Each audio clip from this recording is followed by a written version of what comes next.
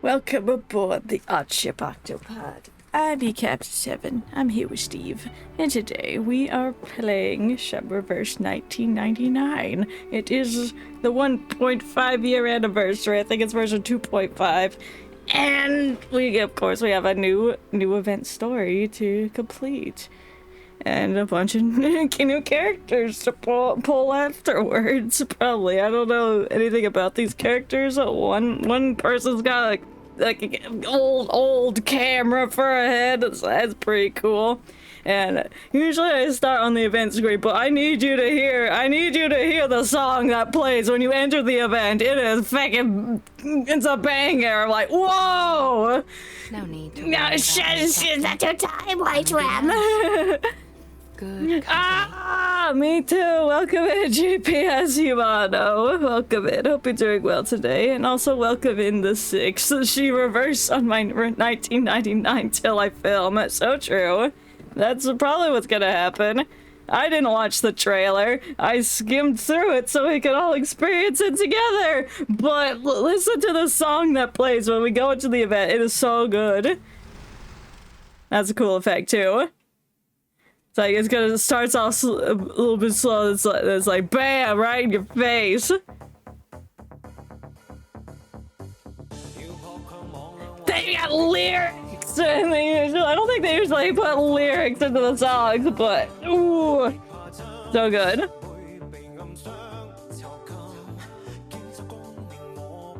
I could jam to the song. I need to put that on playlist right now.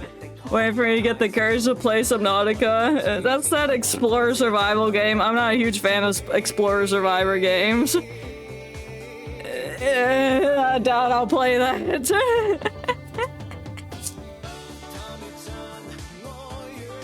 Yeah, the song is giving me like 80s music, and I like that vibe. Not really disco, but it's like in a similar genre. I don't know. Okay, let's stop doing music. Let's watch the trailer.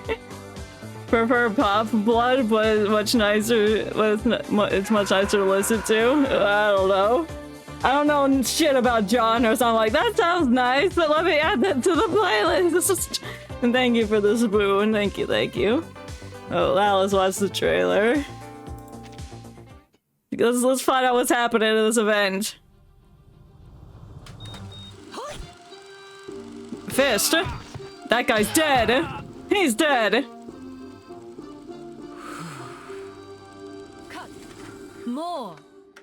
Hit harder. It has to feel real. Roll again. So she's a director or something? Damn, that guy's dying. She's like, punch that man harder, please. With Nightpiercer, our arcanist vigilante. Yes, sir. Our suspect is highly unpredictable. Oh, what's going on there? Damn! Oh shit, what's happening there? Director Noah. I heard someone. Mr. Needlefingers. Probably just crazy fans. I'm used to it. Now get to makeup. I love the design of her wheelchair. It's super cool. The red wheels are giving. 8 years ago. What happened? Ooh. That guy's sweating. Did you join my cause just to interrogate me? Yes. Burn. Oh, the 3 women are on fire. Ah! First, the Nightpiercer case. Now this mass hysteria. If they're trying to bring a movie to life. Ooh. Then the last puzzle piece. The Shahua Parade. Whoa, what's that? That's Liang, the Xiandao beast. So cool. What's it made out of? Looks like a exoskeleton. No sign of the suspect. Over. Oh, it's on Lee. Hi. Why are the Ghostbusters here? Oh, whoa. By the parade. Oh, yeah, shoot it. That'll get rid of it. Yo, who got their dogs out? Look, it's the real Qiao Liang. Bro just summoned a fucking tiger. I was like, yeah, let me help with this. And fireworks, yay!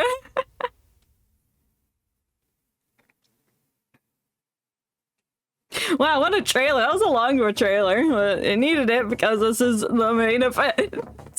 The Crippers are out of proud. Oh, they can listen to music again, yeah! Won't have much time on the live. He's certainly thanking you, but I don't trust me. You don't know what I think. If you can't stay for long, that's a-okay. Don't understand anything because I'm Brazilian specifically. I only understand you. That's all you need. Until I start reading, and then I butcher all the words. Oh, this song is so good. Oh, but also welcome in to Jelly Chase, so I didn't say that. I hope you're doing well today. And thank you for the big spoon. Thank you for adding that for me. What if the entire stream is just listening to this one song over and over again? I mean, no, and that would be... No, start. Fresh police story. We gotta investigate crimes, I guess. Nothing like a cold welcome to greet a rookie. Alright, let's go solve crime. I'm going to sleep, but never forget. Never forget that you're always coming back. Showdown in Chinatown. Oh, I'm still here. You're right. I can never forget that. 相传商周时期，天地间魑魅魍魉横行，有恶兽为祸人间，令神州萧条，生灵涂炭。I didn't get to finish reading that. 幸有大贤方相使，受天子之托，向12摄提神请愿，得巫武之礼，降服恶兽，收为己用，更名为显道兽。 显道兽得摄提神感召 I'm not processing what this is reading. 诡异，护一方安宁的神兽，得万民。 But I appreciate that it is in 然至唐末时 a Chinese language. Not sure which variant it is. The dynasty's a danger. This guy's like, hey, let me take care of something. Oh no, never mind. He's gonna die. Tiger. Yeah, Chonglian, that thing. I butchered that pronunciation. 后以兽为名，改姓为良，世代相承。时至今日。 Who's Liang? I don't understand. I mean, it's in Chinese, so... It's not all gonna be in Chinese, trust. They like to mix it. They like to incorporate different cultures and stuff. In different languages. I need to reread everything. I didn't process any of that. It went by too quickly because they had a moving picture in the back. Yeah. It said that the Shang and Zhao dynasties, our land was plagued by malevolent creatures. They roamed the land, bringing havoc and leaving the nation and its people in endless suffering. On Emperor's orders, Feng Xiangxi the Wise sought the assistance of the 12 gods of Sheti bestowed on their divine might. Feng Xiangxi bound the creatures and turned their monstrous power into a service of the people. These creatures became known as the Xiandao beasts, guardians of the perilous path. Now reformed, the beasts were used to drive away evil and protect land, thus earning the reverence of the people. However, at the end of the Tang dynasty, they arose many wars and troubles. To preserve the legacy of the Xiandao beasts, the last Feng Xiangxi entrusted them to the 12 Zhenzi servants of the ritual before passing. Okay, so these animals, these beasts, are tame and then they weren't. Now they're evil. Oh my god, I'm not reading that. Damn. Good pickup line, though. I don't know. Cringe pickup line. Among the Shandao beasts, Jiang Liang, whose body was like a tiger with a serpent's tail, is considered unmatched in ferocity. Okay, so this one's really ruly. This tiger serpent creature. The Zhenji, who are entrusted with Jiang Liang, took Liang as their surname, passing its knowledge down through their descendants. Okay, so people were birthed from the tiger, and this guy is the tiger's dad. Got it. It's not what it is at all. Okay. 首里克己，秉公持政，将为世间惩奸除恶视为己任。 Banishing evil. Evil can't park here between the hours of 6 a.m. and 12 p.m. 然而，仙道兽强梁却已有近100年未曾现身了。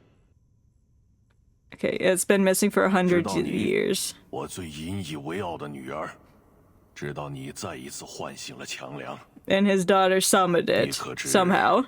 自己肩负着何种重望。 The weight of expectation must carry now. His hands rest on the girl's shoulder, its weight like that of the world. 我知道的，爸爸，你就相信我吧。 Yeah, I trust a 5-year-old to handle the ferocity of such a mythical, destructive beast. She has heard this story 1,000 times, and for years this answer has been engraved in her mind, for it is the only answer she has ever been allowed to give. Oh, I'm still here. I don't doubt that. Thank you for the hydrate. And the spoon. Thank you. I actually have cold water for once.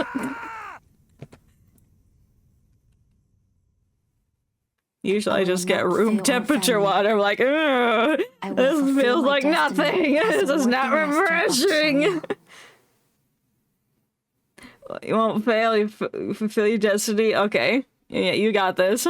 Okay, this is her when she's older. I didn't read her name. Oops.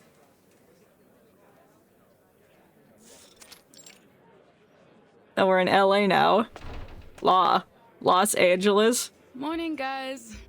All right. Who wants to hit me with some good news and make my day a little easier? Good news? Good news, everyone! Your eyes are very blue, and you look very happy. I'm sure you're gonna die. The report on that summoning ritual's done. Seems like the destination was some farm out in the sticks. What are we researching? Can take the pendulum without signing it out? We've only got one to go around. Well, why don't you find it? Everyone in the Division of Arcane Affairs is caught up in the chaos of their own work, too busy to notice the officer who's just stepped in. Let's try this another way. No. First 3 of you to give me some good news will earn yourselves a coffee. My treat. Wow, a coffee. I sure would love that. Get ready, D, because what I'm about to tell you Would you next just call is her? gonna blow your mind. Save me a cup. I gotta find our pendulum thief first. You're the thief. You stole it and you're trying to pin on somebody else. I've already cracked the code. I'm the detective here. God, I love detective stories. Apparently it doesn't take much to become the most popular person in the office. But before anyone can earn a steaming cup of joe, an angry shout interrupts them. I wanted that coffee! Hello? Excuse me? I'm still here. Oh my god. Oh, I'm still here. I can't believe it. What's in your pocket? What kind of shirt is this? Ew. It's like a dad trying to do his best in fashion, but he left his eyes at home and picked a terrible shirt. It's your catchphrase. Are you this guy? I'm a tax-paying citizen. I pay your salary, so why don't you stop gossiping and do your job? 真係上梁不正下梁歪。 So true. A crooked stick will have a crooked shadow. I mean, depends on the angle of what it's looking at. I don't know. His shoes of... I don't know how they pronounce that. It sounded... That lady called her just gay, but... Poitiers? I don't know. I don't remember showing up to a game and saying I'm still here. Well, you did. That's pretty crazy. He shoots her a glare before stopping his way out of the Division of Arcane Affairs, muttering curses under his breath. That's crazy. Him again? What's he complaining about this time? You. Having brought the missing pendulum back to its place, the officer strides over and grabs a coffee. He shrugs. Well, why'd you wait? Okay, he just found the pendulum. Some nonsense about making. This guy's got some luscious lips. Chinatown. I will say that.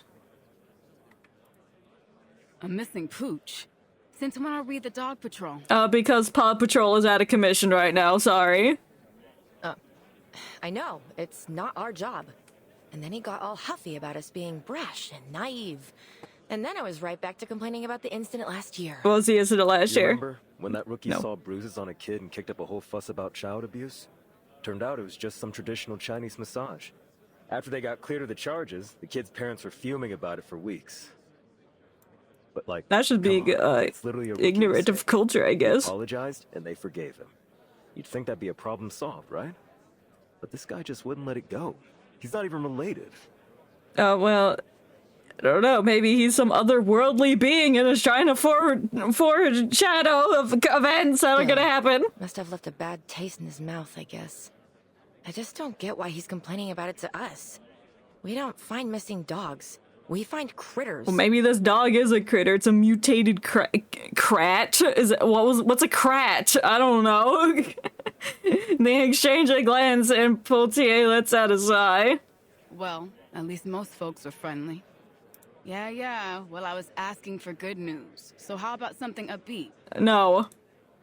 Sorry, I've got nothing of that particular flavor. Everything's just dark and depressing in my files. Let me guess. Are vigilantes struck again? Ooh. Vigilante Night Piercer. That's a cool name. You just walk up to Subway, be like, hey man, what's your name? I'm Night Piercer. Like, whoa. Bestows justice to the LA streets. I wish I could read the rest of his, but it's just blurred letters. That's the word city and then a bunch of spaces. This is not how you want to do newspaper. Okay, graphic design lesson. You do not want to, fit all your words in this format because you're gonna be left with huge ass spaces between your words, and it's gonna be like, oh, blah blah blah, giant space, blah blah blah blah, giant space. It's just format to make it all fit, but you don't want that because it looks like shit. She'll have my lady till she pierces during night. You're right. They're gonna need to have that mentality if they're gonna find the vigilante. The vigilante Night Piercer bestows justice to LA streets. That's what I said. Ugh, so melodramatic. Oops. Who got hit this time? I don't know. Some rich varsity boys. They got in the news over some hazing incident that put a teammate into the ICU. Oh. But you know how it is. Strings are pulled and all the charges went away. So this person's like the Robin Hood, steal from the rich, give to the poor, get turned into a fox, get trapped inside a can of beans. Is that what happened in the film? I don't know, it's been a while. But get this. All of them were found penned up on the school's fencing this morning. And with those injuries, looks like they can kiss college football goodbye.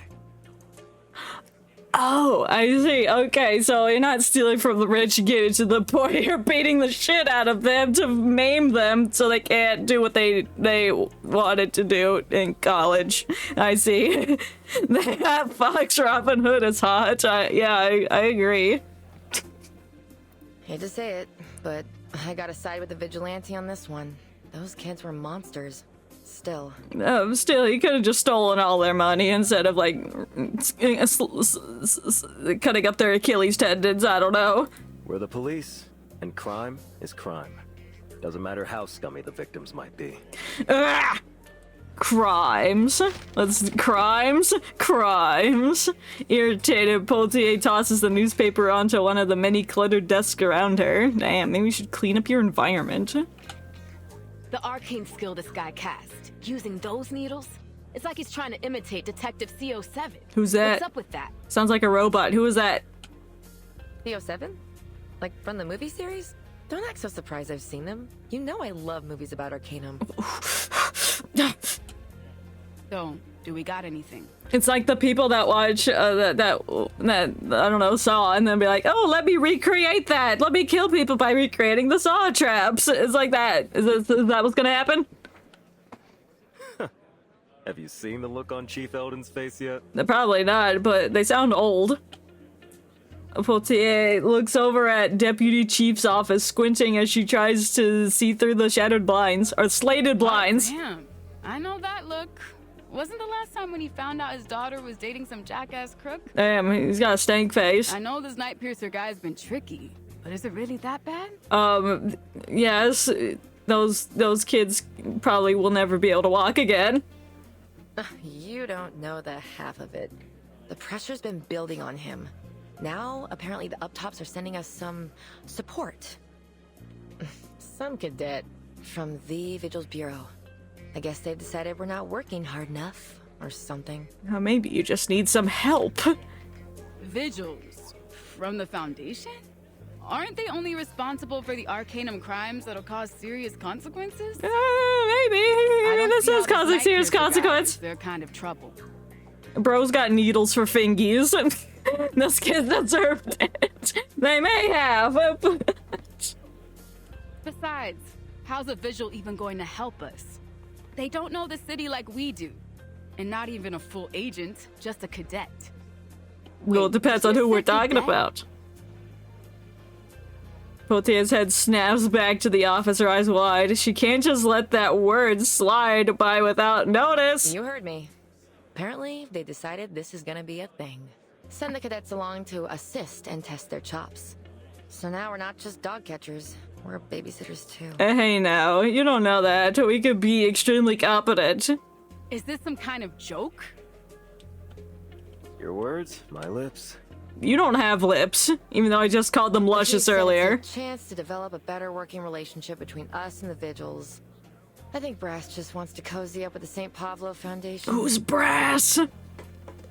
Oh, I'm still here. She downs the rest of her coffee and tosses the empty cup in the trash can. Oh, I forgot. I thought she had like a mug of coffee. I'm like, you don't want to throw away your mug. Yeah. Well, this is probably one of them styrofoam cups. Thank you for them spoons. Anyone know when this cadet is due?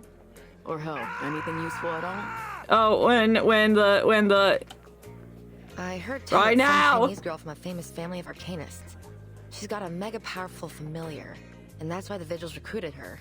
Oh, the new lady with the oh, that lady. You'll be here for the next 4 hours at least. Lucky. Just for her familiar? That can't be the only reason. Did she at least like score well on her tests? No. Apparently, she didn't even take the test. She was still in training when she was picked. No field experience at all. Potier tries to maintain her steely demeanor, but the frustration proves too much to contain. So you mean this girl's a total liability?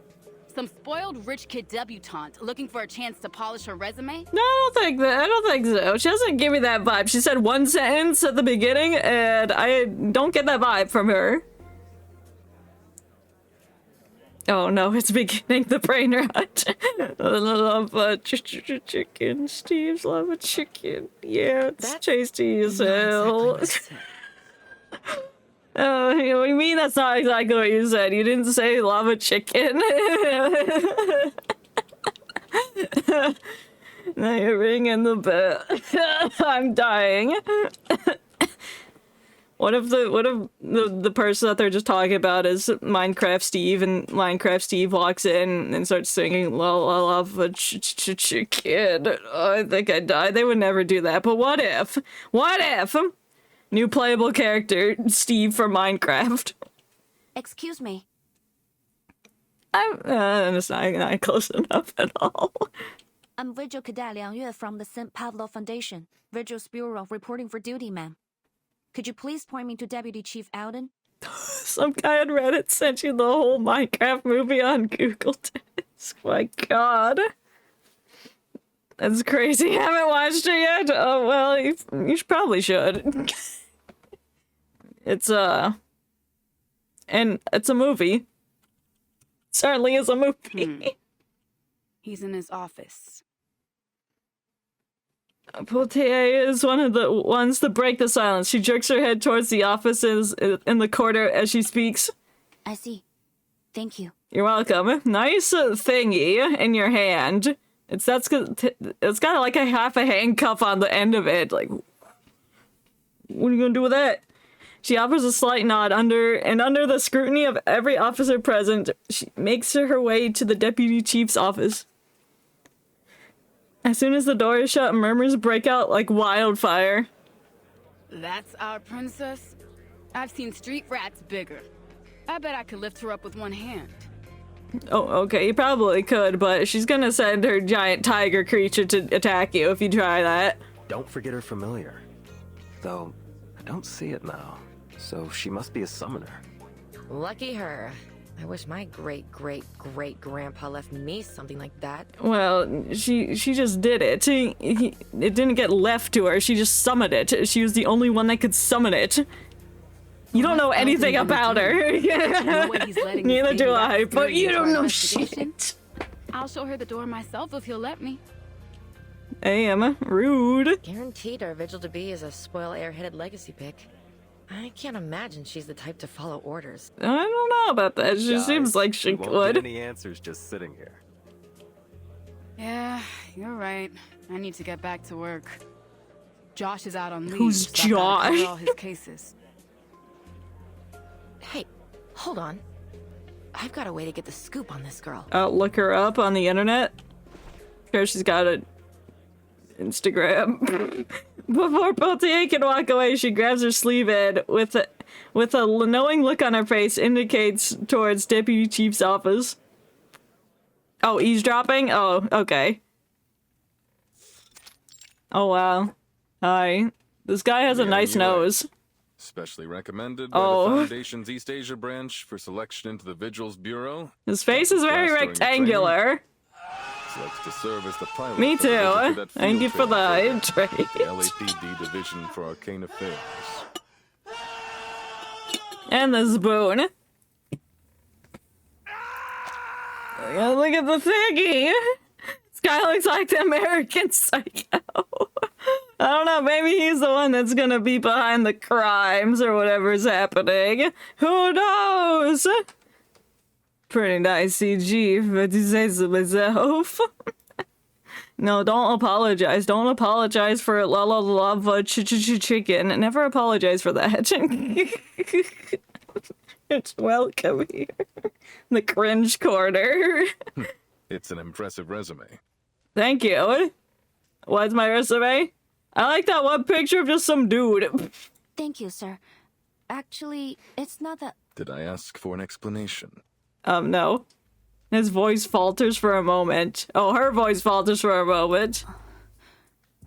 No, sir. That's crazy. This guy's a dick. Then don't get me wrong. You talk when I tell you to talk. You sit when I tell you to sit, and you do exactly as I say when I say. Can we summon Sonic with the grippers back? Praying gesture emoji. Praying gesture emoji, thank you. Now, I could pull up the one that I drew, or I could pull up the one that's probably from the internet. Let me check the internet for Sonic grippers. With feet. Oh, sweet lord.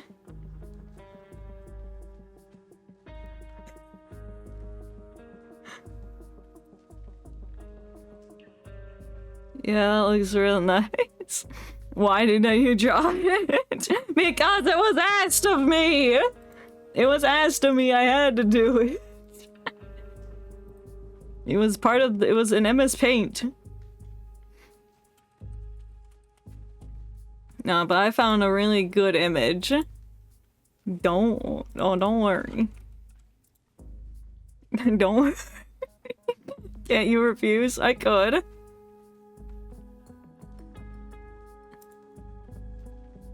I could, but I didn't.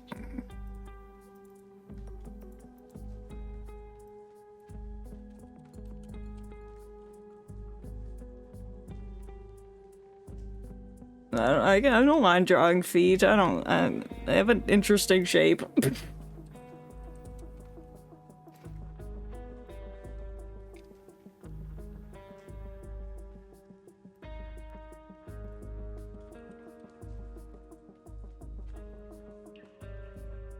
Beautiful. Beautiful reference image. Make that smaller. Put that over there. Perfect.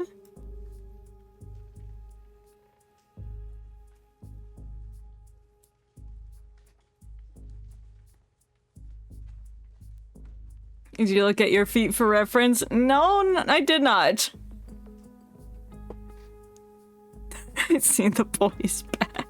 There he is. He's kicking the back of my head with his big grotesque feet. Do I make myself clear? Alright, American guy here. His face reminds me of something, but I don't know what, and I can't place it. He looks like just some guy, but he's buff. Yes, sir. Probably evil. On the other side of the thin walls of the officers exchange smirks as they listen to their conversation. Classic Eldon. Reminds me of the good old days. Okay, well, we can hear you. Good? The hell was so good about them? I think you've taken one too many smacks on the noggin. Still, she isn't as stuck up as I expected. And she's probably a wuss. I figured she was gonna backtalk him. More like a meek little mouse than a rat. Do you want her to backtalk him? What are you arguing for? You're like, damn, she's nothing what I expected. Damn, she's still gonna suck no matter what her personality is. Ah! Generic buff man 3. Yeah, you're right. It's like a specific buff cartoon dude, and I can't place it. They press their ears against the wall and fall silent once again. Is that drugs? What is that? I've been told you're here to assist us in catching the vigilante known as Night Piercer. But one look at you tells me you don't have the chops. Damn, well, you're rude. Looks are deceiving. I'm just collecting Patrick so I can put one on my side. I don't know what that means. Whatever you want. I'll bet you're greener than any rookie on my force. Now, greener? Liang, answer me. Well, she has green like highlights in her like clothing and stuff. Yes, sir. Yeah, like green and then green. Oh, it's more tealish than green, but it's still a bit of green. On this beat, you're going to encounter arcane crime that is worse than anything you've seen in your training. Beyond your imagination. Are you prepared? I think he reminds me of like Captain America. I don't know. That's the closest thing I can think of. When it comes to dealing with arcanist criminals, you need wits and you need strength. One mistake and you could end up in a casket on that long flight back home. That's fine. Sounds fun. So I ask again, are you up to this challenge? Yes, sir. I'm ready. No, you aren't. What do you mean? You just asked me if I was ready. He pulls a newspaper from a drawer and slams it into the desk. Read it. Onto the desk. Johnny 3 times! The arcanist scammer Johnny 3 times has been apprehended. Using his arcane skill, ominous obeisance, he manipulated his victims to do anything he asked, specifically transferring all their money to him. Okay. In order to successfully cast his arcane skill, he requires his target to answer yes 3 times in 1 minute. If you had been dealing with him, he'd already have you dumping your trust fund into his bank account. Or worse. With all due respect, sir, that isn't a fair evaluation. I wouldn't have answered you that way if you were not my commanding officer. Yeah, it's kind of a trick. There is no fair when it comes to arcanists. So what's your point, dude? You're just being confusing. What did you want her to say? No, fuck you. I'm not ready. I don't want to be ready. I'm never gonna be ready. What did you want her to say? It's like, are you ready? Yes. What else was there? Be like, I am most definitely ready, without saying the word yes. Just avoid yes. Or do you think that crooks just leave their resumes behind at the crime scene? For a brief moment, she is at a loss for words. No, sir. Stop. Can't keep pulling off the log. This article was published a week ago. If you were as ready as you claimed, you should have known about this con man and his arcane skill. If you had any smarts, you'd have at least figured out I was probing you. Stop pulling off the log! But you didn't. I don't know what the Foundation and your vigils teachers taught you. Frankly, I don't care. Because you don't have the practical skills necessary to keep yourself alive on these streets. I will absolutely not put a kid like you on the Night Piercer case. Damn, well, I think we're going on the case anyway. Was there a freaking tuba on the floor? Hold on. Why is there a tuba on the floor? Bro, what are you doing? Clean up your shit! God, I hate messes. His cold voice carries through the walls. The officers outside exchange glances. Cold and ruthless as a Minnesota winter. Elgin's never been a people person. Guess that's why they keep him stuck down here with us. That's crazy. I mean, he does have a point, but... I agree with him. But he's being pretty rough on her. My words, exactly. She's definitely too young for this. What you think? She gonna cry? No. Why do you want her to cry, you bitch? If she can't handle the chief, then she can't handle the city. Is that right? I seem to remember someone's eyes going red a few times on her first day. Damn! Drag her through the mud! Shut up! I didn't. Yeah, you did. Shh. Listen. No! I'm tired of listening. Let's go solve crimes. They fall silent again, waiting to hear the fate that will befall the young vigil cadet. Discussion. If you want to call home to your daddy or the Foundation and get reassigned somewhere else, be my guest. But as long as you're in my department, you'll follow my rules. For now, I'll assign you some of the lighter cases. This is grunt work, kid. Try not to mess it up. Hold on. I've got a bad feeling. Why? Is she gonna blow up the office? Send the tiger on him? Poitier's eyes widen, but it's too late to act. Poitier will be your partner and field training instructor. She'll be happy to help you adjust. No, she won't. She's upset. Is that right, Officer Poitier? Damn. Poitier can't help but mutter a curse under her breath. He's got eyes everywhere. He's probably got security cameras and is looking directly at the camera. Crap. Guess my day isn't getting any easier. No, you didn't get your 3 compliments or nothing? That's crazy. Still here, we know. Good. Well, I'm glad you're still here. To be continued. Yeah, I recognize that font. I don't remember what it's called, but I sure do recognize it. Ooh, ooh. Turn on the TV! Oh wow, it's really nice TV. Insert DVD! What are we watching? We're watching Power Rangers, that's crazy. Total crisis. Put down the donut, drop the radio, lick the sugar off your fingers, this is no joke! What? What are we licking? Alright, we're licking something.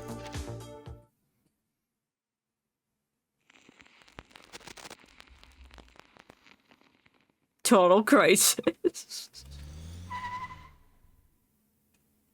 Here we are. Get out. Wow, rude. That's a nicely designed building. Is that LA? It is Street Los Angeles. Wow, my favorite place. Street. Anytime regular beat cops find a case related to Arcanum, they'll call it into dispatch. And then we get to come mop it up. We love mops. This is what we call a basic Arcanum incident. The bread and butter of our work, kid. It's not often that we get anything urgent, but you've got to stay on your toes. Toes? But to be honest, I hope we don't get anything big today. Last thing I want is to take a rookie like you into a real emergency. Well, that's definitely what's gonna happen. I hope so too. That's yes, ma'am. You got me? No, because if you say yes to people, then that guy's gonna be like, why are you saying yes 3 times in under a minute, bitch? You're probably thinking I'm trying to put you in your place, huh? that I'm just bossing you around. No. But get off your high horse, princess. Because as long as I'm your field instructor, you need to show some respect. She literally just answered your question, and you're like, hey, get off your high horse. Stop it. This is the pro tip her colleagues gave her before she left. If your trainee has powerful connections, you got two choices. Either make sure they know who's in charge from day one, or spend the rest of your day sucking up to them. But it seems she and her colleagues were worrying over nothing. But I don't have a horse, and I didn't think you were bossy. I'm honored to have you as my partner and field instructor. I look forward to learning under you. God, she's so nice. Yeah, she's nothing like you seem, bruh. And pretty humble coming from a big shot. Delta reference. Big shot cadet. Potier narrows her eyes, only to be met with an earnest, slightly puzzled gaze. Is there something wrong with what I said, ma'am? Are you just that much of a pushover? Or is this all an act? She's just nice. Pardon? I don't quite understand. Nothing.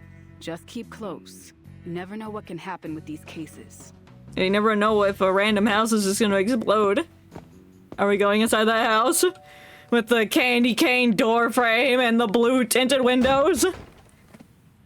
They take out their last few steps up to the door and ring the bell. Heavy footsteps approach from within, and the door is flung open with a bang. Finally! Do you know how long I've been waiting? Those monsters are at it again! Do something! Wow, bitch. Such an enthusiastic welcome isn't exactly what the visual cadet was expecting. She turns her head, only to see her instructor comfortably positioned a few feet behind her. She looks like she'll have to handle this one on her own. Please remain calm, ma'am. We're here now, and we won't let them hurt you. Am I correct that you reported there are critters that have broken into your house? Could you describe them for us? Do you have an idea how many? I don't know. Like a ton? A bunch? 2.5 buttloads? I didn't stick around to count them. I'll just underestimate, like 2 or 20. There's a difference if there's 2 versus 20. Jeez, people are stupid. They're like, just take care of the issue. Like, well, I need information. Why aren't you taking care of my issue? I hate people. Even among the women's chaotic shouting, useful information can be extracted. Liang quickly formulates a plan. So, there are many of them. In that case, I suggest we split up, ma'am. You could stay here and keep the lady safe, and send me to take the critters down. Given we're in the city, I suspect them to be tamed, and it's possible that someone may be controlling them. Who's controlling animals? Once we've established their type, we may be able to deduce the incantation that's controlling them. Some incantations can be easily traced, such as the manipulation incantation or the shadow incantation. That's a lot of words. Over there! There they are! Please stay behind me, ma'am. We are... they? Are they visible? She freezes mid-step, her eyes locked into the corner of the yard. From the shadows, row of plump creatures waddle into view. Oh. There's fucking cows! Is this... This appears to be a Monchello. A new breed of critter from the Miss New Bible Critter Rehabilitation Center. Endorsed by the LSCC. They are medium to large in size and classed as non-aggressive. Are they wielding knives? Did you check them for knives? Monchello consumes base arcane materials and extracts the energy from them. They are intended to assist in the arcane production industry. They've been slated for worldwide distribution. I don't know why I read that as slaughtered, but oops, it's slated. Like, they've been slaughtered for worldwide distribution. Like, they're eating these creatures are crazy. My tongue bit me, my cat scratched my ass, you motherfuckers. That's crazy. Like, take care of the critters. It's a dog and a cat, literally. Well, what are you waiting for? Do something! Kill them! They're not doing anything, you stupid bitch. Kill them? Oh, ma'am, please don't worry. They will not attack people. And it's against our procedures to kill non-aggressive critters without authorization. Well, let's just remove them. But they're destroying my azaleas! And the stairs in my lawn! And they almost bit my sweetie's tail off! What? Who's got a tail? Goku? Is Goku in this house? He's got a tail, right? Even the ever composed vigil cadet is momentarily at a loss for words. Your sweetie? I see, ma'am. I will do my best to get them up. She decides to put off investigating Sweetie's identity for now, but before she can act, a shrill voice interrupts him from the yard. Hey! Don't you dare lay a finger on my precious munchies! What the fuck are these people on? There must be smoke of that Zaza. They're crazy. What? Can I help you, sir? I knew it. This jerk is my next-door neighbor? He keeps all kinds of these ridiculous smelly critters around. I order you to throw him and all his disgusting little pets in jail. I hate her. Are you out of your mind? They're just some adorable munchalos. What kind of sicko would want to hurt them? This bitch. The shouting match quickly escalates into a barrage of interestingly colorful insults fills the air. Well, solve the dispute. Do it. Liang glances at her instructor. Pultier simply smiles and shrugs. Or smirks and shrugs. Are you gonna do anything? What did I tell you, huh? What? Moo. Alright, so dealing with people sucks and we hate them. Why does that lady talk like Lumpy Space Princess? I was trying to think what her voice reminded me of, and that I think that was it. My God, like that, she's like got that flair. You're so right. But welcome in. I'm gonna butcher your name, Lulu. PWN. I don't know what that means. How about just Lulu? Welcome in. I hope you're doing well today. I'm fighting the guys. I'm not fighting the cows. I guess I am fighting the cows and some Campbell soup, you know, your average everyday stuff. No, cough, officer. This thick fog is making my head spin. It reeks from those stinky, clumsy elves. Damn it, they've all scurried behind those crates. Well, go ahead. What are you waiting for? Moo! Don't listen to this lunatic, officer. If it weren't for her little devil constantly poking my children, They never have stepped into this filthy yard. What? Alright, sir, man, please stop arguing. Step aside, little. I'll give you both a satisfactory answer. Now, let me destroy your can of chicken noodle soup. I need to move these crates first, otherwise the Munchalos will just keep circling around them. There was something I read in the new Babel Critter Training Guide. Munchalos become extremely drowsy after intense activity. It looks like it's time to put the I'm fighting them so they can be tired? Is that what we're doing? Yeah, let me just move this case of... I don't even... What is this stuff? Oh, some herbs and a fire extinguisher? Why are you whipping around a rope? What is wrong with you? I have the battle on auto so I can judge my opponents. Oh, we destroyed the fire extinguishers. And the chicken noodle soup. It's very, very, very... Nope, it's sleeping now. And it's covered in chicken noodle soup.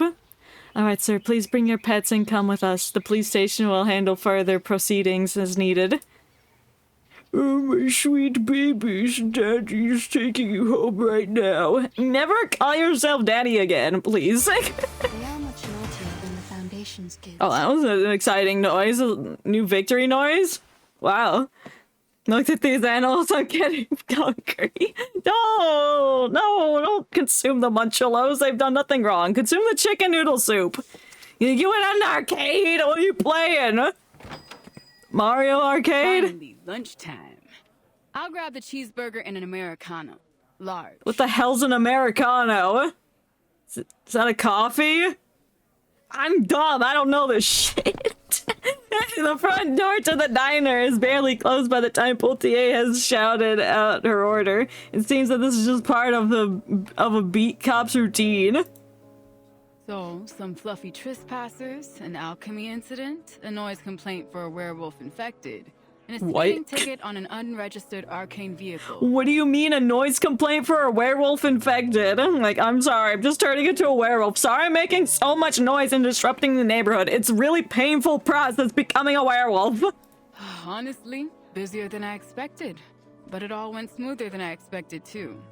We've earned ourselves a decent lunch, I'd say. I don't think so. So what do you want, princess? A bottle mustard, please. That's a large can of mustard. Liang studies the menu on the wall and hesitates to answer. Yeah, I'd hesitate too, because if this is just some burger joint, I don't want nothing from here. What? Don't tell me our little visual princess can't stomach a bit of fast food. Yeah, it's too greasy! Nasty!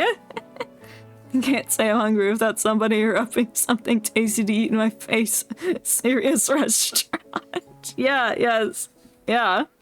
But you can just look at that guy playing a Mario Party on the arcade machine instead. Better get used to it, kid. We're on a tight schedule. There's no time for fancy dining. Oh, it's not that. It's just... Are all the restaurants here so expensive? Yes. This is the first time I've been to LA, and it seems things cost more than I expected. Yes. Yes. Potier is taken aback. What, you broke? You telling me the foundation, can't afford to pay you a decent wage? Oh no. It's... my subsidy should be enough for daily necessities. It's only the... I was hoping to save some money, but it seems the prices here won't allow me to. It's okay, just... this is what dumpster diving is for. Sorry, please forget it. I'll have a chicken sandwich. Thank you. Okay. What can you put mustard on? And that's the question. Those gumballs are freaking huge. You crack your jaw trying to break through those. Damn. Their orders placed. The two take a seat at Potier's usual spot. All right. Question time, rookie. Because I think I've got the wrong impression. Yeah, you do. Everybody did. What I heard was that you were some pampered rich kid from a crazy old legendary family. After a brief flicker of surprise, Liang's expression shifts. It's as if she expected to hear this question, or at least has grown accustomed to it. It's true. The Liang family have a long history and many legendary ancestors. But that was a long time ago. Nowadays, we're not so different from any other ordinary family. Sure. Ordinary. Yeah, That's ordinary people just summoning giant tigers and stuff, ordinary folk. Damn, I'm hungry. Fuck you, damn game. It's not the game's fault. Look at Ronald McDonald in the back here, having a good time getting water from the cashier machine. I also heard that you've got a familiar. Yes. You mean Qiangliang? Yeah, sure, that. Come on, it's some mysterious arcane creature. I don't think it's safe to summon a beast like that in the middle of the diner. You're trying to get this place blown up. So, you gonna show me? No, not yet. Liang looks a little troubled. Now if I can destroy the building. Now? I'm sorry, but I must refuse your request, Miss Poitier. That thing is massive. Have you seen a tiger? Qiangliang is a sacred being. It is deserving of great respect. Yeah, don't disrespect the giant tigers. It has a divine mission to expel diseases and evil beings, and has guarded the world through the ages. Maybe that just sounds like old legends, but it's the truth. We've recorded every battle we fought in our family chronicles. Can I read their chronicles? We're only allowed to borrow its power when we're in the greatest of danger. Please understand that I can't just summon it simply to show it to others. Yeah, that wouldn't be fair. Okay. I'm not unreasonable, princess. Are you sure? If it's a sacred thing or whatever, I won't bother you over it. It's a sacred thing or whatever. Yeah, it really sounds like you understand. From the Liang's sincerity, it's clear that she isn't just this isn't just an excuse. Poitier isn't annoyed by it, but she does seem a little bored by the overly serious response. I'm gonna explode if I don't eat anything. I'm gonna eat the floor if you'll excuse me. I mean, if you eat the floor, then you don't have to clean it later, so I think that's a win-win. An awkward silence falls at the table. Luckily, the waitress breaks it with the arrival of their shit. Anyway, I guess I should say you're doing a lot better than I thought today. And I don't just give out compliments, you got that? So take some pride in it. No. But don't get cocky either. I don't think she would. Chump work. You haven't seen the ugly side of this job yet. Oh, give it a few more chapters, we will see ugly. This morning might have been a cakewalk. But this job can blindside you just like that. Never underestimate anything. Okay, so you're the villain in this. Got it. No, the guy in the back is the villain. Don't trust the ginger.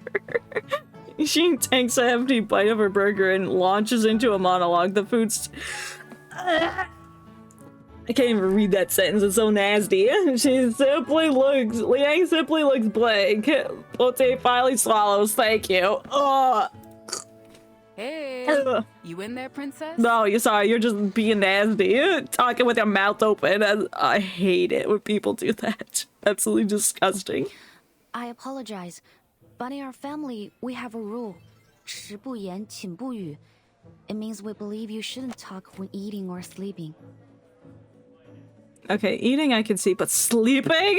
You shouldn't talk when sleeping, but what if you're sleep talking and just start mumbling shit under your breath when you're dreaming? I mean, you can't really control that.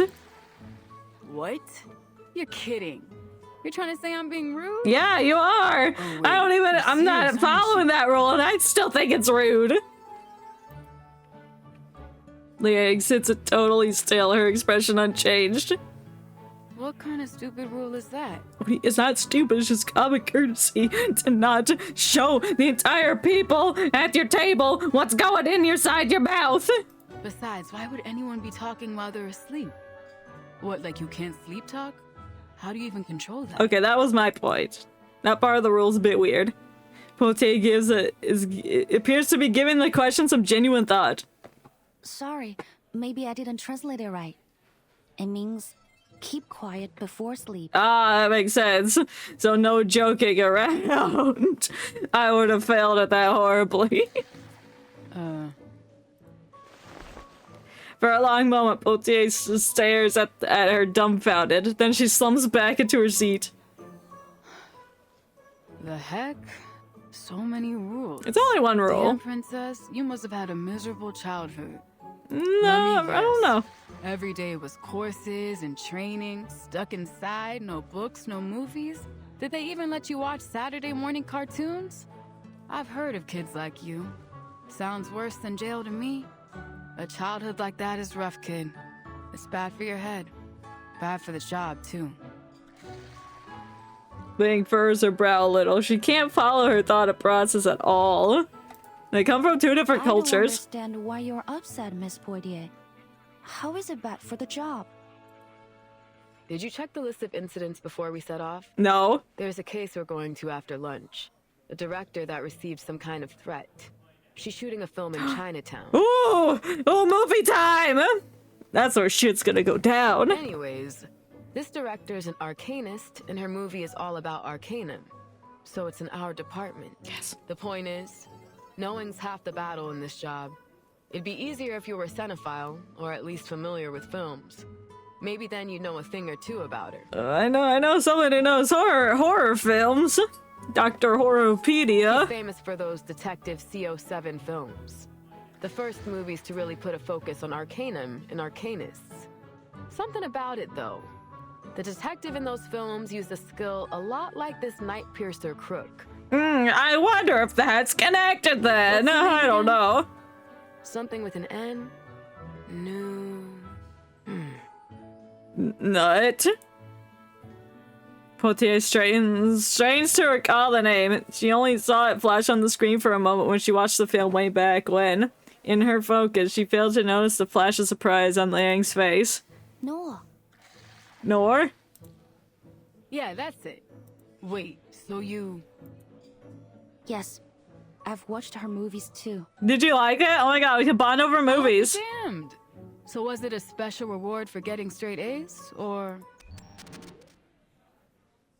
What's that? Calling all nearby units. Code 3. Lizard! Hostage situation. Robot lizard! Oh my god, that robot lizard's so cute. Who cares about the hostage situation? Look at the robot lizard as the main attraction. The radio announcement cuts their get to know you session short. Suspect is a registered Arcanist posing a threat to life. On-scene officers are requesting immediate Arcanist support. Nice. That's us! Well, me! City Hall. That's her! We're close by, aren't we? Yeah, that's us. Pack up. Lunchtime's over. Yeah. Let's get out of here. That's the response of the robot lizard. To be continued.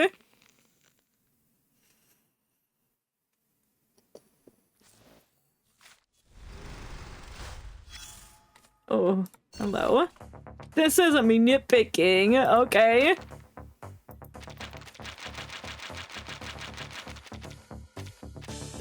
Wow, I'm so glad I read that. Oh, is there more? Oh, I need to complete it. I see. Order and chaos! Chaos control! Oh, the scale once tried to measure it all. But did they? The scale? Or Trice Mécanique Journalise Cardinal? Nice bank. Nice city hall. I called the hostage, sir! This won't do you any good! You don't know that. Go away! Wow. Nice knife. That blade looks dull and has a chip in it. Well, if you're gonna use your knife to break glass, then it's really dull. That was close.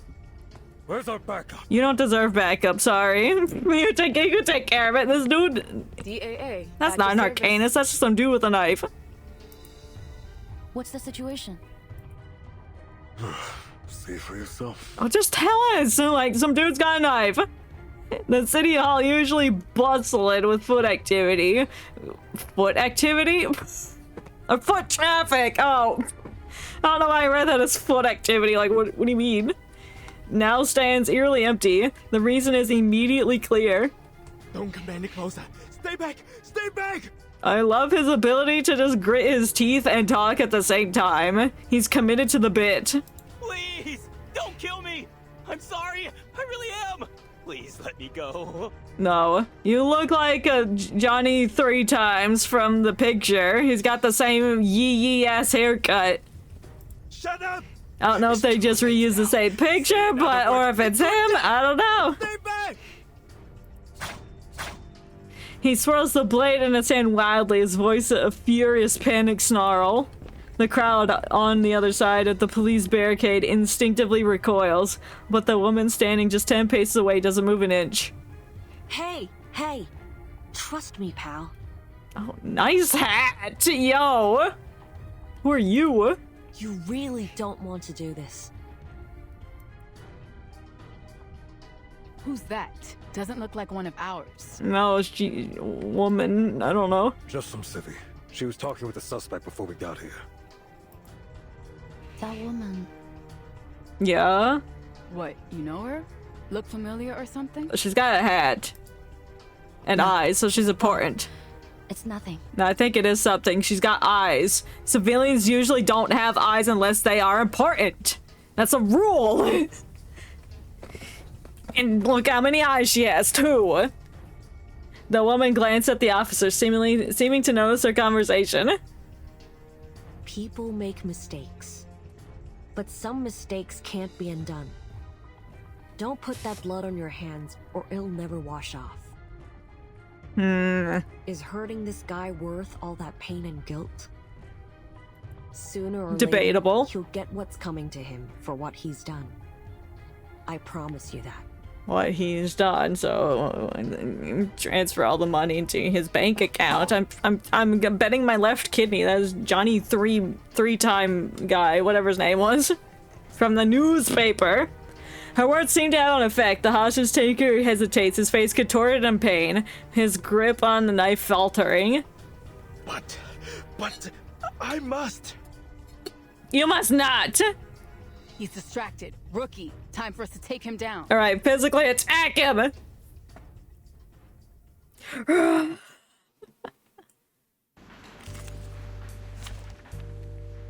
right, let's kick his ass. Program activated.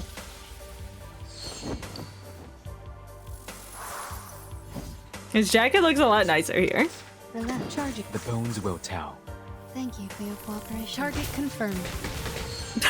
That one extra shot was so overkill. Victory, the mother of arrogance.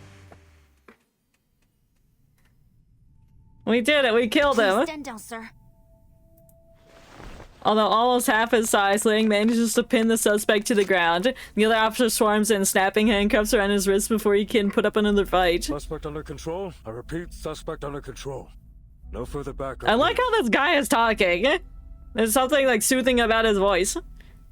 Looks like this case is wrapped up. We did it.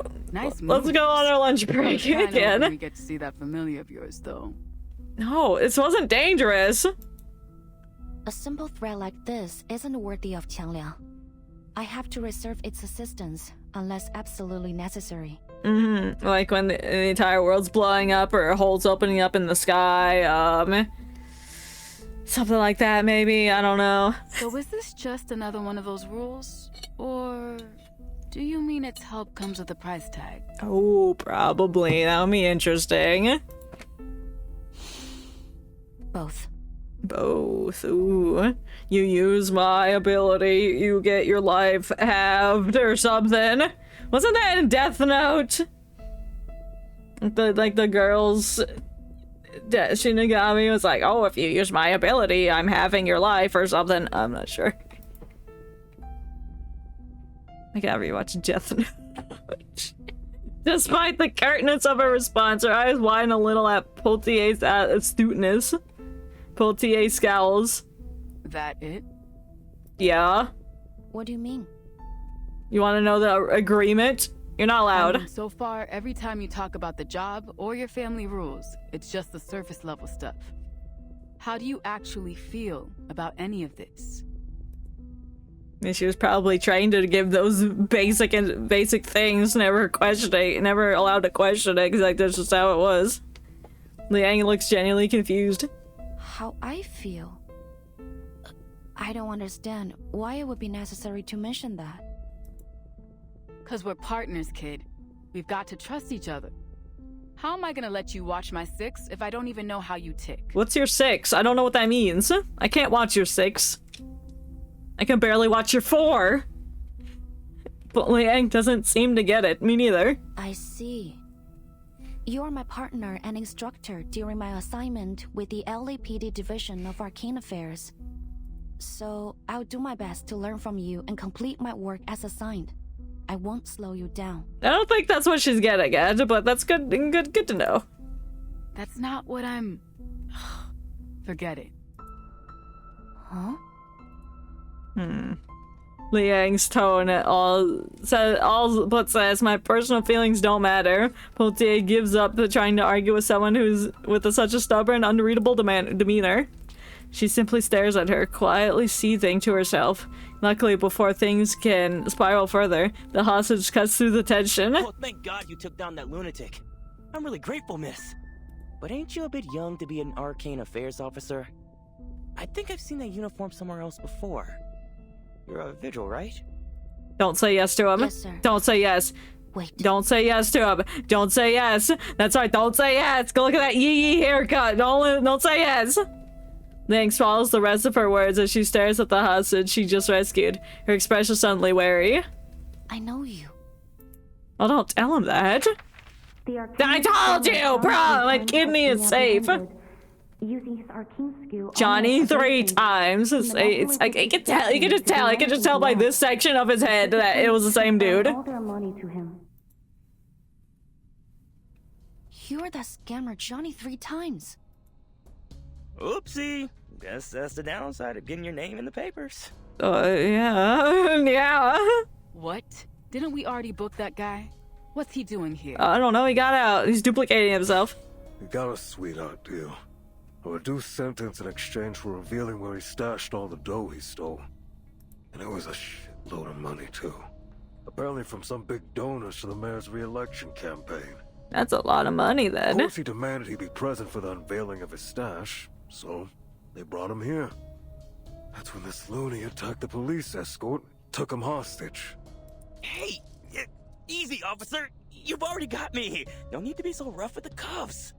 Clam it, Johnny. Clam it, Johnny. We should have just let that guy ice him. That's not in our job description. Officer, do we know if the man trying to kill him was... Yeah, he's the son of a victim. This bastard took his mom for all she was worth, and when she found out, boom, heart attack. And died? He shakes his head, heaving a weary sigh. Johnny 3 times snickers. Why are you laughing? Like mother, like son. Oh, having a heart attack? What? His doddering old mom. Worse even, because he didn't even catch wise to it. It's a concrete jungle, baby, and it follows jungle rules. Survival of the fittest. Crap for brains here, never had a chance. Wow, that's kind of rude. Wasn't me, it would have been someone else. What a joke. Imagine killing over just because you lost a bit of cash. A bit of cash? That was your whole life savings? Like, you lost $10 million. Just don't worry about it. Why have a heart attack over that? Then we've got just a little cash. Coming at me with even less of a brain. Think about it. If he killed me, how's he gonna get his money back? I mean, I guess that's true. You do have a point there. Fuck up, asshole. Yeah, kick him in the blood. She levels a punch to his gut, sending him crumpled to the ground, gasping for air. That's kind of excessive. He's just talking shit. Officer Poitier, what are you doing? Why are you beating him up? He's detained. It's fine. What? I'm teaching this douchebag a lesson. In what? I don't think he's gonna learn anything. It's against the rules. Liang sits between the two, blocking Poitier from doing any more. Well, I guess the visuals are cut above the trash when it comes to the DAA. Am I right? What's DAA stand for? Detective Agency. The Poitier takes a deep breath as she tries to rein in her frustration. Let's get this straight, rookie. You don't tell me what to do. I'm just asking why you're doing that. I should have known. You're just the worst kind of cop. Everything by the book, sticking to your high and mighty principles like you know what's best. What? She lets out a frosty huff and turns away. Ah, flashback! 梁月，你为什么要告诉老师？因为你们那么做是不对的。告密精，你不来就算了，为什么要让老师知道？我早说了，就不应该叫他。等等，别走。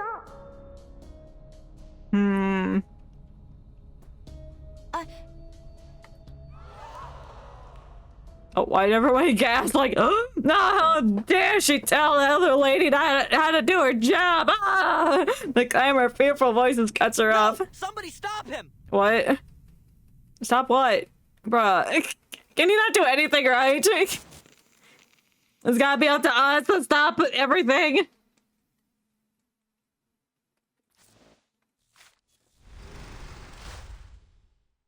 Exorcism. Total crisis. Chaos and order. Exorcism. We're really leading up to something big. Shh, the device is connected. It's calling your name. What do you mean? Are we performing an exorcism right here in the middle of City Hall? That'd be crazy. Are we qualified to do that? I don't know if we are. Stay back! Help me! Help! What are you doing? The City Hall has been plunged back into chaos. Johnny lets out a shriek, scrambling to get as far away as possible. From what? What's attacking you? Get away! I thought you were detained. Are you another one? You and the twin? Oh. He hurls the officer aside, blood dripping down his fingers. From the thumb he broke to the slip his hand out of the cuffs. Okay. Bro is like, nah, I'm still gonna kill Johnny. Feck him. Oops. He moves with inhuman strength, fighting off approaching officers with ease. Out of my way. I will kill you. I will kill you all. Good luck with that. I don't think you can. Hey, hello Blink. How are you doing today? Welcome in. We're playing some Reverse 1999. And this guy is swinging knives around. Hey, no, partner, gonna get you a good, I betcha. Is that the song? I don't know that song. All I want is like, one way or another. No, I don't think this is drugs. He's just naturally high. It's an arcane skill. I sense some kind of evil spirit. Oh. Tragedy by Twice. Original is Hey Boy. I don't listen to Twice. I only listen to like 2 songs by Twice, and I don't remember either of them. I think I can stop him, ma'am. The tension between them has been totally forgotten. The situation is urgent. Potier gives a sharp nod. Fine. Whatever it is, whatever you think you can do it. Yep, but get the ghost away from a swingy knife man. This is my duty. Liang gives a firm nod before rushing towards the suspect.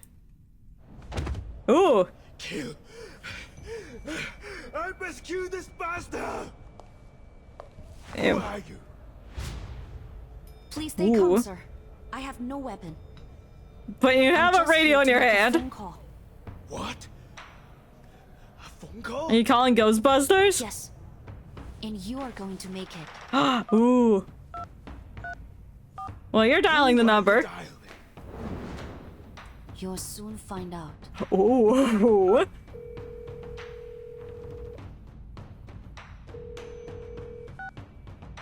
强梁既出，网友不为，斩杀凶舅，消劫不祥。 Ooh, you're summoning your beast? It must be really dangerous if you're summoning your spirit animal thing.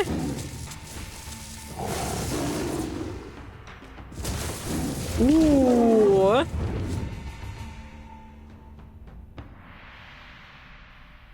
That was kind of cool. That was cool. Now we're fighting them. Now we're fighting them. Seems they're making up the stories that go along instead of writing the story and then producing it. I don't think so. Everything's pretty well thought out, at least in my opinion.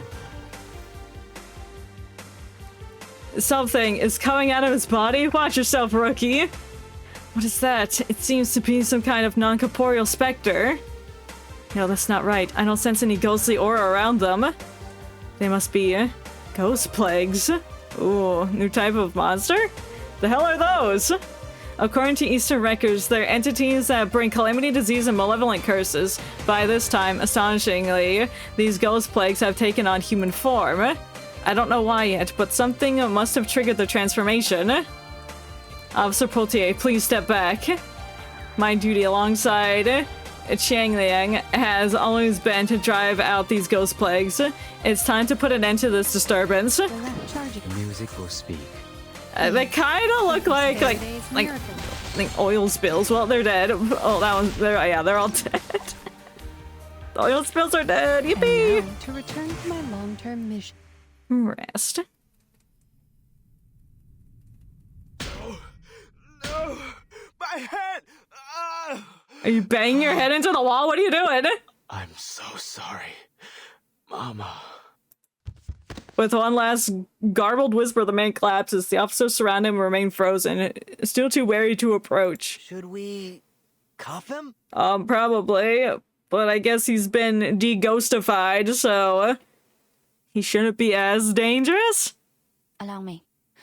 But I believe we should bring him to the hospital to be checked over immediately. Yeah, possession is not fun. Think you can handle him? We got this con man to take care of. She follows the older officer's gaze. Not long ago, Johnny 3 times was brimming with arrogance. Now he has a crumpled heap on the floor. A dark stain formed on the crotch of his pants. Damn, bro peed himself. God, what a loser. Yeah, honestly. Idiot. Poultier sneers, shaking her head as she turns away. She hesitates and shifts her gaze to Liang. So, you know what I'm about to say, right? Yeah, compliment my giant tiger thing. Hmm? Tell me it's cool. Liang looks visibly confused, although more understandably this time. Okay, I'm sorry. Is that what you want? For me to say it? Sorry. Sorry for what? What do you mean? I felt bad for that guy, but there was nothing we could do for him while he was possessed. If it weren't for you, we might have shot him. Damn. Well done, Visual Liang. And please just forget what I said. I was out of line. I don't even remember what you said, so you're fine. You're fine, ma'am. The moment her apology ends, she turns her head, unwilling to see Liang's reaction. But after a long pause, there's no response. Say something. No, you. She looks back to see Liang frozen in surprise. Oh, right. You okay? It's okay. I didn't take it to heart. Good. Why are you laughing, hat lady? Who are you? A stifled laugh hits their ears. Poultier springs back like a startled cat. Sorry, I shouldn't eavesdrop. It's a bad habit. Yeah, I think you're the nightshade or whatever. The night piercer? I think you're the night piercer because you have eyes. It's just... That's my only evidence I have on her. She has eyes and nice, like, rubber latex gloves or whatever. You're the lady that tried to help us soothe him. Thank you for the help. It could have turned out much worse if you hadn't been there. Thank you again. That's too kind of you, young Vigil. I just did what anyone should. Really, it was you and your partner that were the real heroes. You're too modest, ma'am. Actually, forgive me for asking. Where have I seen you before? Haven't I seen your face before? She studied the woman's face for quite some time before speaking this thought aloud. Oops. They haven't met in person. No, if it was in some other way. But how? Where? She has barely begun forming the words when the woman gives her the answer. Good to know that someone still remembers those old flicks, even after all these years. Wait, are you an actor of some kind? I still think you're evil. Or at least the culprit we're looking for. The features of the face beneath the beret overlap with the face from Liang's memory.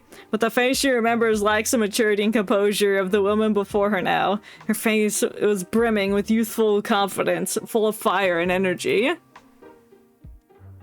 But one thing has remained the same. Those bright, shining eyes like stars twinkling on the silver screens in television sets.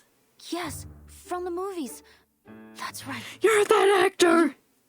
You're who? Oops, you got me. I'm casing.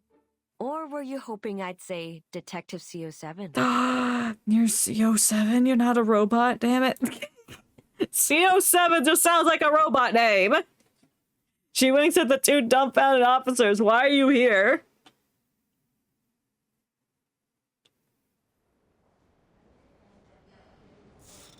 I guess I'll find out later. We're investigating Guy Bro. Will take some time. You'll need to wait for now. Nice and goggles, ma'am. Thank you, Doctor. Our perp had his ID with him. That saves us a lot of digging. Eric Wong, 43. That guy did not look 43. Chinatown. Let's see. The only family member we've got is his wife, a Lillian Lau, who immigrated to the States 10 years ago. Both have no criminal record, totally clean. So who possessed him to make him do this? He's an arcanist, apparently, and a powerful one at that. He didn't really use his powers. No reports of any prior misuse of arcana. He did not use his magic, or his arcane. His car was found near the crime scene, all filled up with potatoes and carrots from the wholesalers. Oh, arrest him for that alone. Too many carrots in his back seat. Attempt at a tuber-based alibi. Anyway, we've contacted his wife, and she should be here soon. Maybe we'll get some more clues from her. Yo, Liang, you listening? No, sorry, I'm dying. Oh, You're right.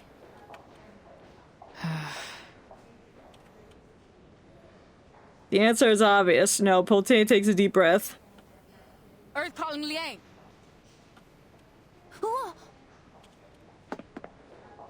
The sudden shout snaps Liang out of her daze. Why is she so dazed? Officer Podia, we're in a hospital. We should keep quiet. No. I would have, but that didn't seem likely to bring you back to Earth, Space Cadet. Huh. What's got you lost in space now? Probably the fact that I'm dying for using the tiger's power. I'm just thinking. About how you're gonna die from using the tiger's power? About Miss Qixing. Right. I guess you're really into those movies, huh? It's all good, boo. No, not like that, no. I get the picture now. Our little CO7 fan sneaking into the cinema behind her parents' back. I think that's what you did. You're beginning to almost seem human, Princess. At first, I thought you might be an android. Like those Laplace bots they've got writing parking tickets for us. There's robots there? Hold on. Liang looks as if she wants to argue, but at the last moment, she stops herself. In fact, I do like Miss Qixing's CO7 movies very much. Her character means a lot to me. Oh, is that the reason why you decided to be a visual? Specifically, yes. It's the reason I decided my destiny was to be in the police. But back to the topic. Glad it was inspiring for you to take this route as a career. Or anything like that. She shakes her head. Her gaze sharpening, her brows furrowed slightly. It's just that her being here made me think about Night Piercer. Because she is a Night Piercer? Qixing has a similar arcane skill to the one he appears to use. She called it Silver Needle. She even performed it in her movies. Connection. It really just be a It's either her or a copycat of her that's committing these crimes. Huh? What do you mean, huh? We laid it out for you. The officer knits her brows as she's just been hit with a bad joke. But Liang, deep in thought, continues. What kind of bad jokes are you thinking about? And what she said felt meaningful in some way. 1 hour earlier, ooh, flashback. It's a great pleasure to meet you, Miss Qixing. I grew up watching your films, but what are you doing here in LA? I mean, if it's okay to ask? Sure, not a problem at all. I'm here to see an old friend. Ooh, you have friends? The director? Though she was once a star known across the nation, Qixing speaks warmly and without airs. It's like she's chatting with an old friend. Is it Miss Noah? I heard she's planning a new film. Oh, so you heard the news? It's been a long time since I last saw her. You're right though, kid. I've got something I need to talk to her about. Why'd that sound sinister? Oh gosh, something I need to talk to her about. Yeah, like what? Of course. That's great. I don't know. Sounded suspicious. The Show Festival is coming soon. I hope you all go to the Showdown parade in Chinatown. It'll be so much fun to see you there. Oh, I can't wait for that parade. There's gonna be chaos. Huh? Huh? The quiet, reserved Liang has suddenly turned chatty. Poultier stares at her. She's like an entirely different person. Sure. Is it really that time of year again? Uh-huh. You don't like the parade? Of course I do. Are you sure you like the parade? I like every bit of it. Watching people eat. I don't like that perform, part. And come together to celebrate the end of the year and to pray for peace and good luck in the next. Uh-huh. I like the pure and simple wish that the Showdown parade carries. But it always reminds me of the ending. The ending of what? What ending? Qixing falls silent, shaking her head, but no more explanation is needed. Liang's memories have come back to her. You mean The ending of the last film in the CO7 series? She must have guessed correctly. Qixing's eyes widen a little. Then she gives a small nod. Yes. I know lots of people like that ending. A reflection of reality, they say. Tragedy leaves people with a deeper impression than comedy. That is true. We love a tragic film in this house. But as for me, I hated it. The good guys failed and the bad guys won? What kind of an ending is that? A bittersweet one. Maybe we don't get a say in how things work in reality. But in stories we can. We should. Reality itself is tragic enough already. Why should a movie remind us of how absurd things really are? What goes around comes around. That's what people want to see in the movies. Depends on the movie, I guess. Her tone is turned unusually serious for a discussion about films. These words strike a chord with Liang. I agree with you. When I was little, I also didn't like how it ended. Maybe it's true that reality can't guarantee us true justice, but I still want to see justice being served. At least in fiction. I can understand that perspective. This response seems to earn Qixing's approval. I feel the same way. Pardon me for asking. That beast you summoned was something else. It reminded me of a certain creature. A legendary beast from the north of China. I think it's the same one you're thinking of. Yeah.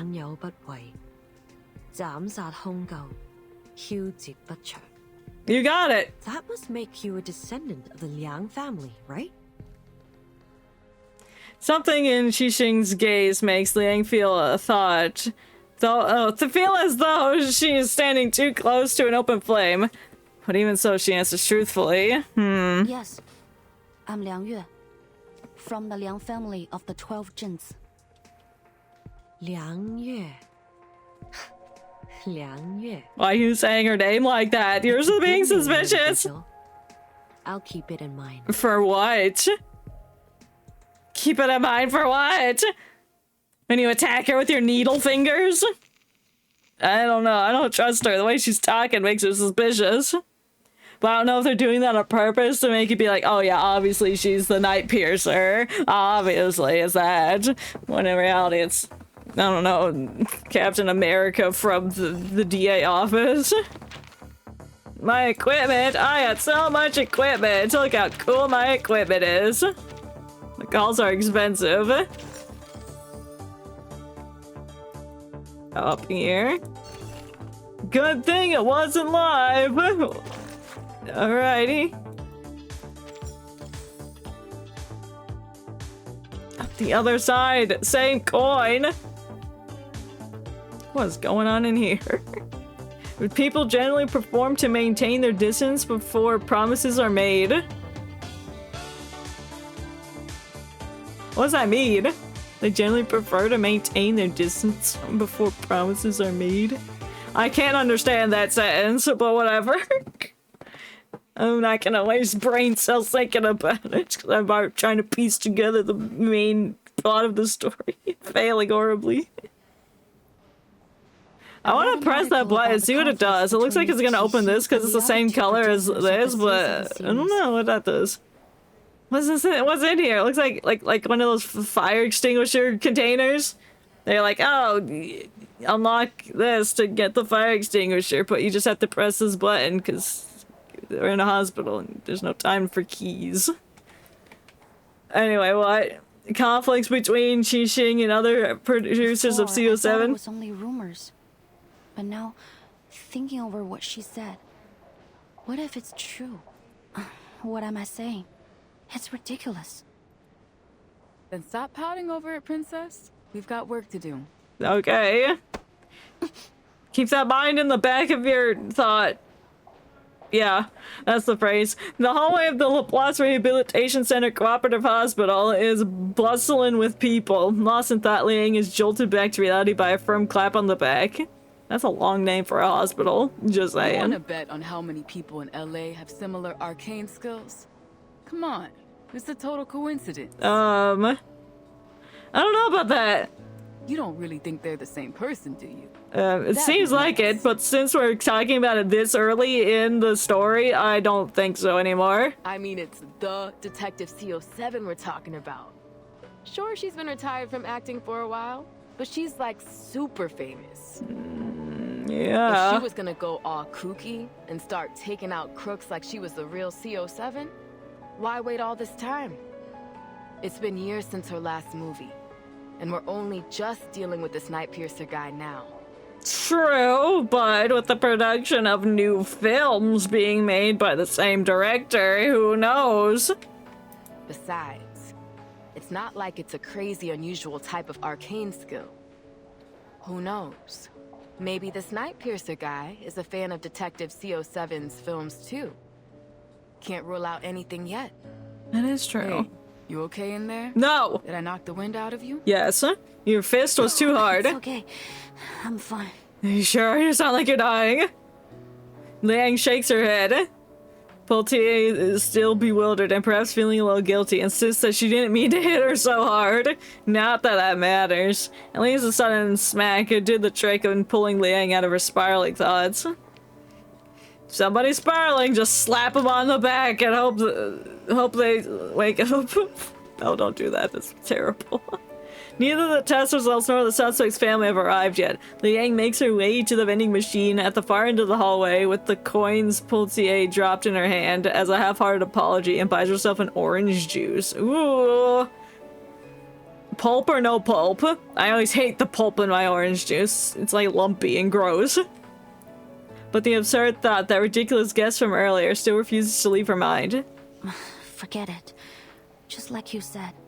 Doesn't make any sense. Well, not yet. We don't have evidence. When we start digging into the secrets, then we'll be like, oh, I was right.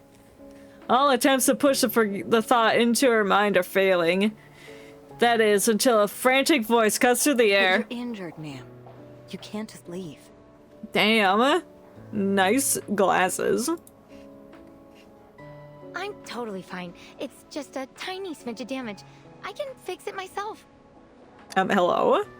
Hello? That's the camera-headed lady. Is she a robot? Like, she looks like she got flesh up here, but... You call a broken arm a smidge. Need to let us treat it immediately. Who cares about broken arms? Broken arms are fine. They'll heal on their own. What's going on here? The doctor recognizes her uniform immediately. Are you a vigil? Could you help me stop this girl? No. She's trying to leave with a broken arm. I mean, can you what's the procedure? Can you keep somebody who's like got a broken She wasn't an accident, limb? But since she's woken up, she's refused to let us examine anything. Well, maybe it's because she has a robot arm and you're gonna break it even She might further. not be our normal kind of patient, but we're doctors. We can't let someone leave when they need immediate medical attention. A vigil? I'm in a hurry now. I'm gonna miss my bus. Oh, you don't like visuals? Do you have an endoskeleton in you? What was that? Looks like your teeth were gray. Beneath the girl's clothing, the exposed skin is a cold metallic sheen. That must be what the doctor meant by not our normal kind of patient. Liang notices the emblem on her chest, making her an employee of the St. Pavlov Foundation. How odd that she'd have such a panicked reaction at the sight of a vigil. There'll be another bus, but you only have one buddy. You should listen to the doctor. Sit down and wait until you're cleared to leave. No. Please show us your ID so that the doctor can give you treatment. For a few stiff seconds, the girl's mechanical head freezes in place. Then, in a movement almost too fast to follow, it snaps up. Look! Hamster riding a stethoscope! Oh wow, where? I need to get that on film! A hamster what? It's a distraction! The bizarreness of the words leave Liang no choice but to glance in the pointed direction, and only to confirm, of course, that there is no hamster, no stethoscope in sight. Now! Hey, wait! Bro, you fell for that? Of course there's no hamsters in the hospital, that's unsanitary! Stethoscopes, yes. Hamsters? No. I guess we're attacking her. It's like, hey, don't leave, I'm gonna beat you up. Why are we fighting this other random patient? What did he do? He's also trying to escape with us? Well, why are you chasing me? The hamster's over that way! I need you to cooperate. Stop right there, criminal scum. Oh, officer, watch out. Don't run through the corridor like that. You almost knocked me over. Sorry, invisible bitch. Sorry, ma'am. Oh, I need to be more careful. Keep my arms and legs in check. Avoid hitting civilians and stay clear of all this equipment. Music, the bones will tell. Stay away from me.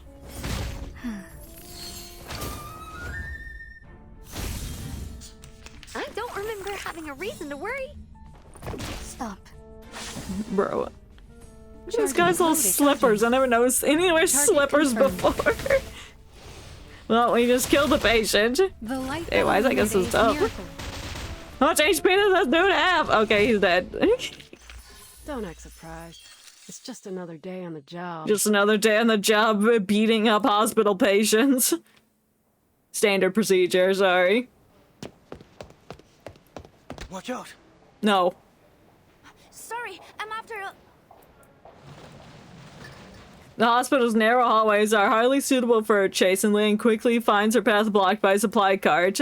By the time she's made it past, the mechanical-headed girl has disappeared. Damn, she got away with a broken arm too. Why was the patient fighting back? I don't know. It didn't make sense. Like, why was that random guy here? Maybe we bumped into him and he got pissed. He's like, I'm throwing things at you now. Stop it. You knocked me over. Got a bruise on my leg now because of you. Unrelated question: in a fight, who would win, 100 men or 1 gorilla? Oh my god, I've been seeing these go around. A Discord server I'm in with my college squad keeps sending questions like these. I don't know. It depends. It depends on how big and girthy the gorilla is, but also how, like, the builds of all the people, all the men. It's hard to tell. Just by, oh yeah, 1 gorilla. Because 1 gorilla could be like the biggest, buffest King Kong gorilla, or it can just be like a normal baby gorilla. It's not specific, so you don't know. But I'll give it to the 100 men. Sure. Power in numbers. But if it's against King Kong type of gorilla, then definitely the gorilla. Am I thinking too much about that? Yes. It's fine. Her metal chameleon communication device issued by the Division of Arcane Affairs gives off a distinctive chime. Let's say pretty average gorilla versus 100 average men. Everybody's average. I think I'll still give it to the 100 average men. I'm sure they could pull together and find some way to take down 1 gorilla. Hey, rookie, where did you go? Get back here. The medical report is ready, and Mr. Wong's family just arrived. I love these little chameleons. I need one. No. Understood. How's Mr. Wong doing? He died. There's a long pause on the other end of the line. It's not pretty. Oh, because he's dead? Did he explode? That'd be really upsetting.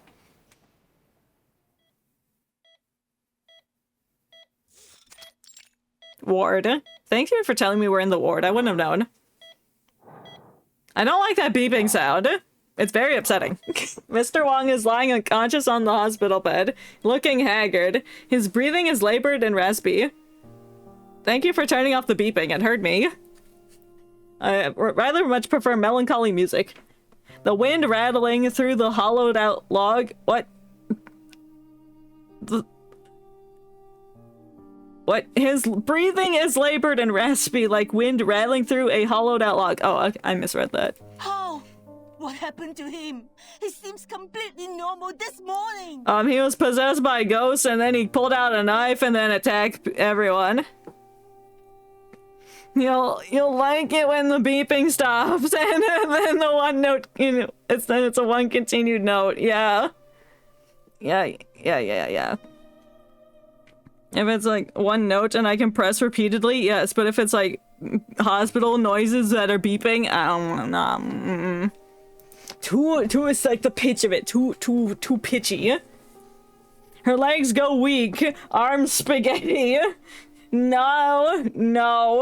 That's no. Were it not for the man supporting her, she might have entirely collapsed. Well, there's a chair right there you can sit in. It's a chair. Please relax, Miss Wong. Where's that guy who said, I'm still here? It's that guy. I forgot his name. It's Guy Fieri. You again. Potier instantly recognizes him, one of the Division of Arcane Affairs' least welcome and regular visitors. Right. You're the local arcane private eye, aren't you, Joe? Joe? That's not how you pronounce that. That is not Joe. Knees weak, palms ain't sweaty, mom spaghetti. I can't believe the palms ain't sweaty. That's crazy. What? Sorry, what? Did you just call me Joe? That's not my name. The man's eyes widen in surprise before shooting Potier a venomous glare. Unlike some taxi leeches out there, I actually help people in need. I don't charge a fee when it comes to my neighbors. Why does he kind of sound southern? No, I don't charge a fee when it comes to my neighbor. Sorry. Yeah, how dare you charge fees? I don't know what you did. He clearly has no interest in arguing at the time like this. He lets out a cold snort and turns to the doctor with a questioning look. Miss Liang has cleared the unknown arcane skill that was afflicting him. His physical condition is stable, but I fear there may be some long-term effects on his mind. That's unfortunate. He seems to be suffering from a severe thought and memory disorder. It would be best to keep him asleep.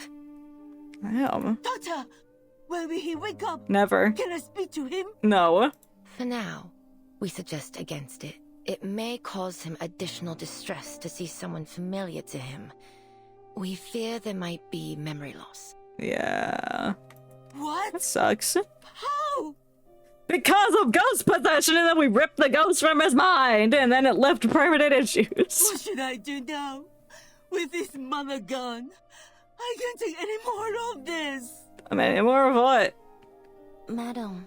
I know you're distressed, but let me give you a hug, I guess. I don't know how to comfort people. I'm a robot. The woman looks as though all her strength has been drained from her body as she slumps into a nearby chair. Yeah, that one, the yellow one.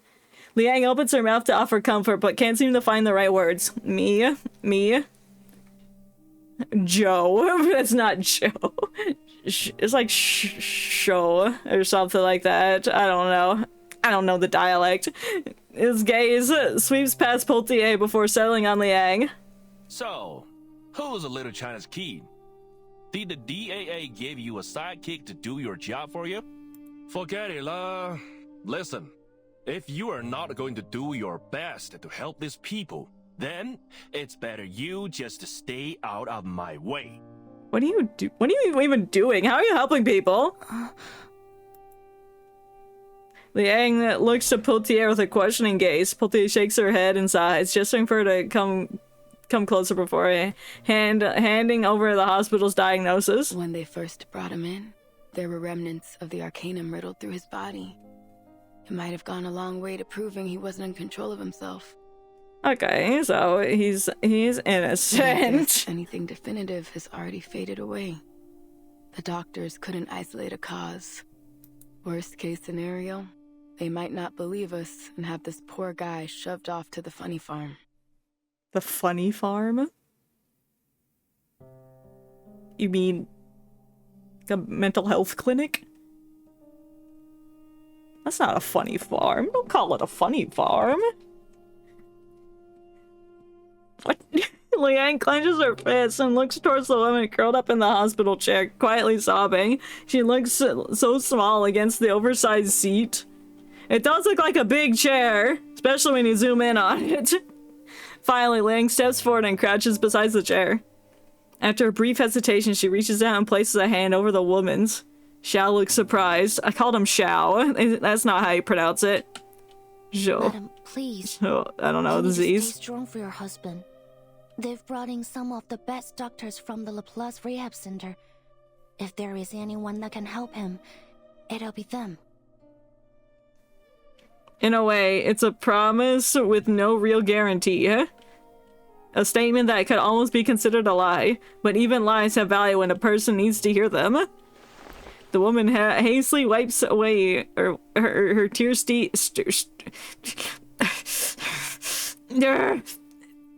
and lifts her head. He said that he was going to buy produce from the wholesalers. Well, he did! It's in his car! Reach him. And then the police called. You have the... you can give me the keys to the car. The potatoes and carrots are fine. My husband is a good man. Yeah. Everyone knows that. He would never do something like this. Well, he was possessed, so... he wasn't in control. You have to help us. I am! And... the woman grasps Liang's hand tightly in hers, her fingers trembling. Her hands are gentle yet rough, etched with years of hard work, the kind of hands earned through long days and nights of striving for a better life.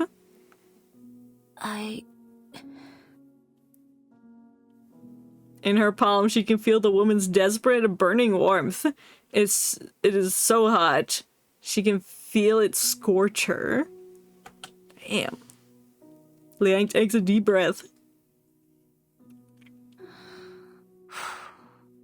You can rely on us, ma'am. Yes. We'll find out the truth behind this. I promise you. Hell yeah. Case, we're on the case. Even if Captain America doesn't want us on there or not. She gives this woman's hand a firm, reassuring squeeze. Thank you. Thank you so much. You're welcome, Mrs. No Eyes. You are our only hope. Please. Thank you. What's that movie where it's like, you're our only hope? Is it Star Wars? I don't know. I don't know. Sometimes a lie can become the truth. All it takes is someone willing to make it so. That is true. Just make sure you don't fail, because then it would be a lie. Oh, he's a private investigator? Did it always say private investigator? I didn't pay attention to him. The door to the ward is shut behind them. After a moment of silence, Potier tilts her head. Rookie mistake, princess. Never make a promise about something you don't get to decide on. Well, too bad. We're gonna solve it anyway. Affect the system. I'm sorry, Miss Potier. But I only mean... Hold it.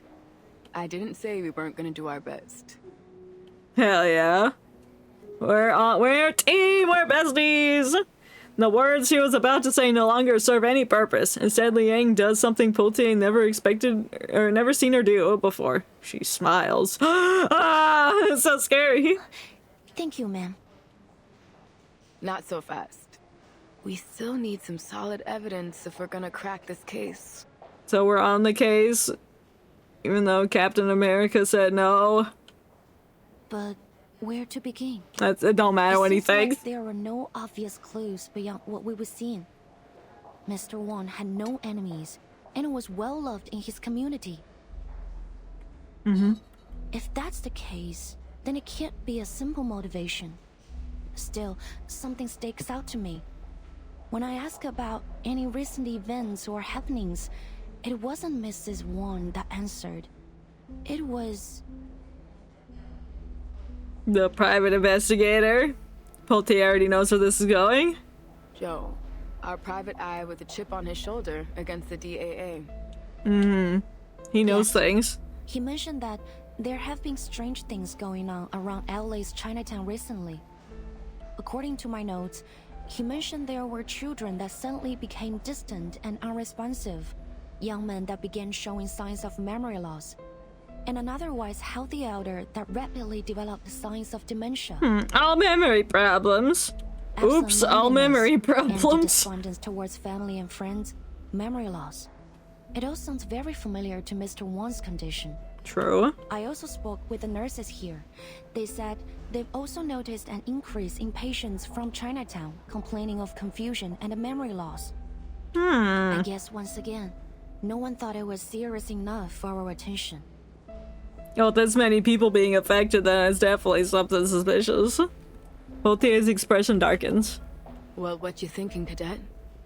Are all these cases related? Yeah. If it's as widespread as you're making it out to be, we might be in over our heads. It's fine, we can do it. Even so, I think we can't overlook it as a possibility. Arcane skills that directly affect the mind are rare, but they do exist. I've read of similar cases in the Vigil's archive. One of them, as I recall, had very similar symptoms to what we're seeing here.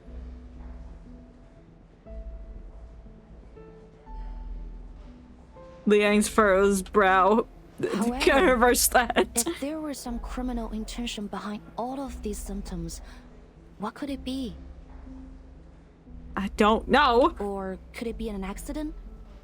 Maybe a child with a powerful arcane skill who can't control it. Or some unregulated and dangerous arcane objects. We can't draw any conclusions without more evidence. They're spending too much time on the smartphones. Oh my god, you're so right. It's causing memory loss and dementia. All the brain rot has inflicted their minds. You're so right. The two officers look troubled. They know they can never escape the brain rot and the chicken jockeys and their skibbity toilets. That as if something has clicked in their minds, Poultier's face lights up. Arcane objects. Isn't there a department in the And the Foundation kids have that grown stores and records dangerous arcane materials? They feel like they're misunderstood. That's why they're being so distant. It's not very Ohio of them. God, I need to stop. Yes, at the headquarters of the Foundation. And its official name is... You're leaving me in suspense. The Arcanum Containment Department. Have we heard that department before? I don't know. Oh, nice checkered fly. We've seen that before. Oh, hello, Matilda. I didn't expect to see you here. Why are we in the archives? So true. I too don't speak French. To be continued. French.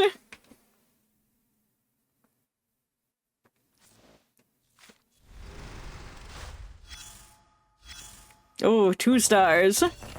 He's a doctor who loves his job. Seeing you hurt gets him a little giddy, that's all. Excuse me? What? Who? Who's this doctor? Who's this freak? Like, oh, you're having a serious injury? Haha, funny. That's not funny. I'm turning on the telly. And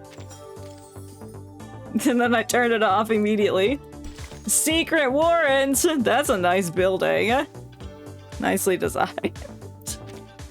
I didn't read the little description. I'm throwing. Secret warrant. What are we getting a warrant for? To ban all smartphones so nobody can experience brain rot anymore and get their memories back? Yeah, I hate cabinets. If there's too many cabinets, what are you doing? Qui est responsable ici? J'avais l'impression que c'était un département important, non? Où est la sécurité? I don't know where the security is. Probably stuffed in the cabinets. The ever-curious Matilda weaves her way through the rows of filing cabinets. She has read about this department in books detailing the Foundation's history. That's crazy. Le département contient tous les objets connus qui ont produit des phénomènes dangereux ou mystérieux liés à l'arcane.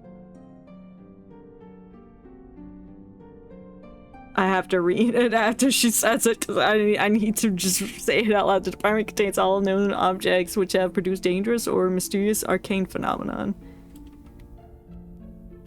Okay, dangerous technology. Oh, got it. Ils disent même qu'il contient chaque mystère arcané résolu et non résolu, jamais enregistré.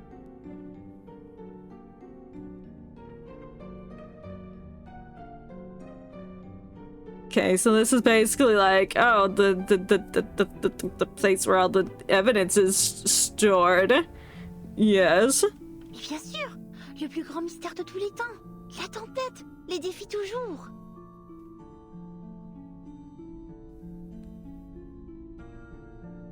Okay. Comme c'est le cas pour nous tous, il semble que chaque département sont désormais tournés vers l'étude de la tempête. Il y a peu de temps pour ces énigmes plus triviales.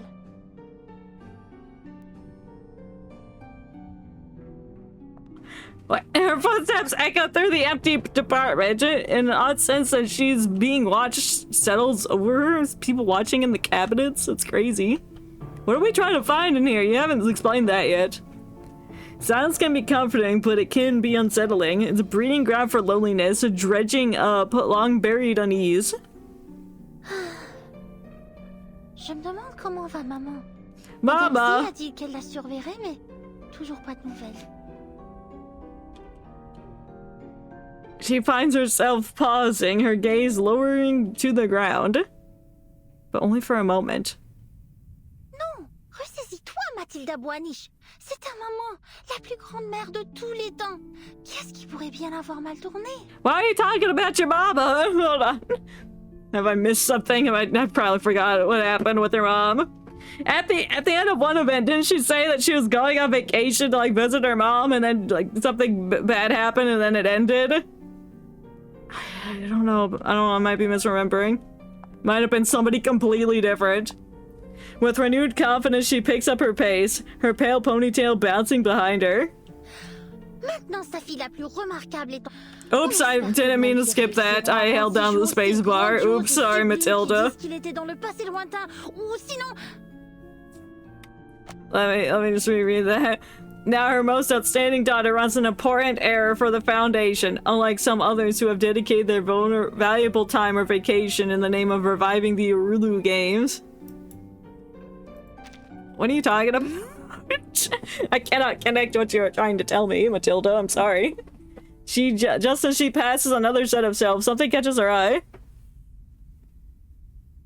Everything's fine here. Shut up, child! No, it's scary. Who the fuck are you? Oh, this is one of my favorites. Who are you? What is it? Do you know her? Excellent question, miss. See that serial number on it? No, you're giving beagle energy. Like the breed of dog, the beagle. She's giving beagle energy. AN003. Why are you stealing drugs? From the Paylin River. Oh, it's water sample. 003. Why are you stealing water samples? There are hundreds of thousands of samples, collections, and records here. But no matter who you ask, this particular one will always make their top list. Was that the river that those dudes drank from and then they turned into horses? Collected in a remote city in China. When the investigators arrived, they found that it had been isolated in time. All its inhabitants dressed and lived as if they were from the late Tang dynasty. Okay, maybe not. Maybe it's not the horse people. Completely unaware of the state of the world beyond their lands. As if trapped in a time capsule from the forgotten past. Oh. The liquid inside the vial is clear and pristine, very drinkable. Less like river water and more like a perfectly liquefied gemstone. Matilda can't help but stare in fascination. Why does this child have this water? How is that possible? Who even has this? Never this? leave the city? Not even to travel or do business? You're a clever one, miss. No, I'm not. Yes, Don't you dare. The investigators were confused too. In the end, they realized that an arcane skill was affecting the Paylin River. Sadly, it seems the arcane energy was dissipating by the time they arrived, and they weren't able to figure out its cause. This is the only sample they were able to recover. Laplace has been begging for access to it. They're eager to unravel the mystery. Why is this relevant? Wow. Is there something in the water supply that's making people lose their memories? It's not just a claim, miss. It's real. Wait. Miss Matilda Boaniche? Yeah, who are you? The careless young staff member now only seems to have fully recognized Matilda's presence. You've heard of me? Yeah, of course. Who hasn't heard of the Boanishas and their star investigator daughter? Didn't you know that everyone's been talking about you since you joined the Foundation? Actually, well, no. My mother and I went to visit you. Oh, but I haven't introduced myself. Yeah, who are you? Constance Scott. I'm a fellow graduate from Constance. SPDM. Of course, now, I'm just a record keeper here. Oh, but why are you stealing the water? Are you the Night Piercer? No, I highly doubt that. Doesn't seem like a false modesty. Every top student of the SPDM has granted the honor of having name and inscribed in the School Hall of Fame, but Matilda's never once come across the name Scott. Actually, I've been looking for you as well, Miss Scott. Commissioner Pedra... You just said you've never heard of her before. Like, yeah, I've been looking for you. Who the hell's Pedra? A letter? What's it about? You're fired. Say, but he had a most unpleasant look about him as he gave it to me. Then he asked me to review my report on the events in San Francisco. What happened in San Francisco? Oh, you're right. Your face has grown quite pale. I'm fine.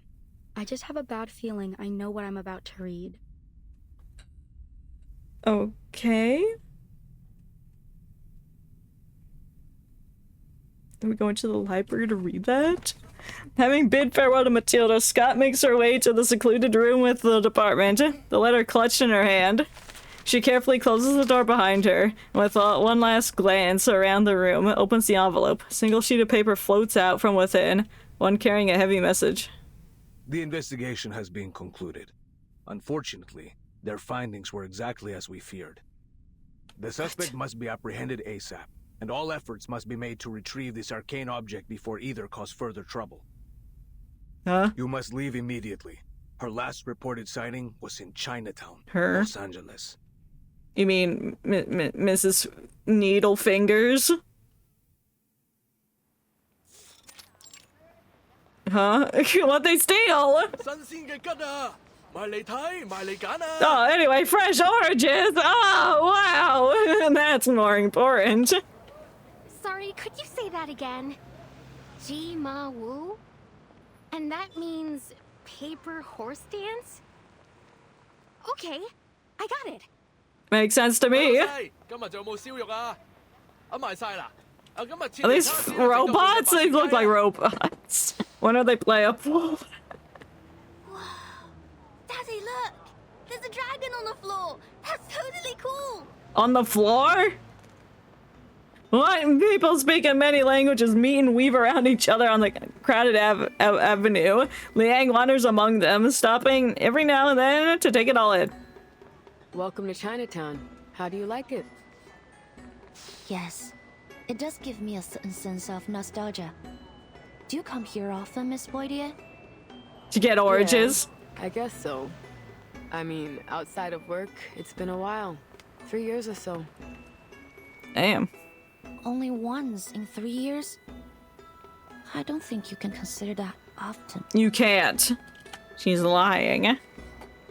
Holtier waved a hand, glancing down at the lively streets of on either side. Yeah, well, it's a fun place for a day trip, sure. But things are different when you put on the uniform. Remember that private eye back at the hospital? Yes. Joe? You can get an impression about how people see the police around here from him. You mean that the residents here don't cooperate with the Arcane Affairs Division? Well, it's complicated.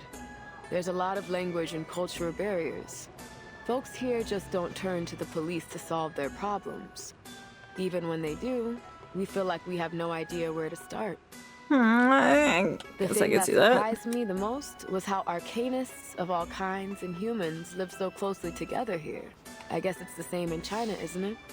I remember this one time we had a call about a Bro, you break-in. asked her a question and you When we like got immediately there, didn't give her turned out time to the respond. Like, shopkeeper was I a big remember this white one bird time, as blah blah tall as blah. I am. And this other time, we're chasing down a lost puppet for some lame-ass puppeteer. Anyways, so I asked an old lady if she'd seen a doll nearby. You know what she said? Well, What? I don't know what she said, but she started going off about me being a Laowai. What's that? Now, give me some credit. I might not speak Chinese, but I do know Laowai means foreigner. So, excuse me? Like, I'm American, baby. Born and raised. Sorry. Yeah, it's funny. You're being insulted by old people. That's hilarious.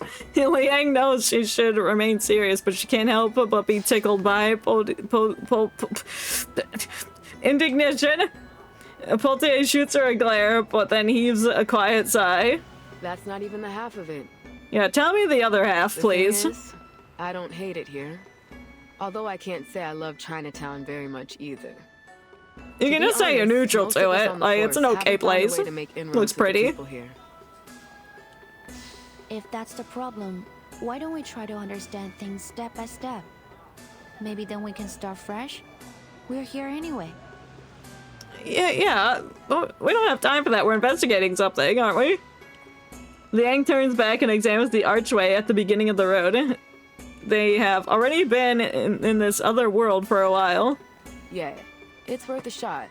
A big shot? If we're gonna get anywhere, then we'll have to start here. But we need to check another task off our list first. Which is?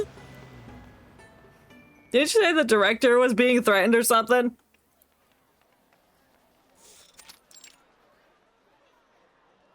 Nice alleyway. They cross the street and turn into the narrow alleyways. I'm glad that they added this thing and this sign on top of the already pre-existing alleyway CG to make it different. We'll be right there down the alley. Feeling excited, rookie? No, what are we going? We're about to pay a visit to your favorite director. Yeah, I'm excited. Yes, let's make a movie. Favorite? Let's make Shrek 5, but no. better. I just like the movies, that's all. I've got no specific feelings for the director. Damn, that's crazy. Not yet. The gang can't hold back her rebuttal, but under Poultier's teasing gaze, she stops herself. Maybe just a little. I am curious about the mind of the director behind such great movies. Yeah, like why she chose that tragic ending. This is strictly a police matter, so I will act with professional self-restraint. Actually, I've made a request with the Visuals Intelligence Branch for a file on Director Noah and any related events. We should get it soon. You've got a file on her already? Feels like you're going a bit overboard, rookie. No. We need to know everything about this lady. That called us. Her assistant did. Later on, Noir herself contacted us and said the so-called threat was just a misunderstanding. Normally, we'd leave it at that. There's too much real crime out there to bother with a case where the victim doesn't think anything happened. Still, according to dispatch, the assistant was real spooked over it. The operator got the feeling we should give it a second look, so they kept the file open. Alright, and now it's gonna turn into our major plot point. It's like, yeah, it's nothing to worry about. It is the biggest thing in the world to worry about. Got it, ma'am. The scene from the Division of Arcane Affairs yesterday flashes across Liang's mind. After leaving the hospital, they immediately return to report their findings and highlight the dangers lurking behind Chinatown's strange events. But the higher-ups had a different take on things. Like, they're just old and have dementia. It's normal. It's been reassigned to the local precinct. That's crazy. Poultier stands in the doorway of the Director-Chief's office and shakes her head. Liang immediately catches a subtle shift in her expression. What's wrong? What does that mean? Nothing, kid. It's just most of the force aren't trained to deal with arcane crimes. Don't get me wrong. They're good, capable officers, but I'm worried. What do you mean they can't handle arcane magic? If this was any other case, I'd keep my mouth shut. But come on, this is clearly our department. This case has Arcanum all over it. It sure does, so why reassign it? I knew Captain America was evil. I don't think they know what they're getting into. Why'd he reassign it? That doesn't make sense. For a brief moment, neither speaks, then Liang's eyes light up. Miss Poitier, I have an idea. What if we just investigated anyway? infect the system. We're investigating which it. just happens to put us in Chinatown. So there's no harm in asking a few questions about our other investigation. Exactly. I knew there was a little rebel in you, Liang. You like to bend the rules, just not break them. Am I right? Yup. Not too often. All the time. You'll learn. I think we're obliged to take Miss Noah's case seriously, even if it wouldn't help us with the other case. Yeah, get out of the road. There's cars beeping at you. It's my communication device. Oh, never mind. I guess we are in an alley. There wouldn't be cars driving down this place. Liang pulls out the communication device, often criticized by the Foundation employees for being too bulky. Poultier leans in to get a better look. Her chameleon comb perched on her chest stretches its neck in curiosity. Maybe you shouldn't let the lizard look at it, because if it's connected to other lizards, then it might be recording this, and then they can use evidence against us that we're not doing what we're supposed to be doing and investigating something we aren't on the case for. I don't know. Kind of suspicious. Anyway. Download complete. Please check your mailbox. My mailbox! I'll go outside. What's it about? It's from the intelligence department. They've found her records. Nice. Miss Noah is registered with the Foundation. There might be something in her files that can provide us some clues. She opens the pinned email and scans through the attached files. Her expression turns serious. Wait, is this... Is what? Don't fade the black. Get back here. Fine. Can't believe it faded to black. Yep, give me that. Yep, open the... Yep. It's so true, bestie. I didn't even read the title of this, so I was like, get me in there. I need to know. Rookie Actor's Guide.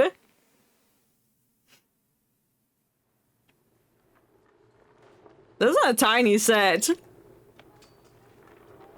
Whose is this? It's blocking the camera sightlines. Get it out of the way. What accent is that? Like, who's this? When are we coming in? We've been waiting forever. I wish I brought a chair. Sit on the floor. What's going on? Are they filming another movie? Do you see anyone famous? Yeah, that orange on the table. At the end of the alley, it's in an abandoned house filled with camera equipment. Crew members and actors go about their business, drawing curious glances from passerbyers. One particular figure catches Liang's attention. Someone strangely familiar. Is that today's lunch? Oh. Mind if I take a look? Oh, it's a camera. What now? It's the camera lady. That's that odd person I saw at the hospital. She works for the Foundation. Who? You mean Camerahead over there? What do you mean by odd? You think she could be a fake? What do you mean? No? No, she's a real Foundation member. I checked her information as well when I inquired about Miss Noah's file. Her name is Latham, an awakened arcanist, currently working in the Arcanum Containment Department. I wasn't given any access to her details, but based on our encounter, we should have no problem with her. Yeah, we'll just break her arm. It's fine. Good. Fine. Again. I'm happy enough leaving the Awakened to their quirkiness. What's that supposed to be? Let them be, let them live? Is that what you mean? Sure.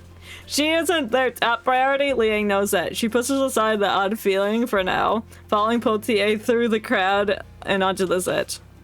What do you mean she hasn't eaten yet? Director Noir's doctor was explicit that she's not allowed to skip any meals. Oh, hello, officers. How can I help you? You don't look like a real person. Your mouth is so tiny. The well-dressed woman walks over to them. We received a call from a Lin Wang. Did you make a report about some unknown person making physical threats and stalking Miss Noir? Yes, that's right.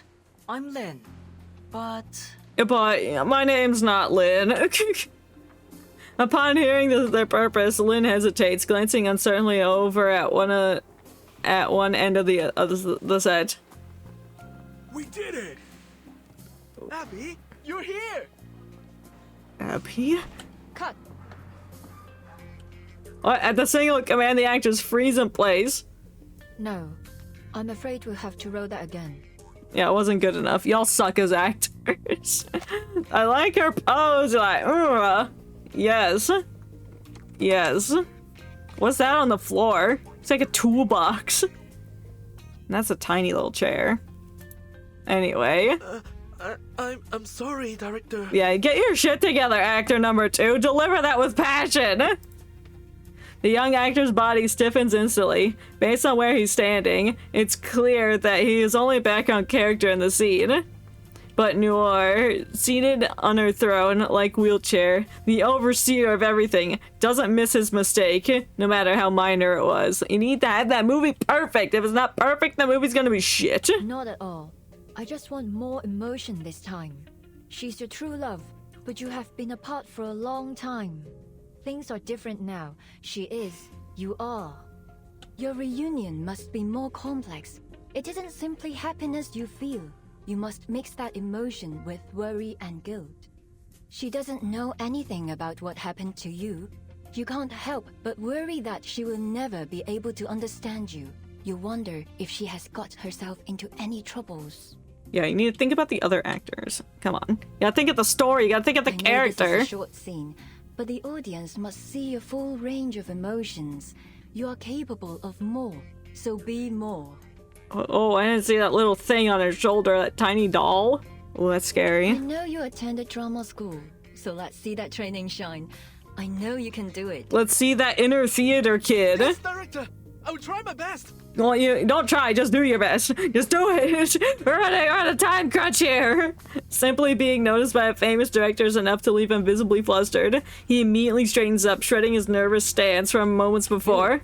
Let's roll it again. Excuse me, Director Noir. No, it's not time yet. He's in his element. You can't interrupt now. Seizing this moment before the next take, the assistant swoops in and whispers something to Noir. Noir glances towards the two officers, her face betraying no emotion. It's impossible to tell what she's thinking. She got that poker face. For someone that famous, you think I'd have known she uses a wheelchair. Damn, you didn't know that? How are you feeling? Finally getting a chance to meet your favorite director. Thrilled? Yeah, definitely. Pointing nudges Liang with her elbow, tilting forward as a little as she teases her. But when she sees Liang's face, she pauses. What's with the long face, kid? Where'd all your excitement go? Oh, is it about the message you got? Yes. Did we even read it, or did it fade to black? Something that's bothering me. Can you tell me what it said? Again? Before Liang can explain, the subject of the discussion rolls towards them in her wheelchair. Thanks for coming, officers. But I believe I've already explained that this was all just a misunderstanding. Was it though? As you can see, I'm in perfect health. Well, ignoring these two. These two? She pats her legs, with a cheerful laugh. It seems the director has no qualms about her physical condition, though it's hardly the kind of joke anyone else can comfortably laugh along to. But according to your assistant, there's been someone stalking you for months, and they've recently sent you a threatening letter. So what? That all just misunderstandings too? Yep! I'm terribly sorry for inconveniencing you, officers. Lin is a very dedicated assistant, always looking out for me. Her wheelchair is really big. Those wheels are massive. They're like the size of her. Both of them. I don't mean to brag, but I've been in the limelight for long enough. Oh, you do have a light on the back of your chair, so you always have that light on you at all times. I'm used to it. Sure, I get that. But about that letter you received, do you still have it? Nora lets out a wry chuckle and shakes her head. I shredded it. I'm afraid I don't have it anymore. I received so many letters. Most of them friendly, some of them not so much friendly. Yeah, I'd expect that. I've made a name in this industry, and a few enemies too. If I paid any attention to the negativity, it only dragged me down. I tend not to keep the bad ones around. I mean, that's fair. While I'm But can we sure go you through your would do a trash? fine job keeping me safe, officers, I can't let myself worry over it. Besides, what are they going to do? Break my kneecaps? They could break your elbow caps. I don't know. Frankly, the only thing I am worried about is that your presence is another distraction for my crew. Makes sense. She casts a grateful and perhaps apologetic look around the set. So, it's very much appreciated that you went out of your way to check in on me. But I have a movie to make. I can't disappoint my fans. How far in the film are you? Now, if you'll excuse me, we're burning daylight and I still have 4 more scenes to film. Oh, that's a lot of scenes. Producers may have opened doors for me, but they also give me so many problems lately. Oh yeah, they're smelly. She smiles at the officer, says to signal their conversation's end. Is this really just because of her movie?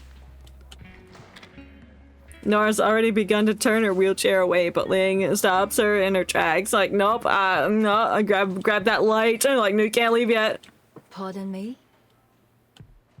You seem to be refusing our assistance because you've decided this threat is only a harmless prank. You've decided that it's worth the risk to focus on your film. Yeah, that's what she said, pretty I don't need to much. judge your decision. It may be understandable in some cases.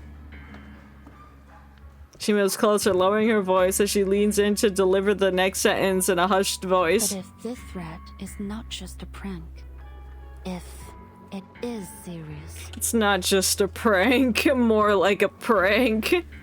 Am I sensing disapproval? I don't know about that. It's hard to tell. Noir narrows her eyes a little and raises a hand to halt her approaching assistant. This is a good sign. Liang has earned the chance to talk for at least a little longer. She pushes aside her conflicting emotions and carries on in a voice only the two of them can hear. There has been an increase in patients coming from Chinatown showing signs of mental instability. Their symptoms include confusion, amnesia, drowsiness, and volatile anger. None of the patients seem to have anything in common. No prior history, all without a clear cause. Does that sound familiar? Sorry. Is this leading somewhere? Maybe. After a moment of thought, Noir shakes her head, her calm face carrying a perfect measured hint of confusion. A case.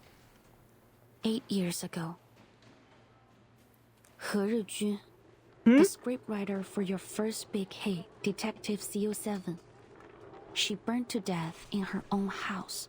Well, that's a bit different than just confusion and memory loss. However, the cleaners found a fume reel in the debris, surprisingly intact after the fire. Huh? Liang has been watching Noir's every expression. She doesn't miss the fleeting shift in her eyes at the mention of the film reel. Strange, isn't it? Every other item was burnt to ash, yet this one 8mm reel was as good as new. Like it was placed after the fact? The cleaners felt the same way. So, being curious, they played the reel. Oh, it was on it. 3 of the 5 who watched it ended up in an asylum. 1 jumped from a building, and the last, according to the reports, became like an empty shell of a person. What the hell was on that tape? And what's happening here reminds you of that? You're making a movie? Yeah, I don't know. I don't know, man. Oh, no. There are some commonalities between the cases. I can't ignore the possibility that they are related. So, do you think she made the film that made those people go crazy? Or...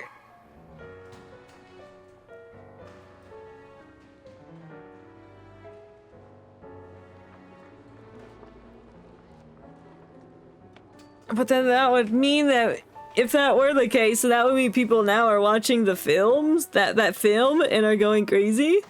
Or losing their mind, or a variation of it? Someone has a copy of that.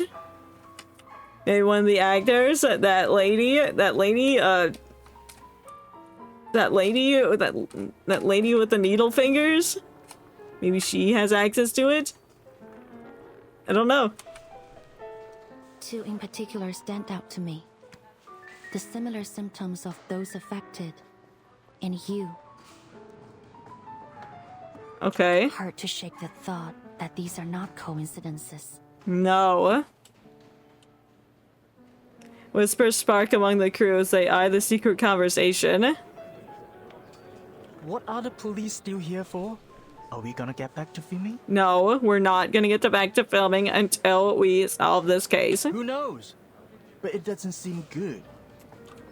We are losing light here. Can these guys wrap it up already? No, we're accusing the director of causing amnesia to people. This is serious business. These murmurs, of course, don't escape Noir and Liang's notice. When she speaks again, Noir's tone is far more direct. Is that an accusation? I think so, yeah. Sounds like it. No, not at all. I'm just hoping you might be able to shed some light on our case. After our initial investigation, we officially recorded it as an ominous Arcanum incident and determined that the cause was that 8mm film reel, which contained a film titled Reunion of the Three Swallows. To this day, however, the exact nature of the Arcanum hasn't been conclusively determined. We still aren't sure why it has this strange effect on people's minds, nor why the damage appears to be irreversible. Perhaps more importantly, we still don't know the origin behind the Arcanum on the reel. There are many possible causes that might create such an effect. One of the most common thought is from absorbing powerful emotions from an Arcanist. The darkest emotions possess the strongest power. Anger, hatred. Emotions so strong that they can outlast their bearer's death. Like a curse from beyond the grave, carrying out their last will as an obsession. Are you saying the people that died from watching this film, their ghosts just became full of anger and hatred and are attacking people now? And causing them to suffer from amnesia and all that? Is that what you're saying? And in such cases, these objects are sure to lead to disaster. I believe that this film is, undoubtedly, one such cursed item. Was that the cursed item the Foundation lost and that child was looking for? It's like, oh no. And then they read the letter and it was like, oh no, the cursed item can't be found. Somebody stole our tape. This tape. Oh, I think that's what they're alluding to. If it is the case that this film was involved in these new incidents, then we must find out what obsession is carrying out. Well, how did they lose it in the first place? I assume you're already on the case. Yeah, we are. Indeed, I am, Miss Noah. I've been studying the report on the original case, including some of the theories of the original investigator. One of the theories suggests that, despite your collaboration on the CO7 series, there were many points of conflict between you and Miss He. In fact, the reports mention you had a violent quarrel with her on the day of the fire. There was even a question about whether you might have been responsible for her death. That would be crazy if she did kill someone. See, I have more than a strong reason to believe you are connected. And if this cursed reel is behind these recent incidents, I'm afraid that you may be the intended target of this curse. Ooh. Ooh. Tea spilt.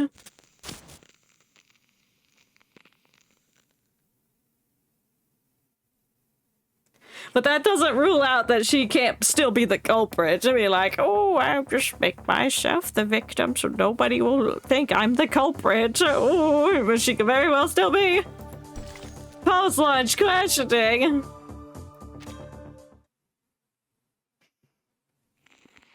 This is quite a mystery that's being unfolded. I could make predictions, but all of them would be wrong. Who reads a newspaper in a restaurant? Like, come on. Who does that? Hot damn, Rookie. Who could have guessed the famous director would be a part of her own real-life thriller? It was just in the report that we read about. After talking to her, we still got nothing useful to go on. I can't read anything behind that smiling face of hers. Well, you're not good at your job then. But if your little theory has got any truth to it, then Noir is in real danger. So why not talk? Isn't she worried about her own life? I don't know. Who knows? She's a closed book. We can't really read her right now. Potier channels her frustration into her food, devouring most of the meal in a blink of an eye. As she swallows the last shrimp dumpling, she turns to look at Liang, who's busy chatting with the restaurant owner. 是吗？原来对面杂货店那家的女儿也。 The grocer's daughter. Oh no, she's confused. 就是咯，最近都不知道搞什么，好多街坊家里都出了事。Crazy. That was crazy. 网络上还算好嘞，他带个女儿去看中医，抓了药，吃了一段时间就好了不少。A doctor. 但是对面街口马仔，他阿妈就麻烦了。那个阿婆原本就身体不好，忽然间又变到疯疯癫癫。 他们两公婆都担心死了。 That's crazy. Arthritis, and then that made her crazy. 之前都有个靓妹来问这件事，说什么事情不太对路。哎，我说呀，就是临近年关，那些 evil 污糟的东西 spirits. 都出来了。 Those evilly ghosts that are built on hatred. 那是什么人？ 他说自己是什么新科学什么鬼事务所的，好像是个神婆。 Oh, is that on Lee? Is that what this is where she comes into the story? It's like we're gonna team up and bust some ghosts, solve mysteries, and make a movie? 他还给了我一张卡片，印得鬼马了个。 Why don't you know where your business card is? Bro, it's important. Like, you just call me on this here business card if you see any more ghosts haunting your entire neighborhood. Like, I don't know where I put it. Oh no, it's not like I need it. Yeah, you do need it. There's ghosts everywhere. As Liang returns to her seat, Pote shoots her a questioning look. So, any progress? No, that bitch didn't have her business card because she lost it. I have some bad news. First, there are more victims than we expected. Second, we're not the only ones who've noticed. We need to hurry if we don't want this case to attract wider attention. Why don't we start with the director then? She seems like our best lead. Having cleared the dishes closest to her, Pote pulls the char siu buns from the other side of the table. Damn, how much are you consuming? That's a lot. I've got a hunch her case is connected with this one. You think? I think we already pieced that together like 2 chapters ago. Just like you said, there are too many coincidences to not dig deeper. That writer, what was it? Huh, Ridgewine? She's an arcanist, right? Well, she's dead now, burnt to death in a fire. Film with all of her final bits of hatred. I've seen a dozen cases like it. Cursed objects are weird as heck. It's definitely possible that it could have chased Noir all the way here. But there isn't any evidence that corroborates the rivalry between Miss Noah and Miss He. Hold on. Didn't you read that in a report by another visual? Maybe it's only hearsay, but that's something. Not only that, get this. I did some digging of my own. The night that cleaner leaped off that roof was the exact same night that Noir was in the car accident that left her legs paralyzed. Ooh. Interesting. It gets freakier. According to the Those can't be coincidences. They happened within minutes of each other. And the building was less than a block away from the scene of the accident. How's that for evidence? I don't know. We've got a saying in the DAA, Cadet. When it comes to Arcanum, there's no such thing as coincidences. That may be true. With the declaration, Pote pops the last char siu bun into her mouth. How many buns are on that plate? Coincidence or not, it isn't much to go on. We need evidence. You know, I was thinking that too. We need lots of evidence. We gotta be detectives. Of course. We can't just leap to accusations without proof. But when it comes to arcane crime, you've got to follow your hunches. So keep your nose to the ground. Yeah, but even if those two occurrences happen at the same time because of that cursed object, what's that gonna do for us now? It doesn't tell us where the cursed object is or anything. Potier notices a dejection in Liang's face and sheepishly sets down her chopsticks. I get you. This isn't just about evidence.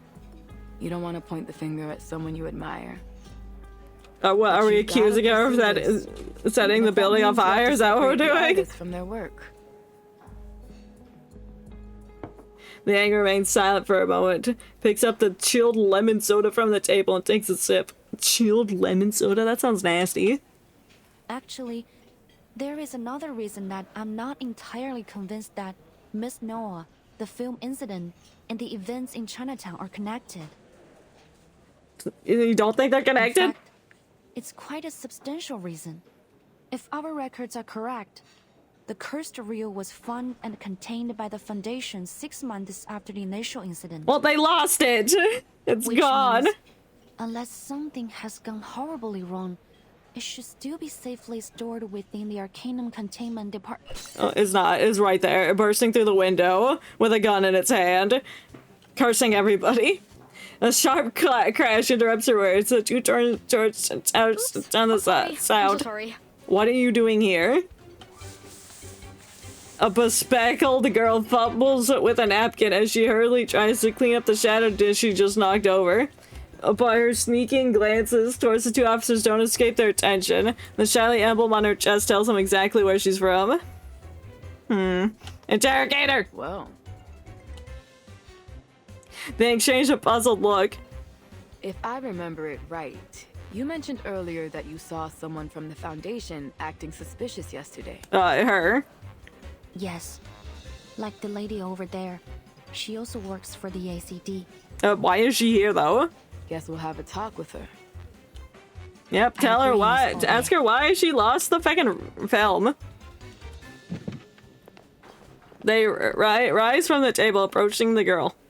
Hey, stop cleaning up the dishes and talk to me about why you misplaced that film reel.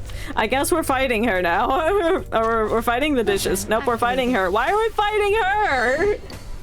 You're like, hey, we need to talk to you. I'm gonna beat you up first. Is something the matter, officers? You seem to have overheard our conversation. Was there anything in it you might know about? We welcome any leads you might have, and even offer a reward for helping solve the case. No, I didn't hear anything. This is all happening so suddenly. I have urgent business to attend to. Please understand, officers. There's no need to worry, ma'am. You seem a bit flustered. Here, why don't you come sit down and we'll have a nice chat. Yeah, that sounds very comforting. Yes, I'm sure there's a way we can be of help to each other. The bones will tell. Yeah, it's like, why don't you come sit down after we beat you up and destroy your kneecaps? I think she's dead. He didn't need a zapper at the end there. She was already dead.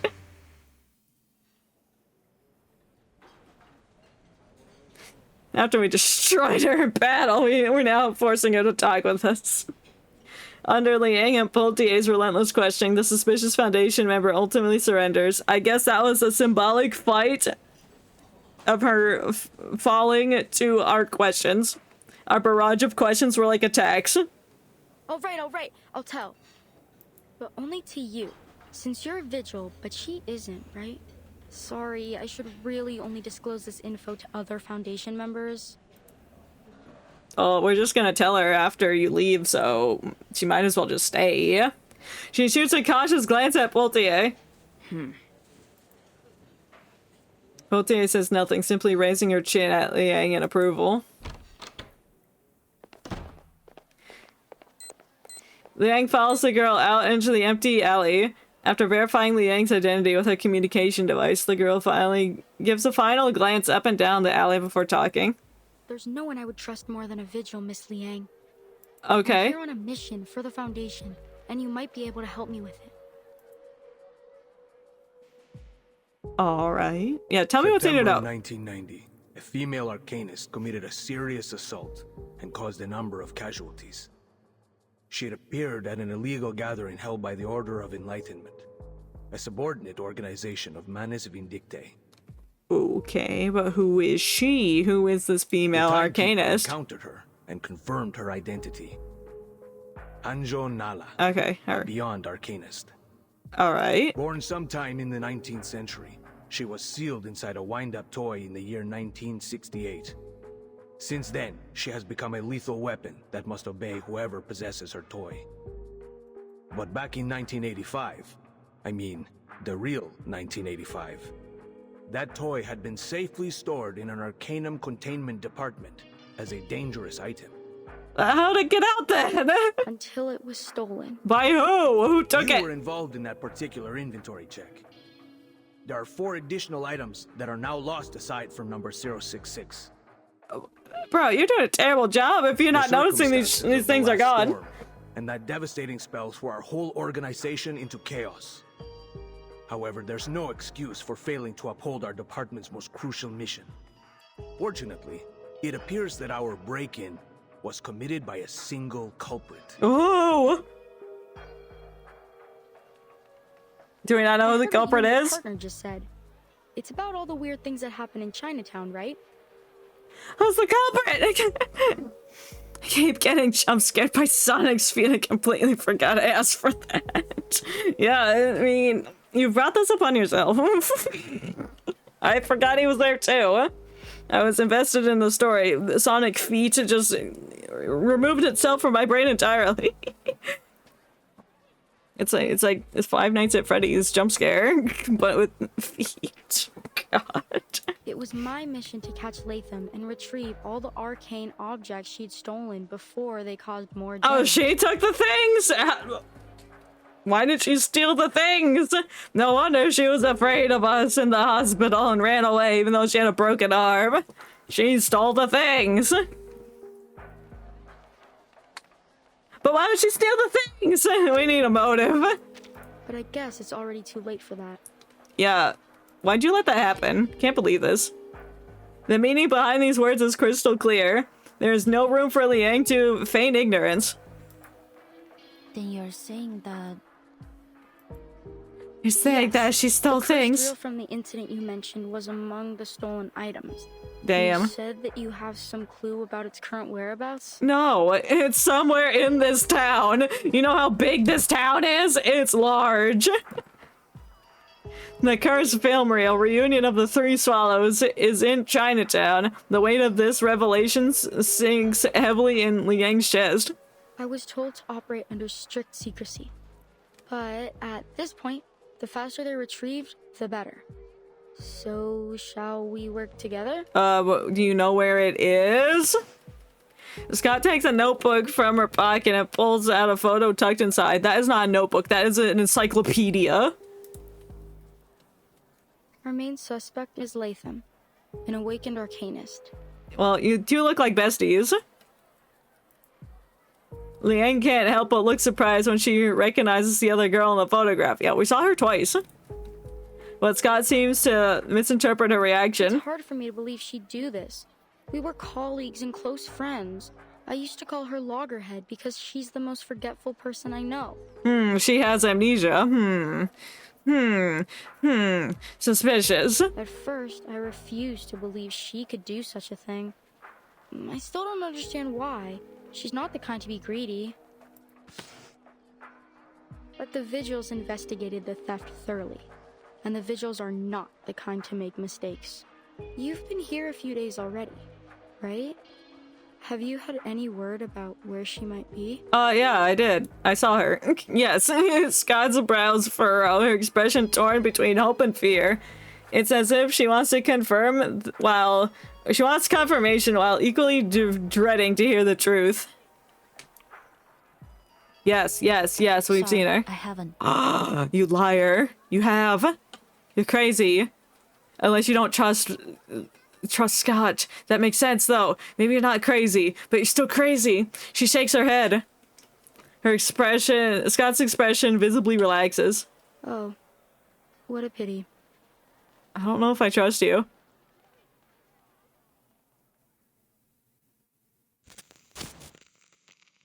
Because she said Loggerhead has memory issues.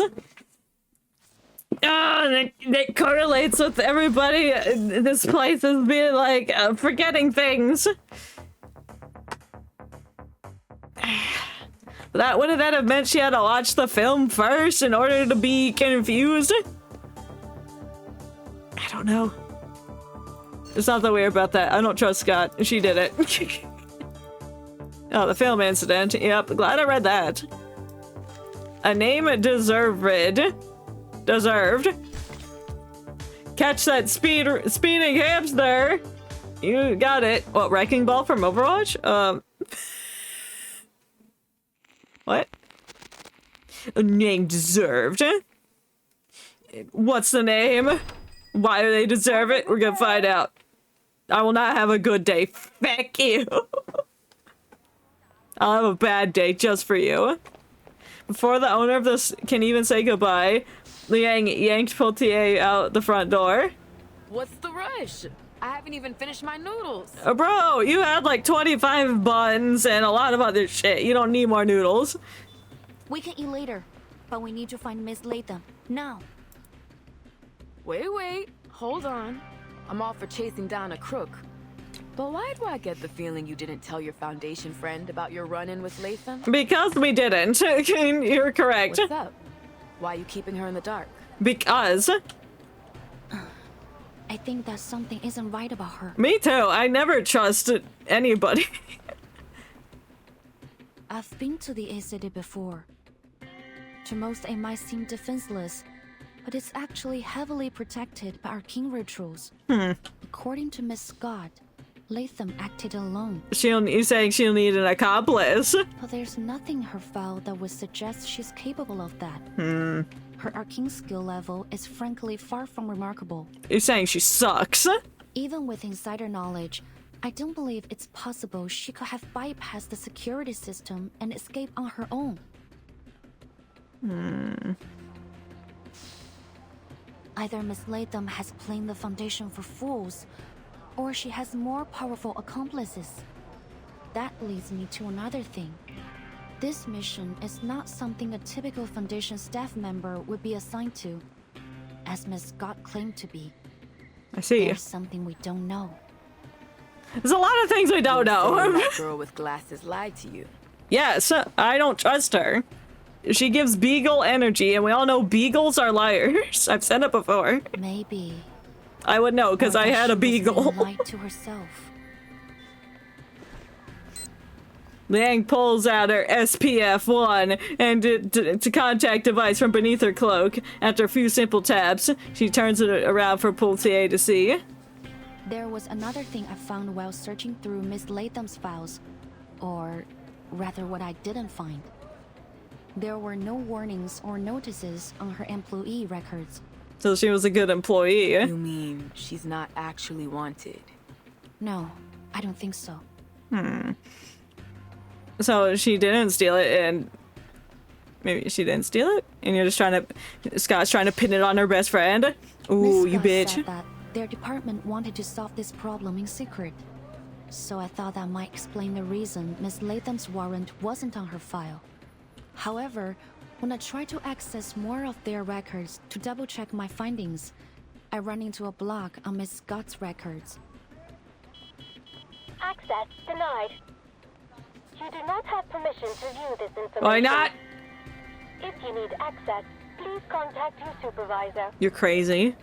A warning symbol flashes on the screen. It could just be because I'm only a cadet. There are some files that I don't have access to yet. I contacted my supervisor, but I haven't heard anything back. For a cadet, you sound extremely professional and way more knowledgeable about this case than, like, the entire department right now. I don't mean to distrust her, but I can't hold anyone above suspicion. No, you're fine. You distrust her all you want. I judge literally everybody. Potier shifts her gaze from the device's screen back to Liang. And what about me? You're putting a lot of trust in me, Liang. Is it really all right that you're telling me all this? I know I suspected you at the beginning, but... dangerous item stolen from the Foundation, and possibly an inside job at that. That's a scandal in the making. That is true. You could have just lied to me, make up some kind of story. It's not hard for a smart kid like you. Liang gives Poitier a puzzled look. Why would I? We're partners, Miss Poitier. Oh. Hiding information from you wouldn't be right. You told me that yourself, didn't you? Ooh, got her. Me? Yeah. Yes. The first day we were on duty together. Wait, does she not remember? Is she going through amnesia? Like everybody else?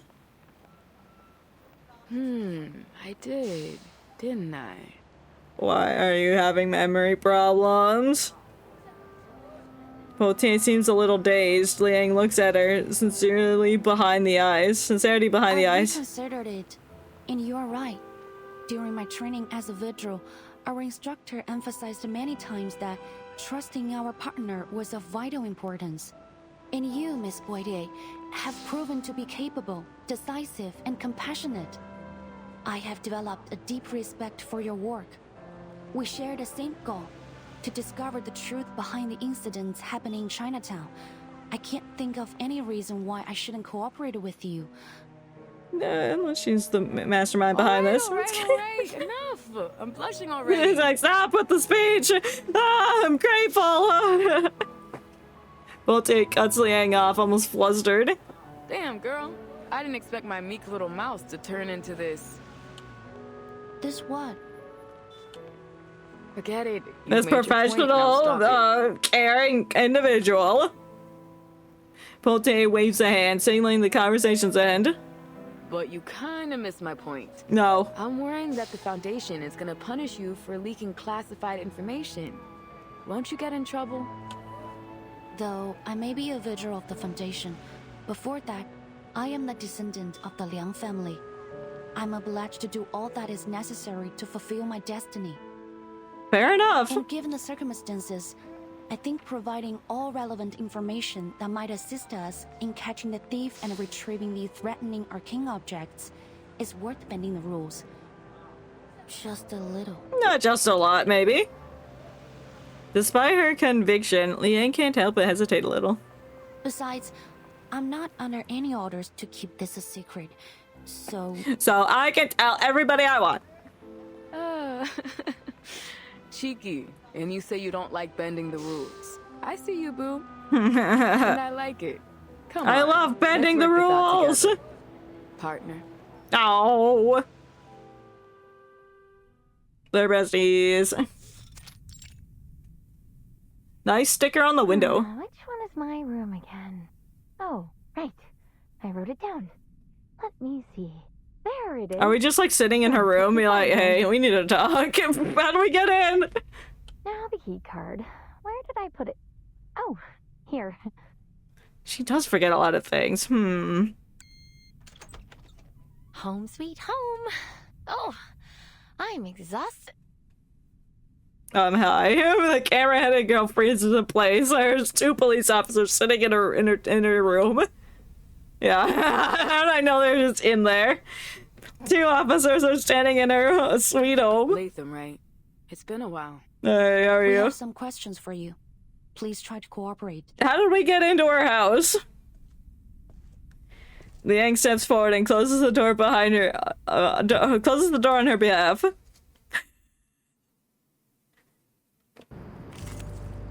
I guess we're fighting her now. We broke into her house and now we're like, hey. Activated. We're fighting. This is a huge floor. Damn. What are you doing in my room? This is seriously a criminal offense. Get out of my room, I'm calling the police. The phone is right here in my hand. No need for that. I am the police. Oh, you're the vigil from the hospital. I was trying to check it off this person. So what do you want with me? I think I already know the answer to that. The music will speak. Target confirmed. Okay, but the sheer volume of this room is so massive. They are much naughtier than the Foundation's kids.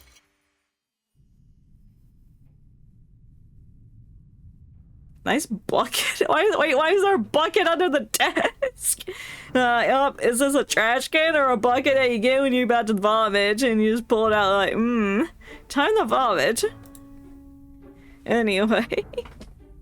When an unsuspecting prey steps into a carefully laid trap, the outcome is already decided. I mean, you just broke into her house. I don't think that was a carefully laid trap. Alright, fine. I'll tell you everything. It was me, okay? They said I stole those arcane objects and sold them for money. Well, maybe I did. Ouch! Did you? She's talking as if she doesn't know. As she speaks, she backs closer and closer to the wall behind her until she smacks her oversized head into the window's ledge. Oof. You need to be careful. The particular word in her statement makes Liang tilt her head. Yeah, that's what I was saying that too. It's like, they said I stole those arcane objects and sold them. They said. Well, she doesn't remember if she actually did it or not. This is what she's been told by somebody. What do you mean, maybe? Because, actually, I can't remember it. I can't find my memory film for that time, so really, I just don't know. No. Memory film. Could the memory film be the cursed film? No, that doesn't make sense. The so-called Loggerhead girl and awakened isn't exactly a tough one. Within 30 minutes, she has spilled everything. Yet, despite the seeming ideal result, neither of the officers look pleased because she doesn't remember anything. So, to summarize what you just said, Latham, you're an awakened piece of a movie projector, which forms a Latham loop. What's that? A Latham loop? Is that a movie term I should know? I'm looking it up. You were designed to play movies, not record them. And that's why you suffer from severe amnesia. Oh, that's quite interesting. You can only recall things that happened within the last 3 days. And after that, you'll forget almost everything. Do I got that right? Damn, that was an episode of JoJo's Part 6.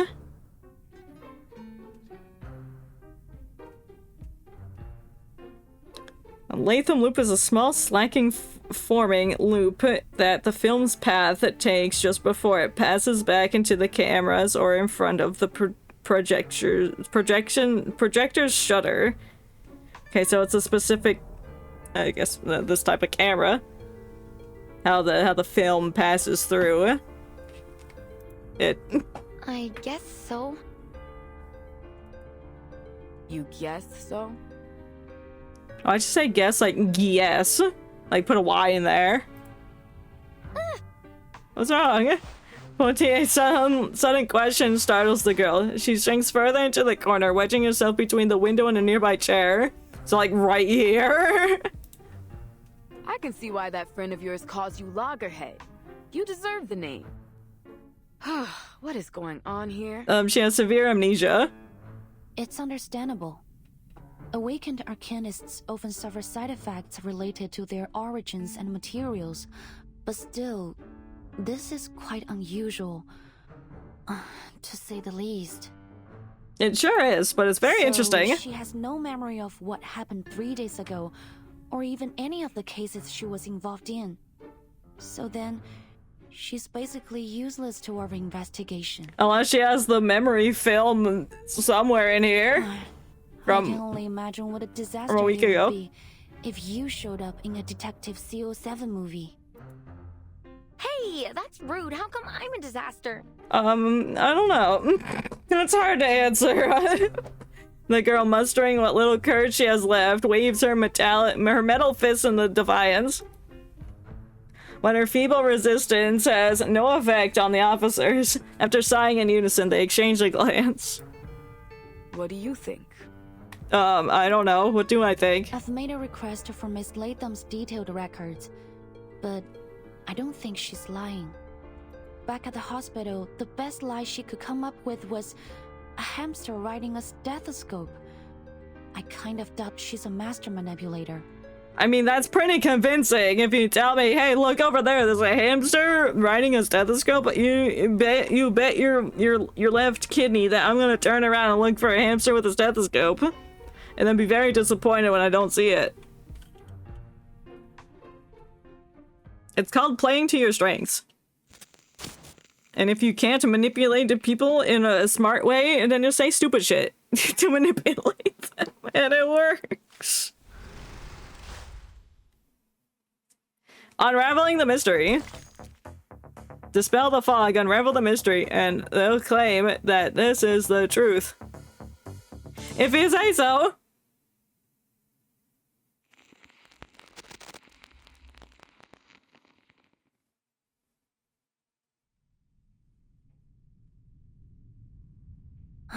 Let me sort things out. Yeah. Miss Loggerhead, you said you could record and save your memories using a special type of film developed by Laplace. Where do you store them? I don't remember. Which means that even if you don't recall taking anything from the Arcanum containment department, your film should show whether you did or not. But the fact is, the films are gone. Isn't that right? Did somebody steal them? Yeah, I usually carry my most important memories with me and leave the others in my room. So it's in here somewhere, right? The Foundation staff checked the visitor log after the stuff was stolen. Turns out I was the only one who visited the office that day. So they sent people to my room and checked all my film. But they didn't find anything. Then they said they already had other evidence. So... Loggerhead's voice trails off and someone else completes her words. So they just declared Loggerhead guilty. What are you here? That doesn't make any sense to me. Something must be wrong. Yeah, you. How'd you find us? I don't trust you. The Foundation employee who claimed to be hunting Loggerhead received a call from Liang just 10 minutes ago. Oh, okay. We called her. Okay. I was about to say, how did she find us? But the moment she stepped into the Cluefield Hotel and laid eyes on Loggerhead, she blurted out, "You're still here?" And just like that, the final piece of Loggerhead's testimony was confirmed.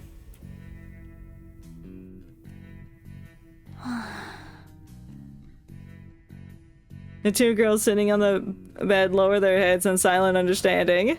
So, when you found Miss Latham, you bought her a train ticket instead of putting her under arrest. I know I've gone against orders, but I'm sure Loggerhead didn't do this. She's my friend. I can't just arrest her and have the Foundation lock her up. I mean, fair. I'm sorry for keeping all of this from you, but you're a vigil.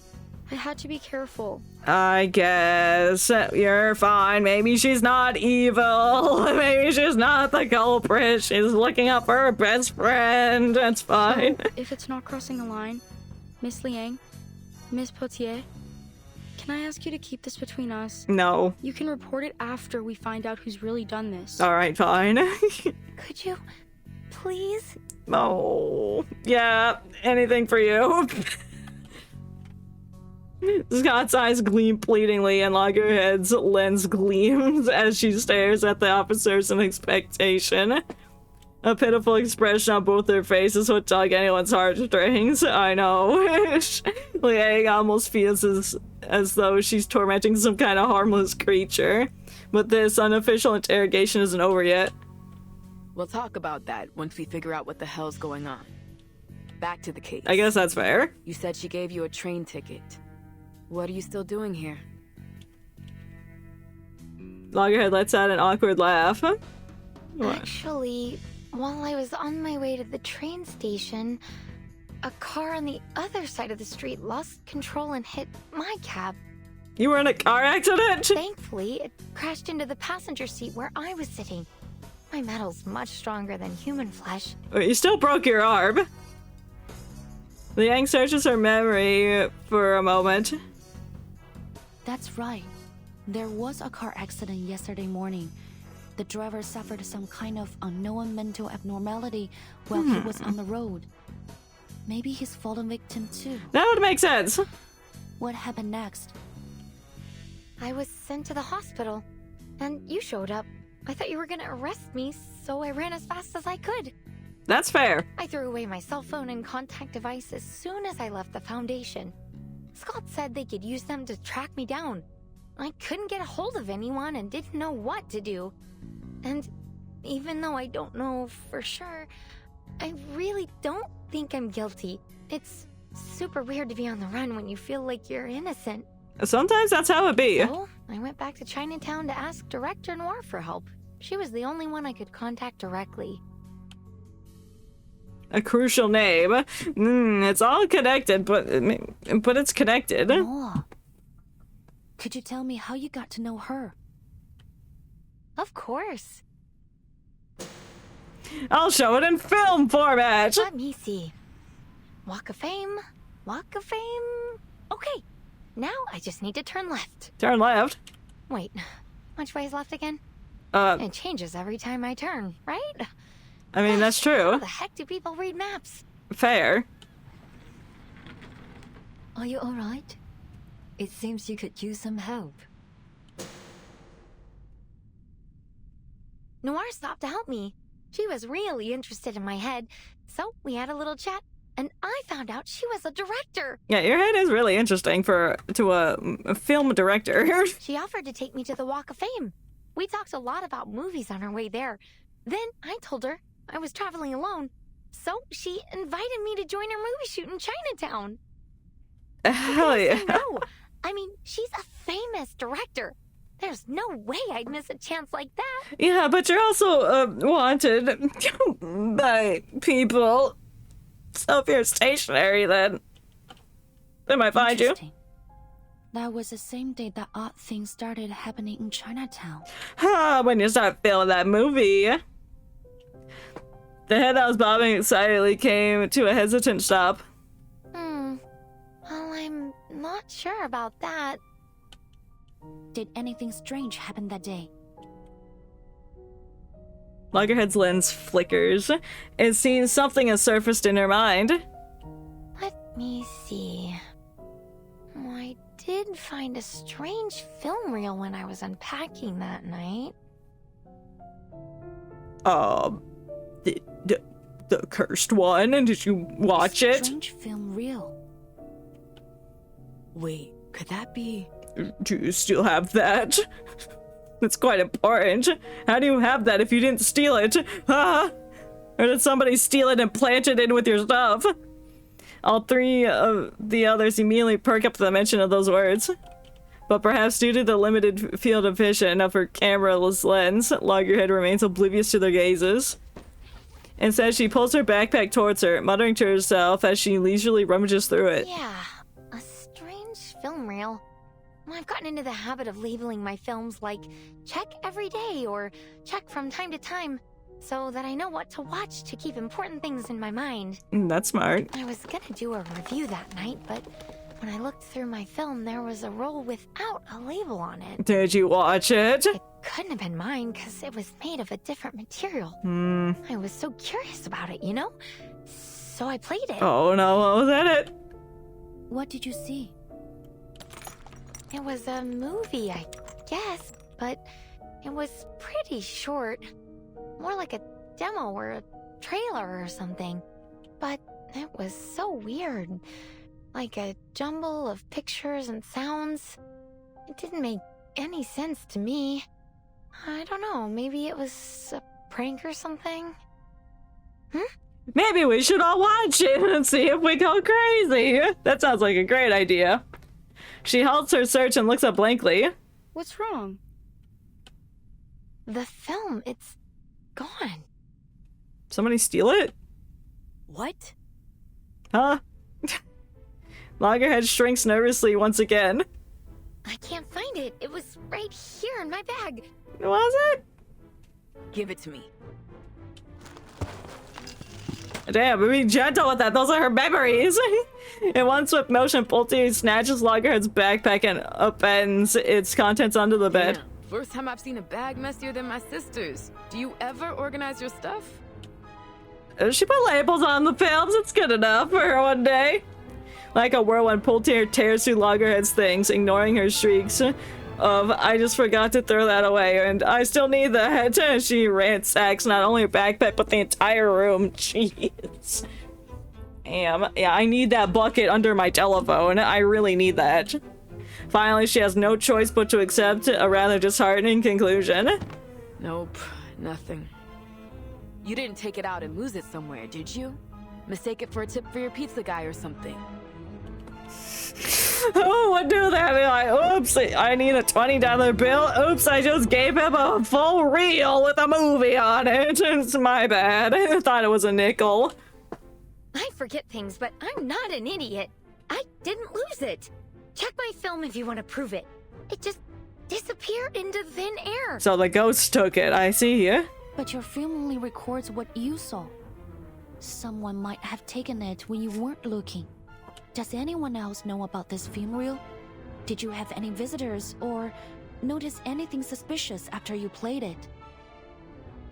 Suspicious? I don't think so. At least I didn't see anything. The only person who visited me afterwards was Scott. She came to tell me I was wanted by the Foundation. Whoa! Oh, but actually, I wasn't alone when I played it. Noir was with me. She said she was interested in my memories, so she came and... She took it, and she took it, and she took it. The others stare at Loggerhead as if she's grown a second head. She nervously swallows the rest of her sentence. So Noir took it. What's wrong? Noir took it. That's what's wrong. So, it was Noir who took the film? Makes it seem like that way, huh? What are you? Hey, get out of here, actor. I hate your sunglasses. Why are you wearing them indoors? A solid punch sends the man flying. Bruh, he did nothing wrong. He's like, we're like, get out of our way. Ellie said that's what was supposed to happen. Sorry, director. I'll try again. Oh, you're acting, idiot. Don't bother. Clearly, your martial arts skills are severely lacking. I don't want you to hit your head when you fall to the ground. Yeah, just gonna slam your arm on the floor. Oh, take a break. Take a break and learn how to do martial arts, idiot. The disheveled actor still wants to argue his case, but everyone knows that once the director makes a decision, she won't change her mind easily. In the end, he simply sighs and steps aside. That was the last one, director. Oh, they're all shit. There are far fewer stunt performers with martial arts experience here than in Hong Kong. Master Lau and his men will arrive in a few days. Perhaps we could shoot the scene then? No. Nicholas is on a tight schedule. I doubt he'll change it. Let me see what I can do. You could do the stunts. That single sentence is far from enough to capture the many difficulties the famous Hong Kong director has faced since working overseas. Leaning back in her wheelchair, she discreetly scans the set, searching for the missing pieces of the puzzle. So she's from Hong Kong. Nice. Hmm? Her again? Yeah, hey. God, I opened my little bottle of sanitizer and I accidentally smelt some of it and died. Lynn follows Noir's gaze. Oh, that young officer? Me and the boys rolling up to the set. What do you want? Listen, I don't know what you are trying to do, but can't you just leave us alone? No. Sorry, ma'am. This is a closed set. If you don't have a warrant, please leave. Yeah, I have a warrant. Guys, relax. Liang isn't as mean as she seems. No, she's here to be the martial arts bitch for the movie. Duh. Clearly, the arrival of a certain vigil cadet is unwelcome. So much so that even Loggerhead is being eyed with suspicion. But Liang ignores them. She locks onto her target the moment she scans the set and is already striding straight towards her. She stops a few paces in front of the person in question. I must say, I didn't expect to see you so soon, officer. Is there something else you wanted to ask me? Yeah, can I be in your movie? I think I made myself perfectly clear this morning. I know nothing about your case. That was this morning? No, madam. I'm here to help. With your movie? Help with what? Your movie? Miss Latham mentioned that you are looking for a qualified stunt performer for your movie. I'd like to help with that, if you don't mind. as an apology. We're going undercover. I love it. Noir blinks. You surprised me again. Yeah, and again, you'll be more surprised when you see me do all these crazy stunts. Oh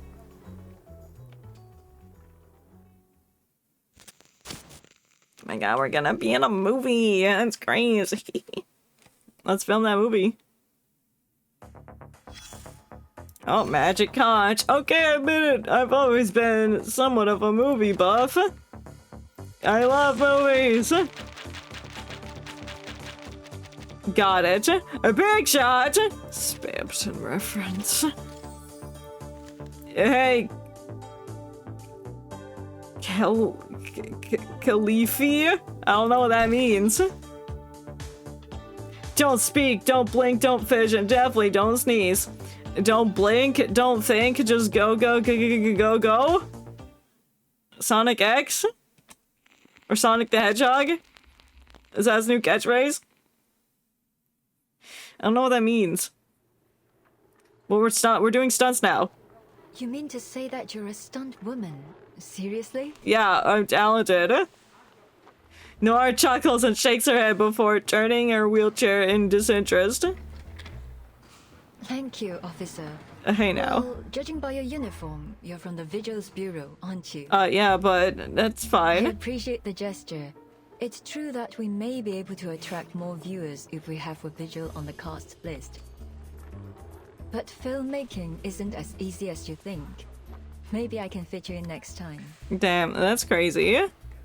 Rejection, but refusal is not an option in this operation. I'm familiar with movies, especially yours. I'm actually a big fan. And I saw the performance just now. Not to be rude or anything, but I think I can handle the stunt. Ooh, got him. For the betterment of the movie. That's what Miss Latham said you were after. Is that right? Her words stir up a storm. You got a big storm coming. Ooh. Nice CG. Beautiful. It looks very dismal, and so the red of her wheels stand out. What? Does she even know what she's talking about? Yeah, you don't. That's some pretty big talk. Even Noir can't help but let out an amused chuckle at Liang's words. Even so, her wheelchair comes to a stop. That's true. But are you certain that you'll make my movie better? Yeah, let me show you my stunts. Yes. To be honest, no. Liang knows that the filmmaking is far more complex than it appears. Her answer is far from the truth. But if she's going to uncover the truth, she has to act the part. Interesting. Since you insist, let's give it a try. Show me what a vigil can do. It isn't a particularly clever trick, but fortunately, Latham's words weren't false. Noir would never turn down an opportunity to improve her films. That is true. A filmmaker is always doing what they can to improve, and I guess we're fighting these guys as we're in the film. These guys look like lions. And this is a nerd. Listen up, in the first scene, you're a martial arts apprentice in Chinatown, cornered in an alley by a group of thugs. You're an outsider here. You're an outsider here, trying to avoid trouble, so all you can do is curl up and take the beating. Are you ready, Vigil? Yes. Action! Eat this! Don't you know what hand over the money means? You want to suffer? Go break your legs. Yeah, you got it, boss. Music will speak. Please, aim and shoot. Hey, stick to the script, Vigil. I'm only giving you one warning. Cut! Good, good. A second scene. You've had enough. You've been humiliated and furious and ready to fight back. Get it together. No more looking weak. Show me your anger. Now, you get up from the ground. Not to prove yourself, but to tell them that whatever you've lost, you're taking it back. Action! Boy, she standing up again. What are you afraid of? She's just a crippled runt. Grr! I'm gonna kill these guys now, including the filmer. Charging. Loaded. They're going to die. Faraday's miracle. Damn. They melted. She's gonna kill someone. Don't bite off more than you can chew. Cut! Don't act surprised. It's just another day on the job. We did it. Excellent. Bravo. Thank you. I did a good job. Exactly as you claimed. No, even better. Really spectacular work. A perfect take. Thank you. That was my first take, and we're naturally born actor. I'm flattered, director. Nora's eyes glisten as she watches the playback of the shot. Meanwhile, after nearly 20 failed takes, Liang returned to the dressing room, her costume drenched in sweat. When she emerged back in her vigilante uniform, a bottle of water is handed to her. Here. It's not open. Why not? Oh, okay, because that means you didn't like spit in it or something. Didn't expect you to pull it off. That was a dangerous stunt. Scared the crap out of me. Okay, well, your face is more scarier than the stunt. I'm sorry. All right. So you did a good job one time. But let me tell you, it takes a lot more than that to win recognition in this industry. Yeah, that's fine. You've really got to hone in on the dramatic scenes if you want to move out of the stuntwoman box. You're good looking, and you took that scene pretty seriously. You interested in doing that? No. If you are, then I'll suggest you be a little more humble. There's always room for improvement, you know? Yeah, I know that, but we're not going to this line of... You're right. I'm sorry, but I'm not even a stunt woman, let alone an actress. This is all just a bit of fun for me. Is that so? Oh, what a shame. What a shame you don't want to continue in this industry. The queen of the set rolls over in her chariot, stopping beside Liang. I appreciate your sincerity, but I'd be even more appreciative if you were willing to do a few more scenes. I just changed out of my costume. Time. I'd like to help in any way I can. Fantastic. Follow me. We can have dinner and look at the script together. I have a few changes I want to make to the story. You got it. Trust me, the audience will be more than happy to hear a line or two from you. Lines? Okay. Lines? What kind of lines? Lines from the cursed film? Things are taking an unexpected turn, I know. I don't trust her. But she's so intriguing. Ah, back here again. This bloke is still reading the newspaper. Well, have you memorized them? Nope. Yes, every word. But aren't there too many? I mean, it's like 50 pages of dialogue. It's not that much. You're just the lead character now, sorry.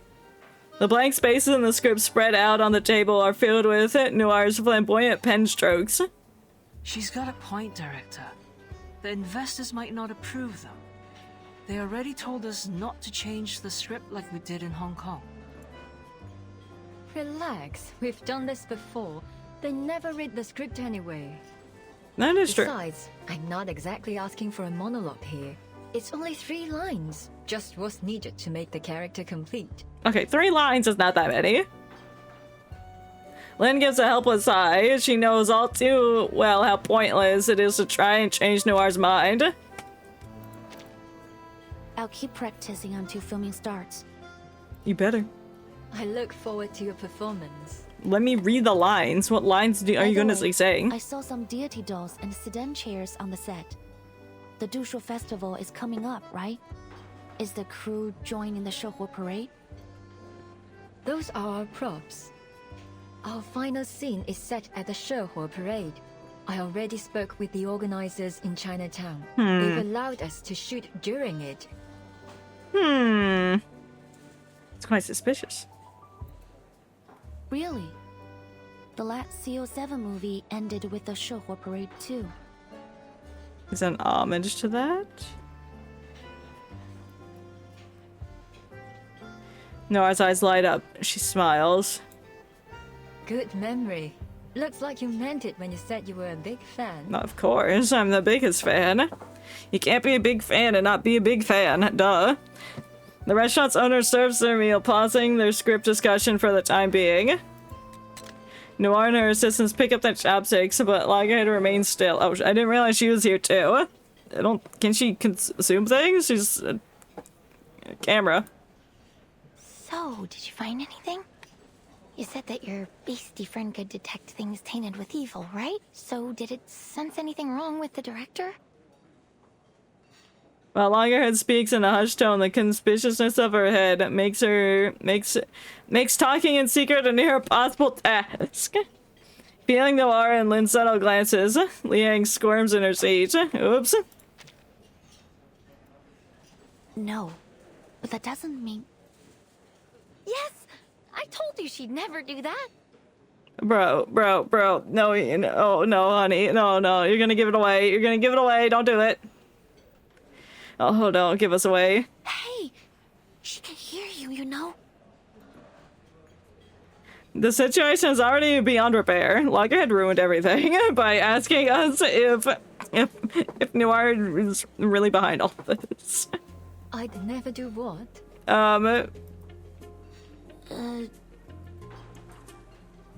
For a brief moment, Liang feels a splitting headache and shoots the I thought this said milady. Shoots a mildly accusatory glance at Loggerhead, causing her to visibly shrink. Sorry, I don't like skirting around things. Well, you're gonna have to. You're gonna wait until we're not in the presence of the person we're trying to investigate. Can't we just ask her straight up? No, we can't. Not really. If every criminal just confessed to their crimes, the vigils wouldn't exist. I gotta head. I'll be back later. Have a great rest of your stream. Oh, thank you for stopping by. I do appreciate it, and have a good rest of your night. We will be here. We're we're not even halfway. I think no, we are halfway. So there's a good chunk left. That's when all the crazy things are gonna happen. No clumsy cover-up will fool the director now. There's nothing for it to be, nothing but to be upfront. Perhaps this is for the best anyway. Actually, I didn't just come here to apologize. There's something I want to ask you about. What is it? A perfectly measured balance of curiosity and confusion, yet no real surprise. The renowned director having a knack for acting isn't exactly shocking. In fact, it's about as surprising as an amateur failing miserably to do the same thing. Whatever the hell that means. It's about the strange things happening in Chinatown these days. Wait, so all this was just to butter us up so you could investigate your case? Yeah, kinda. The assistant, who was all smiles moments ago, suddenly falls silent. Despite her careful preparation, the situation is difficult for Liang. Sorry, madam, but it's my job. As I said, strange things have been happening in Chinatown. Things that bear a striking resemblance to the film incident that you were involved in 8 years ago, Miss Noah. The case document stated that the origin of these events is a film reel titled Reunion of the Three Swallows, a movie created by your friend, He Rijun. Miss Latham said you watched a film with her in her room a few days ago. Do you have any idea where that film reel is now? That film reel? Yeah. Did you not know what it was? I had no idea. But did you take it? Noir's expression darkens. Clearly she's realized why Liang has brought up that film reel. That film we watched together. Well, to put it mildly, it had nothing of interest. It didn't seem to have any semblance of a story, even. But did you take it? It couldn't have been one of Teresa's. Who's Teresa? Liang recalls that the archive of the Reunion of the Three Swallows cited Teresa as the English name of its creator, region. Noir That one. Teresa have been friends since their days studying abroad, and it seems Noir still use that name even now. Rumors, investigation reports, and speculations flicker that Liang's mind.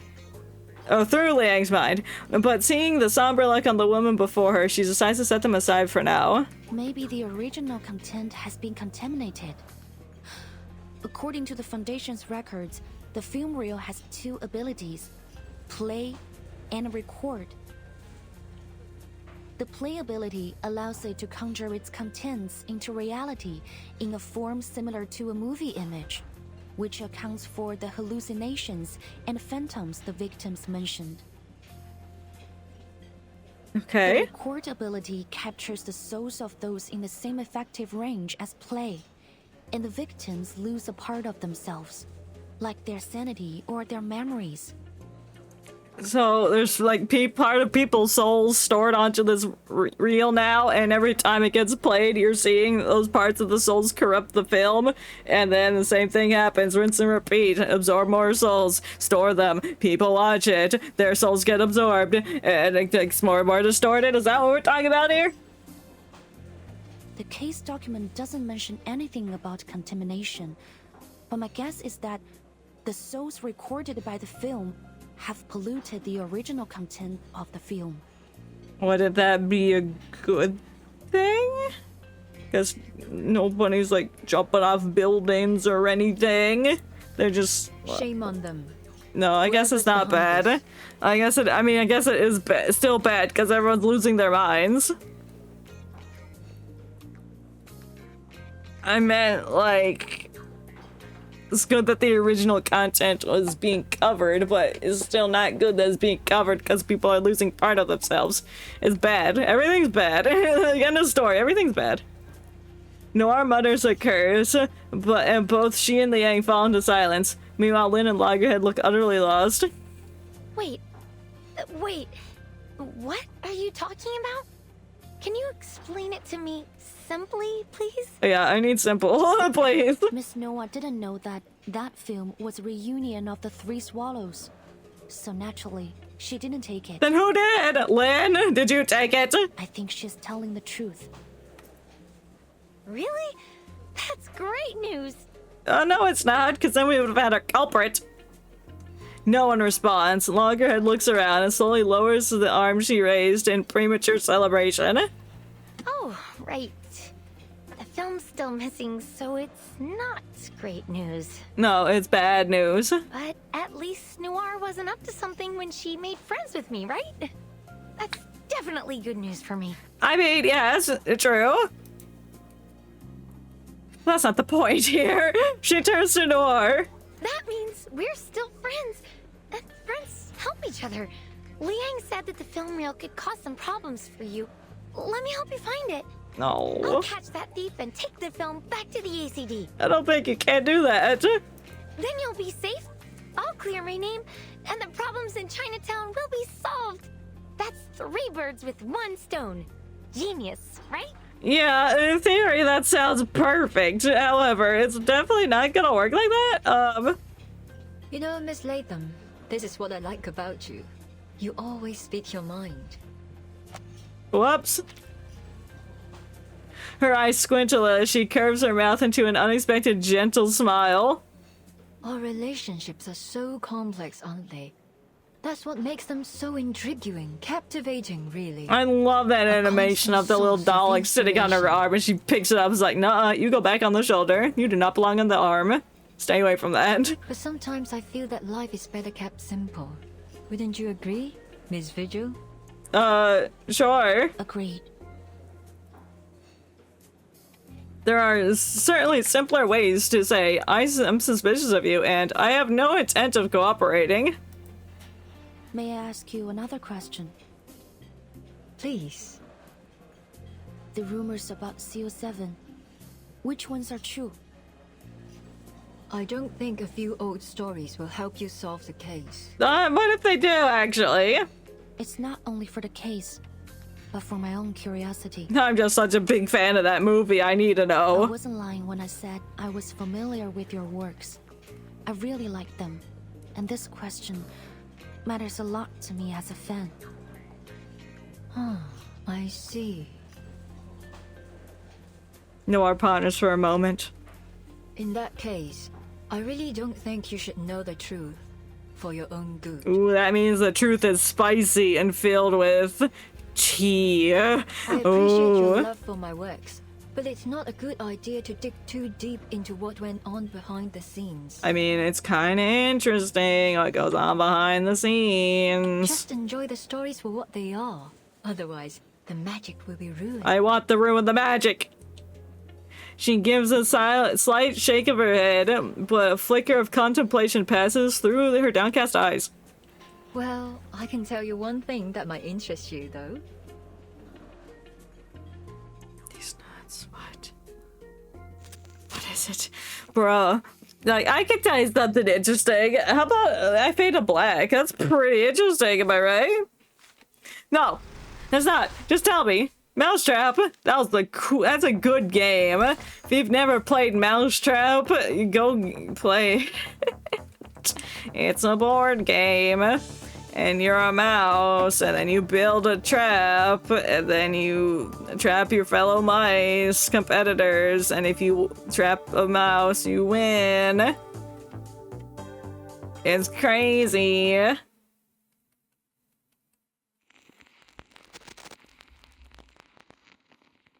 I was always the green mouse. I think green was a color in that game. I don't remember. Night has deepened, and the little restaurant on the corners outside of Chinatown is almost empty. The doorbell chimes, and two people walk in. Scott and Saul Officer, over here. Tall officer. That's her name. Again, it's Poitier. That's too hard to pronounce. You're tall officer now. It's only been 3 hours. At Loggerhead's call, the two newcomers take a seat at her and Liang's table. What's your status? Couldn't find anything useful. Sorry. Damn, you suck. I already asked the investigators who came with me to track down the other missing items. You know, to cover up for Loggerhead. But so far, they haven't found anything. Well, they suck too. Everybody sucks, and we're gonna figure out everything, and we're gonna not suck, and we're gonna be cool. As for the person who stole the item, I haven't a clue. Damn. Well... Do you know? At least there haven't been any reports of arcane explosions or earthquakes. Not yet. No news is good news, right? No. What about you? Any leads? Miss Noah didn't take the film, but she refused to tell us anything about its curse or the former owner, He Rijun. Which means she probably knows something but doesn't want to talk about it. She lets out a deliberately dejected sigh, withholding the final message Noir gave her, which was... Looks like I'm the only one who has good news. Oh, good news, everyone? You do? What about? Poitier tilts her head, gesturing past Scotch to a darkened street outside the window. It's nighttime. Trade of arcane items. You told me to keep an eye on it. Yeah. I contacted my guy who tracks all that stuff. Told me about this trader called Pug Dog. Pug Dog? Man in the black market. If this guy doesn't have a pug head for a head, I'm gonna be disappointed. He was pulled over for speeding this morning, but he actually paid the ticket right away. Can you believe that? I wouldn't be surprised if he shot the police car and ran away there. But he had money, means he made a sale. An outlaw suddenly behaving himself. He must be up to something important. Something big enough to make him avoid getting into trouble over a speeding ticket. Well, he shouldn't have been speeding anyway. The officers thought the same, so they tracked him to this stolen car, right? Well, guess where it's headed? Here. Chinatown. Okay. So he's got some deals going on? Are we gonna intercept them? He doesn't have a dog head. He's just some dude. He looks like that one dude that I can't remember the name of. You know, the famous dude that looks like the dude. You know, who's in that movie? Yeah, that guy. Him.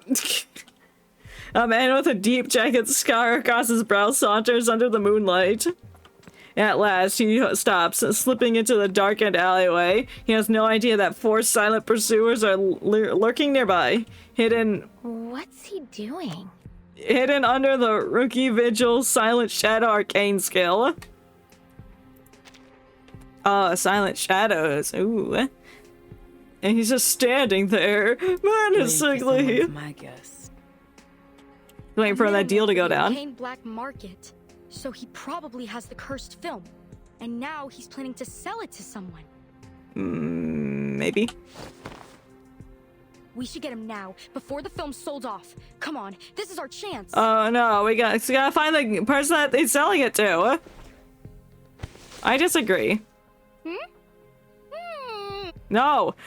Liang clamps her hand over the mouth just in time, muffling her outburst. Shh! Someone's coming.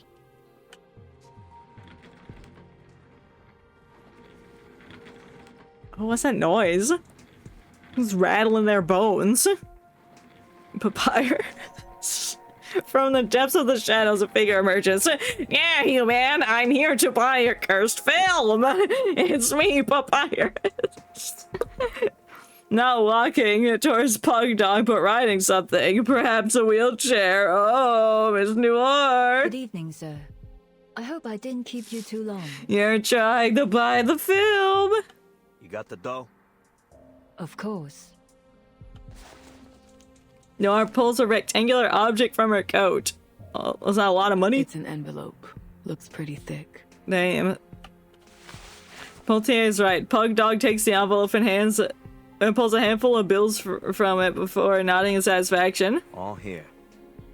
Don't you worry, alright? You can trust me.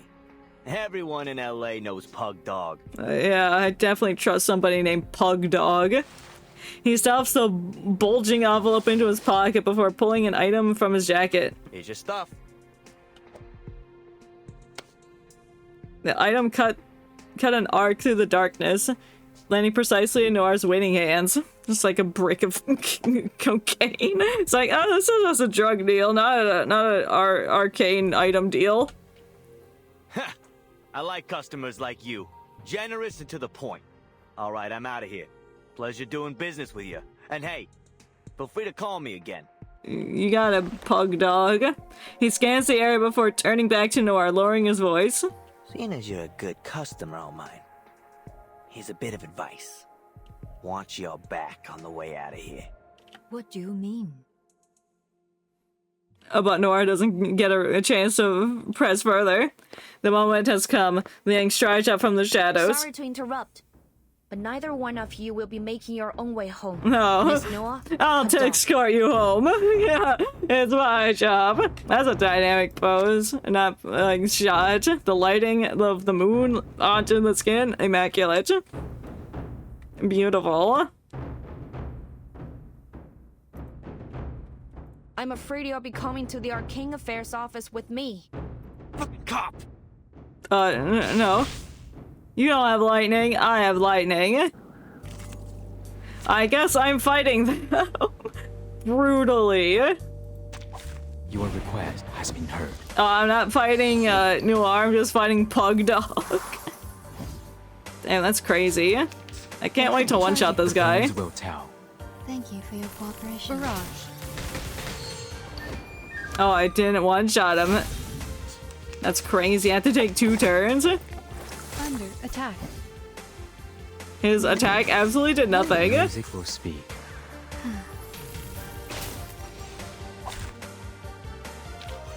So not surprised. It's just another day. Ow! Easy! Easy! No. Shut up and stay down! Pug Dog's attempt to fight back has been utterly useless. Yeah. Miss Noah, could you show me what he gave you? Go ahead. Yeah, it's like, I bought it for you. She hands a dusty gray box to Liang.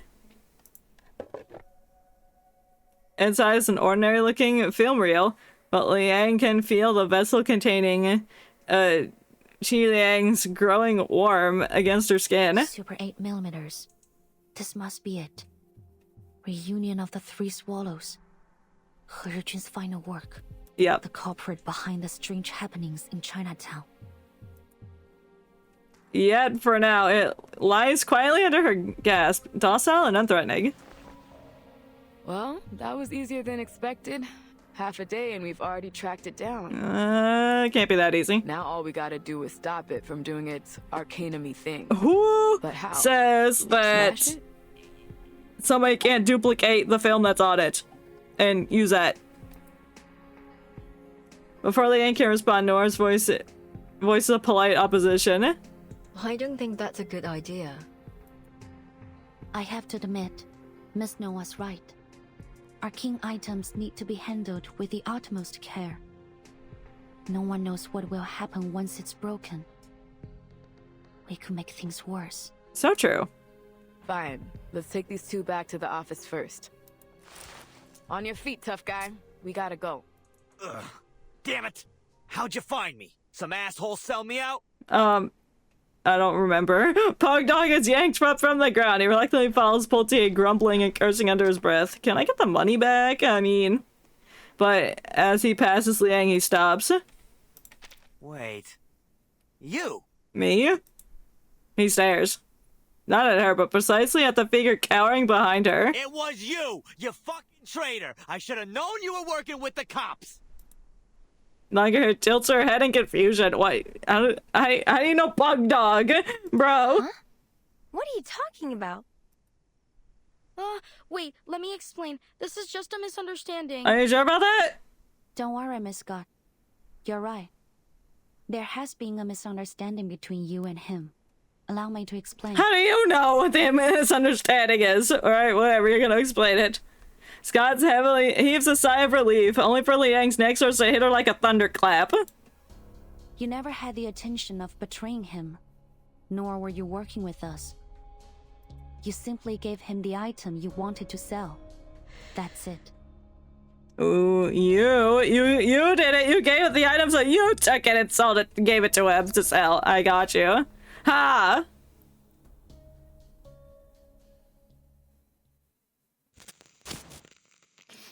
Oh, I knew she was evil. I knew she was, or not. I don't think she's evil, but yeah, she's doing mischievous stuff. Project got wrong. Plans account for everything except for the unexpected, which never failed to arrive. It's all true. Project got to right. So we got the film, but why not bring the film back if you had it this whole time? What do you mean? Loggerhead turns to her friend, then to Pug Dog, then back to Liang. She remains totally expressionless. The truth was always there, hidden beneath the lies and distractions. All you have to do is whittle them down, one by one. Huh? The probable cause of the events in Chinatown is the reunion of the Three Swallows film reel. And apparently, Miss Noah has a history with it. Yes, that is correct. And yet the specifics of this history remain unclear. Liang glances at Noir, only to meet with her signature unreadable smile. But Miss Noah doesn't have anything to do with the Foundation. There's no way she could sneak into the ACD and steal the film. The same goes for this gentleman or any other outsider. I decided to be an insider. Scott? So, the thief who wants Miss Latham to take the fall must work for the Foundation. Scott? In fact, since they stole the item without being noticed, they probably work for the ACD. Scott? And they must be close to Miss Latham Scott? to know enough about her amnesia to be able to take advantage of it. Scott? I know it! But loads of people at the ACD know about my condition. You can't pin it on Scott just from that. Yeah, we can. Easy, he'll watch me. For the first time, the ever cheerful Loggerhead takes on a harsh and indignant tone. She stamps her foot and turns to her friend. That's way too harsh, right, Scott? Right? No, that's correct. Scott? Say something, will you? The silence is deafening. I knew it. I knew it. Why are you breathing? Bro, stop sniffing the mic. What are you doing? Scott only stares at the floor as she tries to calm her quivering breath. That was not quivering breath, that was snorting the microphone.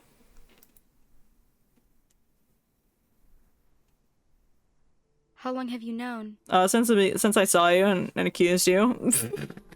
The minute you showed up on the screen, I'm like, you did it. It's your fault. I blame you. Beagle energy, stealing things. I would know. As I said before, had a beagle. He stole things. He took everything. Scott finally managed to force the words out. Since Miss Latham said you were good friends, with all due respect, your plan was far from perfect. Yeah, your plan was lame. I knew it. You brought me along so this guy would call me out. Yeah, that's pretty funny. Huh. After a long sigh, Scott lifts her head, speaking with a resigned kind of ease. You're right. I messed up. My plan was far from perfect because, well, I couldn't stick to the so-called plan since the very beginning. Yeah, you couldn't get Loggerhead out of town. I didn't know the Foundation was already investigating the theft until after I'd hidden the items in Loggerhead's room. Then I had no choice but to use this idiot as the scapegoat. I never thought she'd accidentally bring the film to LA, or that I'd be ordered to investigate the case.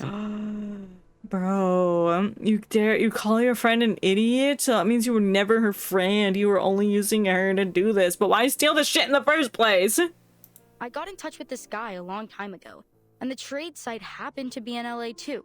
So, my plan was to get the film back and sell it right afterwards.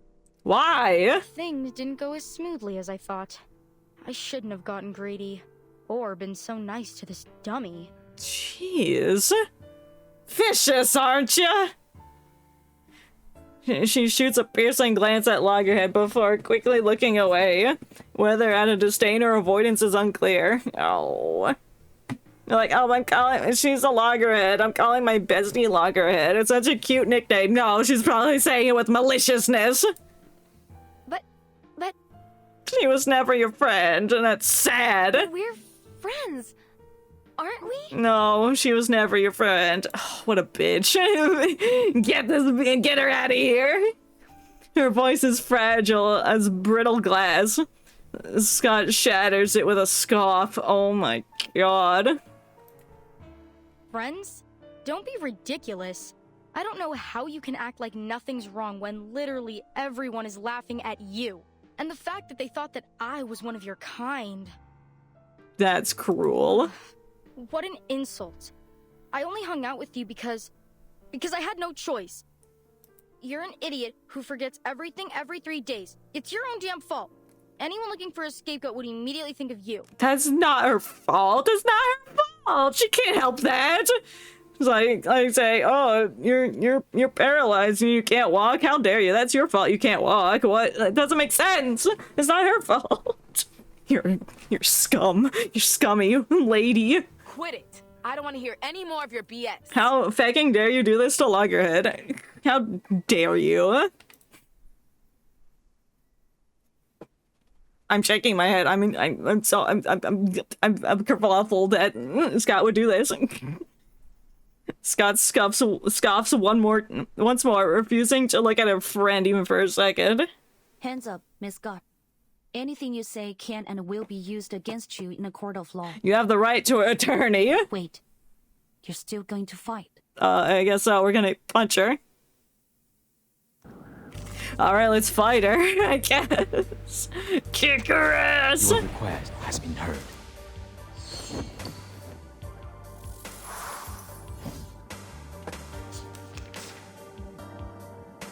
But how? She doesn't have the reels anymore. How can she still summon these monsters? She's been deeply corrupted. The ghost plagues have latched onto her. She didn't summon them. They're always lurking within her. Get away! Stay back! This isn't over! I haven't made her acknowledge me. I still have a plan. I still... What do you mean? Made her acknowledge me? Who? Hermione's starting to unravel already. Voltaire, we have to take her down. The bones will tell. This music is so epic! Confirmed.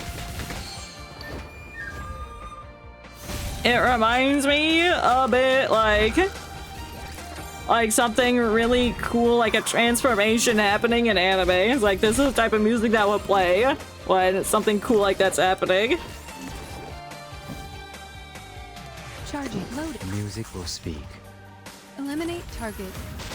Like somebody's giving us a hope speech and it's like, yeah, we can power friendship wins. It's giving that. Don't act surprised. It's just another day on the job. So true.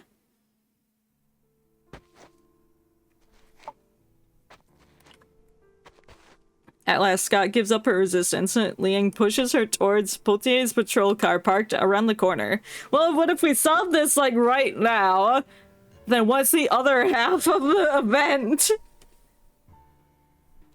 There's still a lot more to this. There's gotta be.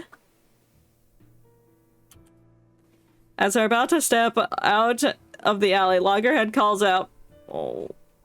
Wait! Scott! Oh, honey. I feel so bad for her. I have to know, why did you steal from the Foundation? Ooh, yeah, spill the tea before you get arrested. Spill that tea. She's spilling the tea! Do it! Why'd you take the items? Matter? Yeah, it does. Why are you stealing items? Do you want money? What's wrong with you? Scott turns her back, laughing coldly in disbelief. Would you feel better if I had a reason? Oh, please. Your ignorant, stupid little brain makes me sick. Oh my god! You're a bitch! Ow! Bro! You can't just say that to people. That's mean. That's so mean! Money, of course. And to prove to the others that I'm not a bloody fool like you. But why did you need money? Are you broke? Imagine the shock on their faces when they discovered that I did what none of them could. Those so-called unbreakable arcane security skills were easy to deal with as long as As you what? As you what? Her words trail off and a puzzled expression crosses her face. You what? How did you bypass the Foundation security? I don't remember. That's weird. How could I forget? All I remember is that an office lady talked to me in the corridor. An office lady? An office lady? When? What did you talk about? Was she a pawn? Is she a pawn in this too? Because I mean, the other side effects of the memory loss stuff is like anger and nastiness. Maybe she's not normally a bitch. But she's just being corrupted by somebody else, exposed to all this shit and forced to do all this? Ooh, layers and layers. She showed me something. It was a bit dazzling, but very beautiful. It was... It was what? Oh, right! It was a... Excuse me? A what? It was a what? Razor sharp silver needle slices through the air, cutting her off in an instant. Did it hit her? I think it hit her right in the neck. Oh, she's dying. She raises a dazed hand, her fingertips touching the foreign object lodged in her throat, not understanding why her voice has suddenly vanished. Right when I was like, this can't be over now. Here we go. By the time she realizes she can no longer breathe, her eyes roll back as she falls to the ground. She needs a hospital. Silence falls in the starlit alley as another flash of silver whistles by. Ooh, it's needle fingers! What?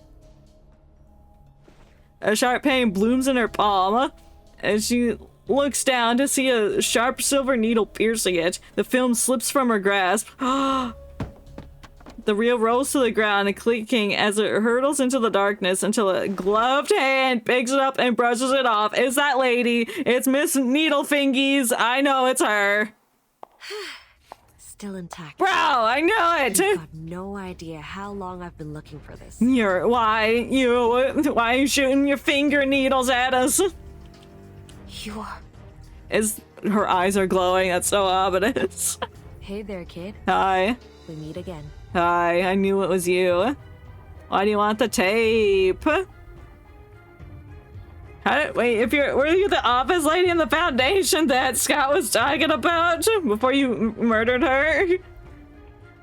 The once famous star smiles at Liang with an easy, friendly charm. Scott! Scott! No fucking way. Is she dead? I don't know, Pug Dog. I'm glad you're here, though. Not yet, but I doubt she can hold on much longer. I'll call an ambulance, and we're gonna need backup. Well. What's that beeping? Loggerhead scream, a Pug Dog's cry, Voltaire's tense voice all ring in Liang's mind. Liang's rationality has already grasped the reality of the situation, but her emotions are refusing to let her shape the conclusion into clear words. Why are you doing this? Why do you want that tape? When Loggerhead posed a similar question to Scott, Liang had questioned the inquiry. There's no need to ask why evil chooses to do evil. What's wrong is wrong. Evil must be eradicated. Ghosts, plagues must be purged. That was the doctrine drilled into Liang since childhood. But now she finds herself forced to ask the same thing. Tell me. I need a reason. It's my old friend that you should be asking. The one that's died in the fire? The ghost? Is the ghost of that person haunting us? Liang watches as Xing's smile fade and her face turns steely. Long time no see, Noir. Yeah, it's been a while. The last time we saw each other was in front of her grave, if memory serves. We really should keep in touch more often. Yeah, that sounds like a great idea. Especially now since she's trying to kill us. The air in the alley is sharp as a needle. Noir continues to smile, but the wariness lurks behind her eyes. But you've gone too far this time, my friend. She glances at Scott's fallen body and gently shakes her head. You killed somebody. This isn't part of our story.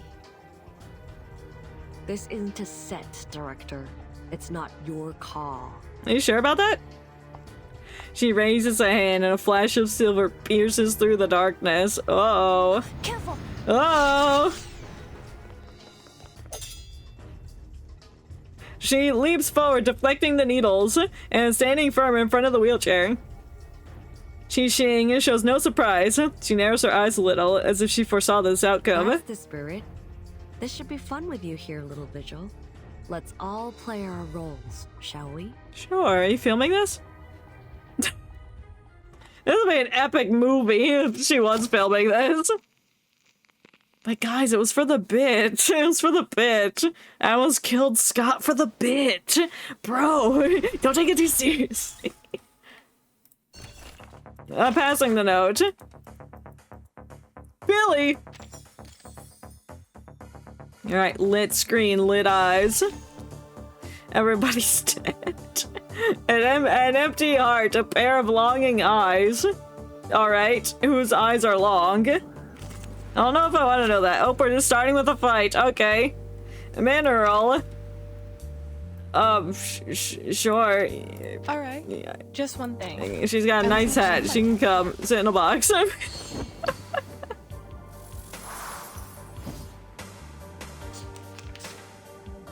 Good, very good. I've been waiting for this moment. The time has come for you to uphold your duty, Miss Virgil. Or Vigil. I keep saying Virgil. No, it's Vigil. I won't hold back, Miss Xing. The music will speak. Please, don't resist. Barrage. Yeah, I won't hold back. I'm just gonna, like, two-round you. Did she just stab needles into her pants? That's crazy. No charging. Loading. But hey, what did I say? If the NPCs have eyes, they are important. Wait, no, don't let your guard down, kid. She's not down yet. What? This power doesn't look like it's hers. What do you mean? The mother of I like how the music waited to give me the victory noise. Oh, lit screen, lit eyes, part 14. Here we go. The hell? I thought movie stars were just empty suits. Well, not this one. Another volley of silver needles streaks through the air, forcing Liang and Poltier back. Qixing stands in the center of the alley. Though seemingly trapped between Liang and Poltier, she skillfully uses their positioning to her advantage. Neither officer can risk injuring the other by firing their gun or using an arcane skill, leaving the battle at a deadlock. We're not going to last much longer. I have to do something. Poltier, cover me. 强梁既出，王有不为. Yes, summon that tiger. With the ritual vessel of Qiang Liang in her hand, Liang recites an ancient incantation, each symbol clear and deliberate. Unleash the beast! Qixing looks momentarily stunned. This is the beginning of the incantation. Liang knows that more silver needles could come flying at her at any moment.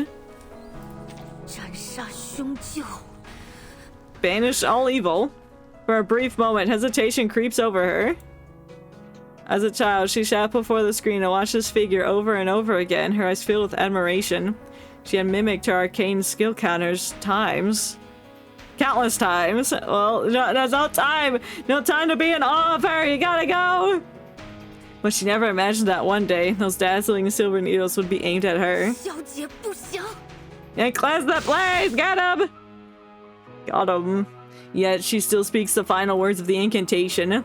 With these words, the ancient contract will be upheld, and the Showdown beast will be called upon to deliver all evil, as is her right, as a descendant of the Liang family. At last, that's what's supposed to happen. Oh, is it not coming? What?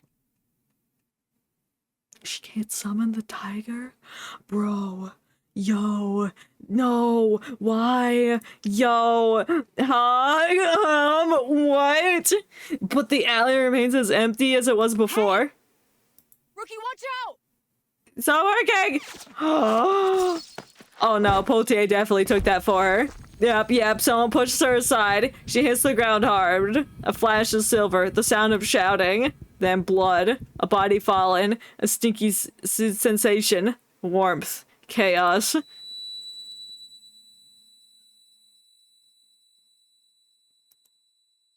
The events that follow are hazy in Liang's memory. Why couldn't she summon the tiger? Who are you? Who's enraged, man? Is this a flashback? A sharp reprimand. Yeah, this is a flashback. A sharp reprimand shatters her haze, pulling her back to focus. Familiar courtyard. A man with a familiar face. In front of him, the little girl stands in horse stance, sweat rolling down her forehead. Her legs are trembling. Oh, I know what a horse stance is. I know that. We did that in karate class. Yet the man's ebony ruler comes down mercilessly on the girl's shoulder. 不像样，和你讲了多少次，要沉肩坠肘，心静体松。 That's crazy. Two small heads peek over the courtyard, giggling and whispering to each other. Bitches, don't laugh. 他就要撑不住了。活该，谁叫他向老师告密的？ Saying what to the teacher? What? The boy makes a goofy face at the girl holding the stance. The girl, already exhausted, finally loses her balances and collapses to the ground. 术与练功三心二用，你看看你怠惰了多少！以这样的体魄，强梁又如何能服从你？继续站，我等一会儿过来检查。扎不稳马步，今天晚上就不要吃饭了。 Damn, that's crazy. That's really strict. The man, her father, shakes his head in disappointment and walks away, leaving the girl gasping for breath on the ground. Well, Dad, can you control the beast? I don't think you can. 走吧走吧，没意思，他又要站一天了。哎，好呀，去街角那家吧。今天他们家放神秘警探 C07。The children hop down from the wall, laughing as they scurry off. I hate children. They're so mean for no reason. They're like, huh, you're different? Idiot. 我也想去录像厅。 You're not allowed to go. Okay, but who wears a sweater underneath a track jacket? That's terrible fashion sense. No one hears her voice. No one but herself. She has no friends. I remember it now. I hated Qiangliang when I was little. I don't blame you. Father was always trying to teach me something about the 12 Zhenzi, the master of Qiangliang, fighting the wicked and dispelling evil, fulfilling the duty of my inheritance. I was only a child. It was all too difficult for me to understand. The other kids hated me. I was a traitor, a class president who took the side of the adults and enforced the rules. They'd all hang out and have fun together, while I was left alone. I envied them. Their lives were simple. I wanted that. Ew, what's that? Oh, it's a piggy bank. Oh, I see. It's just broken. Her piggy bank lies smashed on the ground as she picks through the shards to count every coin. You could have just opened it. You didn't have to break it. Amidst the broken porcelain, half the shattered face stares up at her innocently. She gently brushes her finger over the face in a gesture of comfort or farewell. You running away from home? With $5? That day, I disobeyed Father, gathered up all my savings, and headed to the theater. That was the first time I watched Detective CO7. It was amazing. But I knew it was just fiction. Just an escape. I mean, that's why people go watch movies, so they don't have to think about reality. It wouldn't change anything in my real life. True.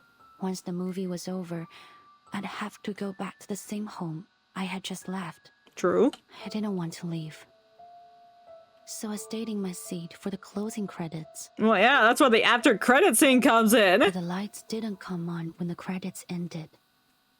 Rather, the silver screen lit up again and played something. The after credit scene? It was an interview with Miss Qixing.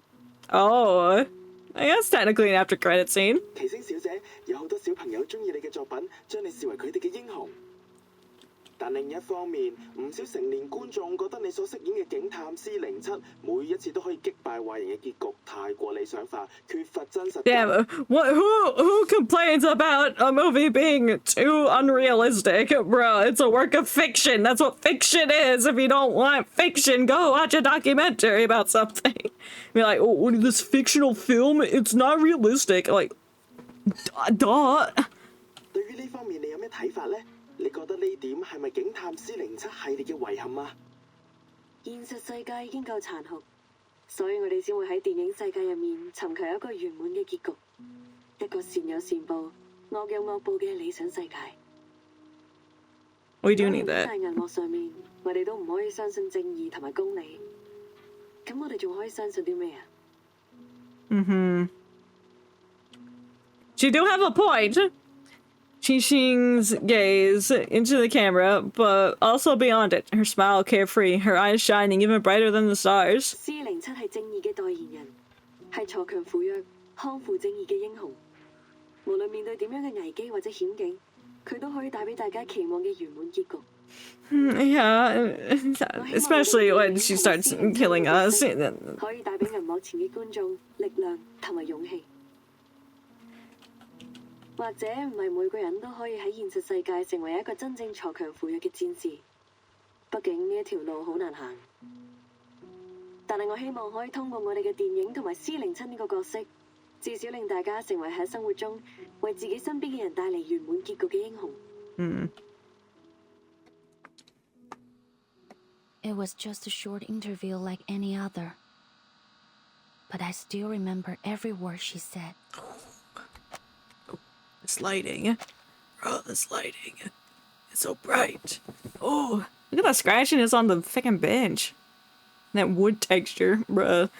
The light coming off that, the patchiness of it. That's so good. Oh my god, dude. So good.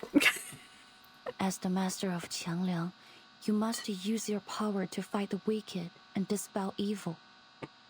It is your duty to maintain the peace of the world. Qiangliang, the powerful being that had always been a blur to me, suddenly became clear.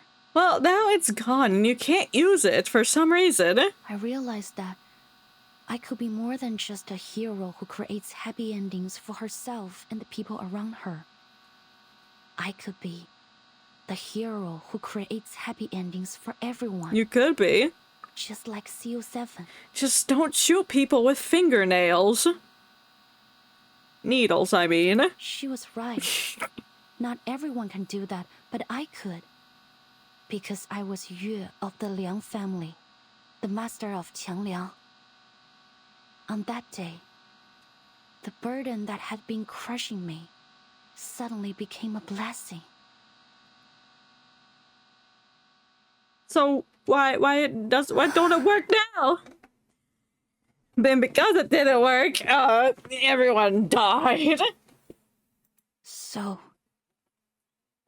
what went wrong? Are you too reliant on it?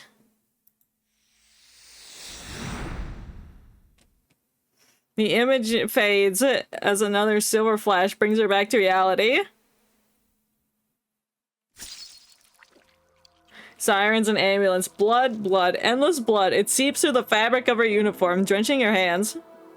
She hears someone shouting. Stay with me, Polly, please. Oh, it's me shouting! Oh no! If Poltier dies, or what's gonna happen? Why did you do that? Us are partners and we trusted each other, fuck.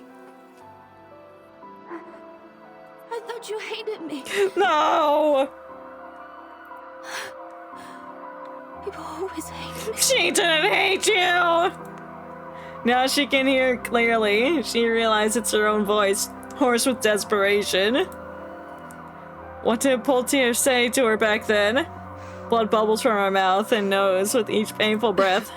Oh, she's does not look good. You could tell, huh? She's going to die. Oh no. But that's... that's in the past. Forget it. We just didn't know you yet. Bro, don't you dare die. If Scott lives and this bitch dies, I'm gonna be upset.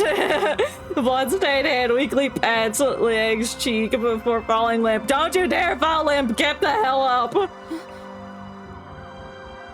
Oh, fucking blood on her face! Stop! No, please, Polly! Ugh, will you shut up? I'm not dead yet. Okay, thank God. Oh, it was so dramatic. Oh, oh. A thunder smack, unbelievable, from someone confined to a hospital bed, jerks Liang awake from her nightmare. Okay, everyone's fine. Ooh. Don't do that. Don't do that to me, game. Liang's head throbs. Dazed, she looks around, taking in the sterile white of the hospital room and the irritated face of her instructor. The hell are you doing sleeping on my thigh, huh? My leg's gone numb. And clean up the drool on your chin. Nasty. What? I'm sorry. Yeah, how dare you? Just kidding, boo. You're not drooling. Hot, got her. All right, turn on the TV for me. I was bored out of my mind waiting for you to wake up. Yeah, let's watch some movies. They turn on the TV and it's the cursed film that they were trying to get back. I'm like, oh no, turn the TV off, stop! At least Poltier's fine. That's all that matters. It's fine. They almost got me with that one.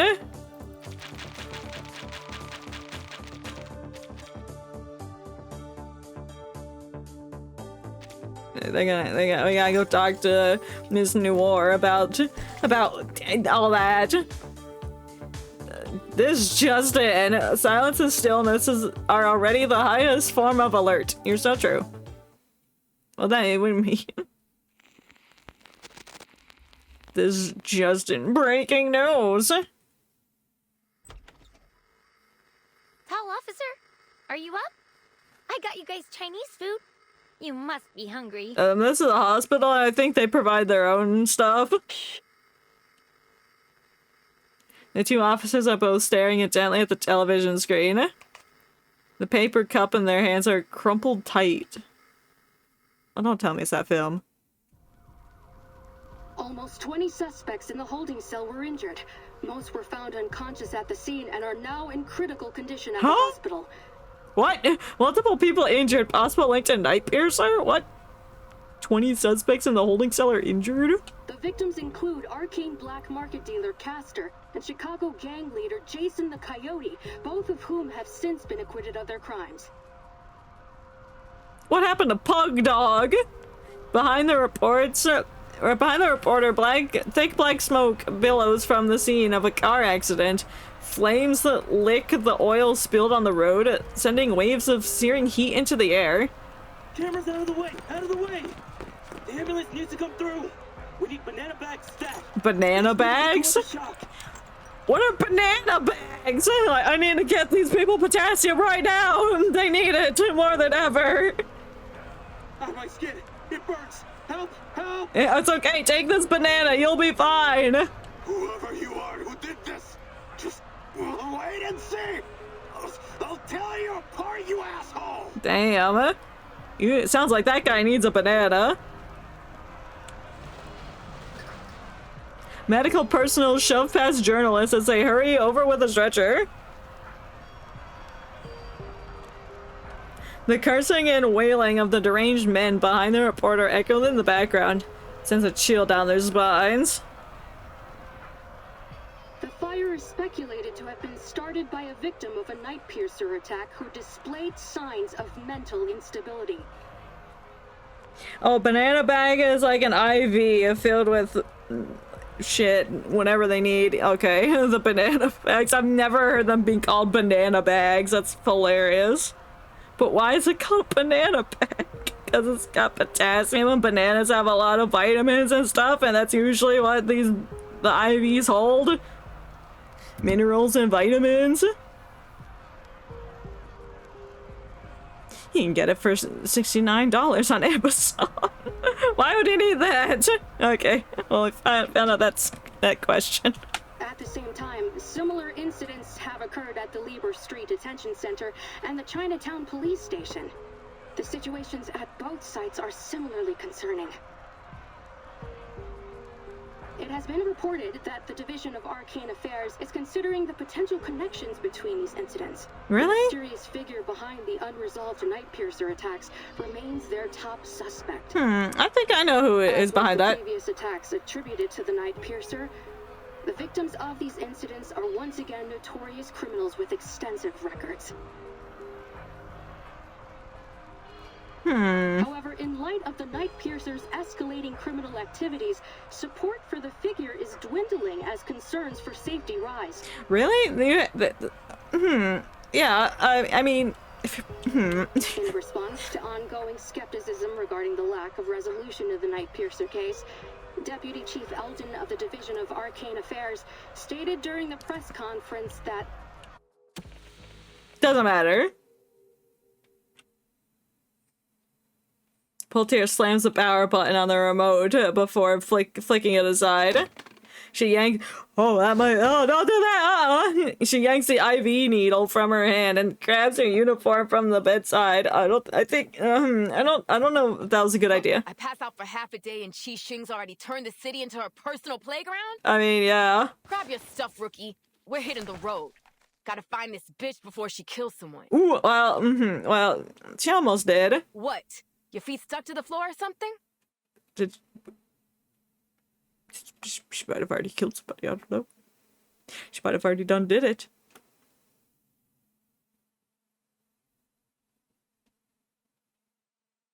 Polter stops only when she notices Liang still sitting motionless. Liang purses her lips, struggling to speak under Polter's skeptical gaze. Did she already kill someone? Is Scott dead? Did we not make it a time? I mean, she got hit directly in the neck. So, it's possible that Scott is dead. Or close to death. Making her statement, a statement. Deputy Chief Eldon took us off the case. It was an official order. I thought we were already off the case. Or... yeah.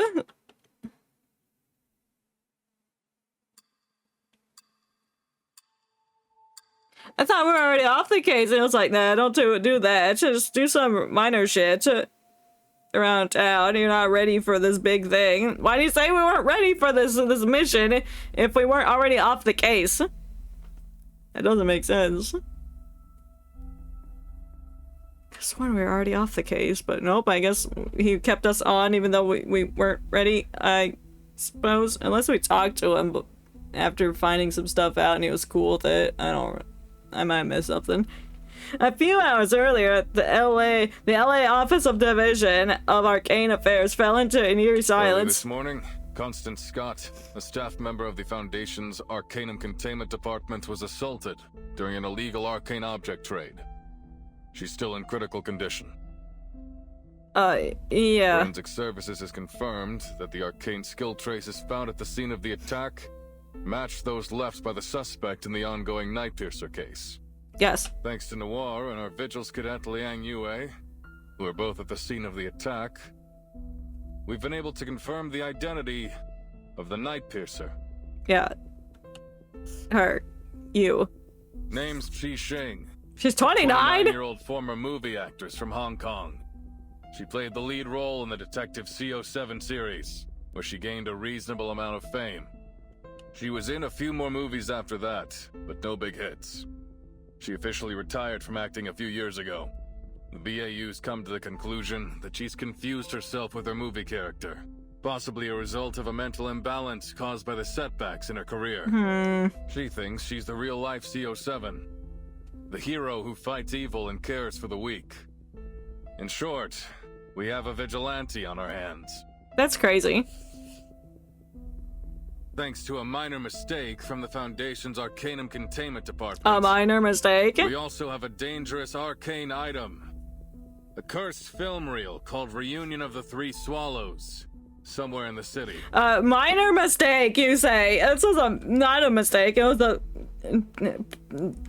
okay-ish thought-out plan to steal shit from that place for money.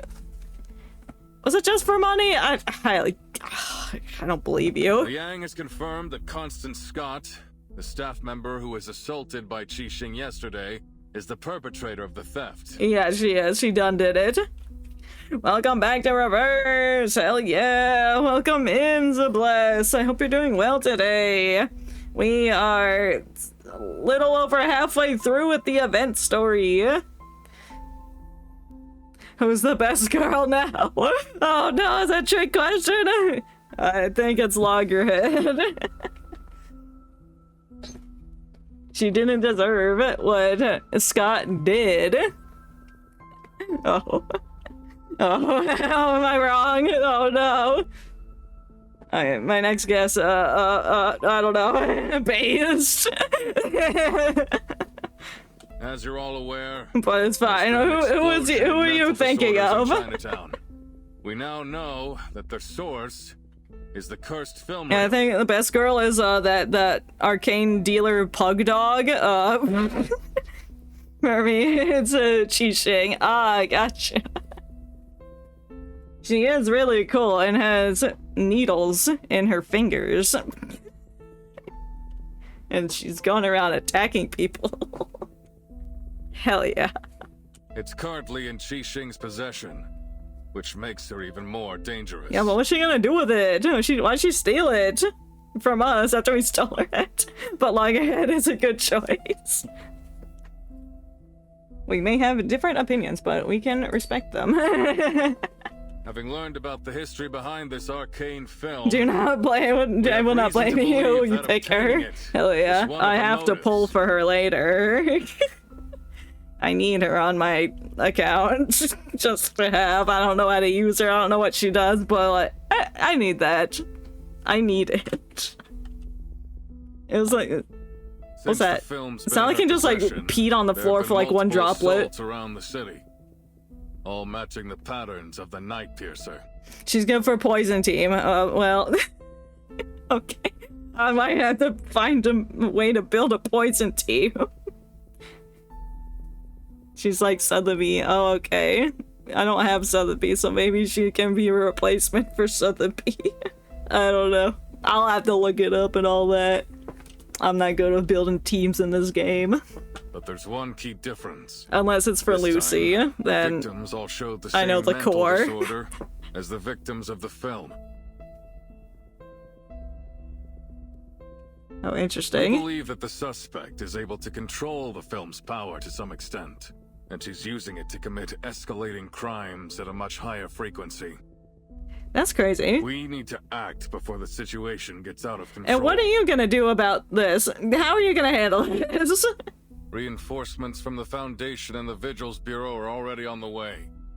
We will do whatever we can. His hand is kind of big. Before they arrive. There's like the meat of his thumb. Really big. Looks very biteable. And he pauses for a moment as he sweeps his gaze over the officers before him. James, Carter, I'm putting you on the case. No, don't put James and Carter, they're nerds. The rest of you, stick to your posts. No, they're nerds. Get them out of here. Excuse me, Deputy Chief Alden. I need to ask you something. I already know what it is. Before Liang can speak, Eldon cuts her off. His tone is calmer than she expected. You and Poitier saw that something was going on in Chinatown and started an investigation yourselves. Yes, I didn't tell you. I guess we didn't tell him about that, so there wasn't a case for him to take us off of. You found the culprit behind the ACD theft and stopped an assault that could have ended much worse. Also, the other black police girl is good looking. Yeah, I do like her design. And I like her personality. Her hair, her eyes are very blue. I was like, yeah, her hair is very blue. No, her eyes. It's her eyes. She is our friend. You've done a great job. I don't know how to pronounce her name, but she is our friend. But then his tone shifts. But there's one key thing you failed to do. You had a chance to apprehend the Night Piercer right then and there, but somehow she slipped through your fingers. Yeah, sorry, I could not summon my giant tiger. It's not my fault. I don't know what happened. According to your report and the witnesses' statements, you failed to summon your legendary beast when you confronted the suspect. Yes. As a result, not only did the suspect get away, but your partner sustained an avoidable injury. I need my best, most reliable officers on this case. Bro, this is the first time that happened, and I don't know what caused it. It's not my fault. Idiot. I see his point, but still, idiot. After a brief pause, he delivers his final verdict. Sorry, Liang, but you don't make the cut. The two of you will be excluded from the operation. No, we started this, we're gonna finish this, and you look like a thumb. I'm sorry. Sorry to tell you this. You look like a thumb. This is bullshit. He can't cut us out. This is our case. That's what I'm saying. No, we are doing this. Of course we are. Let's get out there. Jump out that hospital window. Miss Putty, even if you feel fine, the doctor said you had to stay in bed for at least a few days. Bed is for nerds. The name's Poitier, and I'm fine, okay? Stop trying to... No, you're gonna fall over. Yep, I think she fell. She's dying. Facts speak louder than words. Liang gently leads Poitier back down onto the bed. This time, Poitier doesn't resist. Damn it. So what went wrong? How come your friend, Tang Liang was it, didn't show up? That's not how it's pronounced, but close enough. Liang must have sensed my hesitation and refused my summon. You see, if its master can overcome their selfish desires with an unwavering heart, it can turn on them. Father used to warn me about it. Damn. But that I had a feeling that was it. I promise. Yeah, how dare you hesitate and have emotions? That's crazy. Poitier narrows her eyes as she studies Liang for a moment. If you say so. What are you gonna do now? Go outside. I don't know. Liang takes a deep breath. I'll continue with the investigation. I need to find Qixing. What? But that angry grandpa already pulled you off the case. Well, feck him. He's stupid. It looks like a thumb. I have to do this. What for? Because of your duty to fight evil as the master of Liang? Poitier furrows her brow, but to her surprise, Liang shakes her head. I've always had two things guiding me. My duty as a member of the Liang family, and the spirit of CO7. Yes. Liang has ignored my summon, and Qixing has turned out to be anything but a hero. They were once the beacons of my life, but not anymore. This could be a setback, yes. Or it could be an opportunity. For the first time in my life, I can think about what I really want without having to consider anything else. After a brief moment of surprise, Poitier lets out a laugh. Laugh. You know what, Ricky? That wasn't a laugh. It always grinds my gears when you talk about your duty and all that stuff. But what you're saying now, I like it. Hell yeah, brother. Aren't you going to stop me? Nope. Why would I? It's our case, isn't it? That's right. There's nothing wrong with doing our job. Exactly. If Eldon bitches about it, just tell him you bumped into the crook when you were strolling around the city. Yeah, easy. Lie to him. Seriously? Yeah, it happens more than you think. Yeah. Nothing wrong with that, is there? No. So what's the game plan? Sure, huh? no. What are you gonna do? We'll find out the next part. Oh, or not. Okay. This scene again? They must have done a dozen takes already, right? Yeah, I'm no movie expert, but even I can tell the actor's nervous as hell. Huh? What are you talking about? Of course he is. Anyone would be nervous if they knew a wanted criminal could show up at any time and mess you up with Arcanum.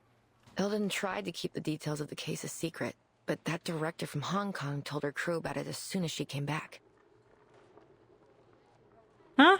What are you talking about? The two uniformed figures stand in the narrow alley in Chinatown. I don't think you should be in the alleyway. They came to protect the potential target of the attack, Noir, but were politely turned away by the grounds of disrupting filming. Now they can only confirm the situation inside the set is peering through the slightly ajar door. I mean, I guess they have the right to know. And to run. Half of the extras got the hell out as fast as they could. I mean, why didn't Qixing just finish us all off there? Was it because the ambulances were coming, she didn't want to get caught, or what? She could have just killed us all. But she didn't. Everyone was literally there. And there was nobody to stop her from just quickly shooting her needles at everybody. I know. Hey, that's the Vigil's cadet, isn't it? What's she doing here? Working on the film, duh. I'm a stunt person, duh. And that's how we can stay connected to the case, because I'm filming the movie. The officer said you're here to help, is that right? Yeah, I'm here for the movie. Excellent. We could really use a hand right now. Now that half your people are let's get you gone. in costume. Noir greets her guests with the usual inimitable smile. Yeah, she's here now. Yippee! She's so cool. Having reached an agreement with Liang to cooperate in an arrest, Noir has not been charged for her illegal trading of the arcane object. She is also second best girl. I agree. I agree. Besides Shishing. Yeah, that's why you put her second. What is this game about? Welcome in, Lunar G. Hope you're doing well today. This game is about...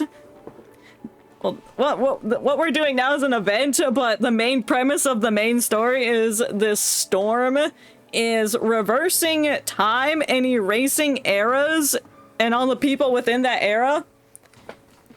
And it's about these arcanists or magic users, as it's simplified, are trying to solve why this is happening and stop the bad guys who are speeding up the storm's progression of era erasure. I think that's the most simplified I can get with the crazy story that we have. But this specific event is focusing on a different group of arcanists. And right now we're solving crimes and filming movies. What is that, Sonic? Oh yeah, I forgot he was there. He just has his huge dogs out. Don't worry about that. Don't worry about that. He's not important to the film. It's not important to the game. Like, yeah, we're tracking down this lady who's shooting needles out of her fingers and killing us, and she stole a cursed reel, a film reel, and it's causing people mental anguish, and they're forgetting everything and becoming angry. So we need to get that back, and we also need to stop Needle Lady from attacking people. And this person that's on the screen, she's a film director. She's somehow connected with the film in question, but we don't really know everything yet. I'm sure that'll come up in the final showdown.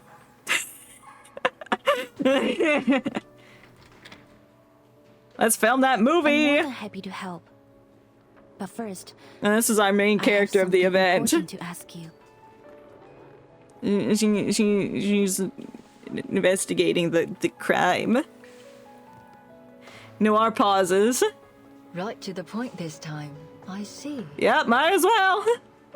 I don't think there's any need to tiptoe around each other anymore. Could you answer me directly this time? What happened between you, Qixing, and He Rizhi? Yep. This is the tea! This is the tea we need! Yeah, hopefully that'll lead us to finding Qixing, Needle Finger Lady. How did she die? Why do you and Miss Qixing both want that film? And why is she doing this? That's a lot of questions that need to be answered. Spill the tea, Noir! Noir looks at Liang, her usual smile fading slightly. What do you plan to do with my answers? Yes. To Qixing, I'm probably just another fan. Well, she attacked you with her needles. But to me, she and her character means something. Okay, that makes sense. I need to know why. I have to arrest her and find out the truth. Let's go! Maybe Let's I can arrest still fix things, that lady. Miss Noir, We don't know where she is. I need your help if I'm going to do it. Yeah, where is she? Don't you want to arrest your former movie actor? Like, what? Don't you want to do that? This time, Liang says exactly what she's thinking. She holds her breath as she waits for Noir's response. You mean you want to know more about her? No. No, I want you to answer all the questions I have previously stated. Yes, I do want to know. The scenes. Learn what really happened behind all the movie magic. Yes.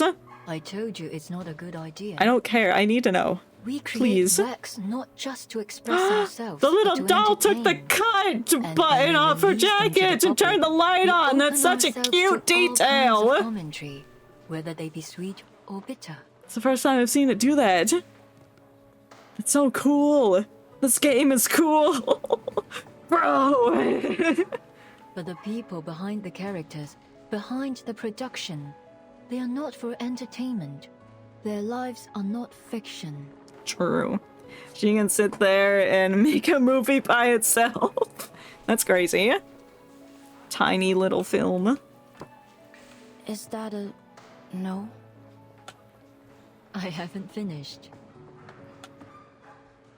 She raises an eyebrow, a hint of mischief growing behind her smile. Though I don't advocate trying to cross the line between on and off screen, if we cast aside your relationship as fan and actress and treat you simply as individuals, saying I want to know more about you sounds rather beautiful. It's touching, really. Yes, I would like to know more about you then. I'll answer your questions, Miss Liang. Yes. Follow me. Yes. Fake film production. Let's go answer questions. Let's spill the tea. Please spill it. We're getting into the juicy stuff now. Review the report. I definitely read that. Before the spotlight, years later, they all remember. All they remember is that empty stage. Ooh. Ooh. This sounds very important. Our story began 11 years ago. It's a long time. Life was tough, as it is for all young artists. But, like the beginning of many stories, there was a kind of beauty in it.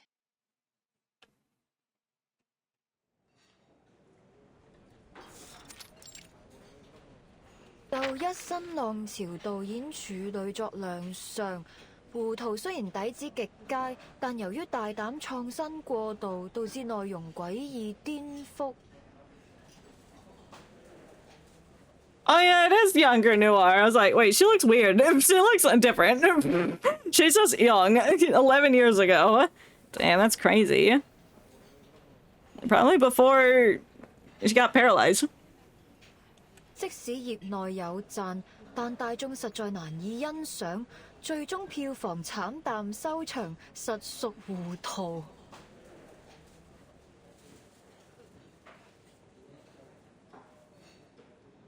Nitwit? Hold on. I'm trying to process the words as they're talking. It's not working. 咁我仲有咩好講啊？ I'm glad she kept her jacket. Yo, what kind of pants are those? What orange? Who wears orange pants? I mean, she's slaying it. She was wearing a lot more bright colors, but now her primary color is red. I know those orange pants. Like she's giving SpongeBob pants. Based fashion. All she needs is like a red tie, and she would kind of look like SpongeBob. She got the yellow headband.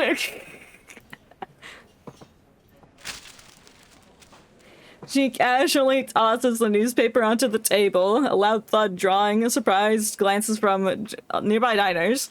OK， 要叫好又叫座，有時係要妥協嘅。但係問題係我一向最唔擅長。 Selling more tickets. Noah? 係咪 Noah? No, it's not me. Who's that?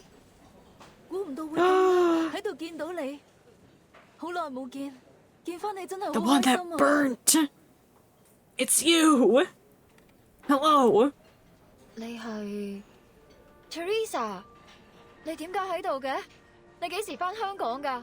Why NPC is good looking? Because they need to capture the attention of the audience.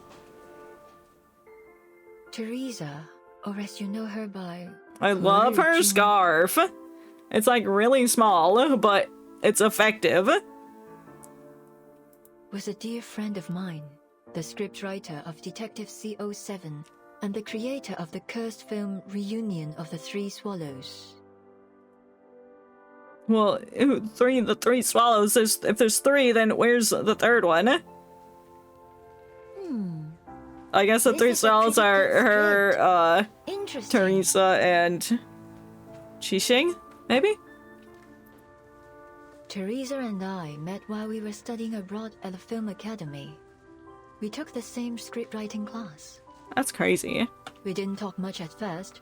She always sat in the corner on her own. Me too. I only got to know her after our teacher showed a script to the class as an example of excellent work. Damn. Silent but deadly. The writer's name. Teresa. Her stories could strike a balance between the details and the big picture. They were engaging, light-hearted, and warm. So, in that moment, when we met again at the restaurant, I realized she was the one I'd been looking for. At that time, she was an editor at a small press.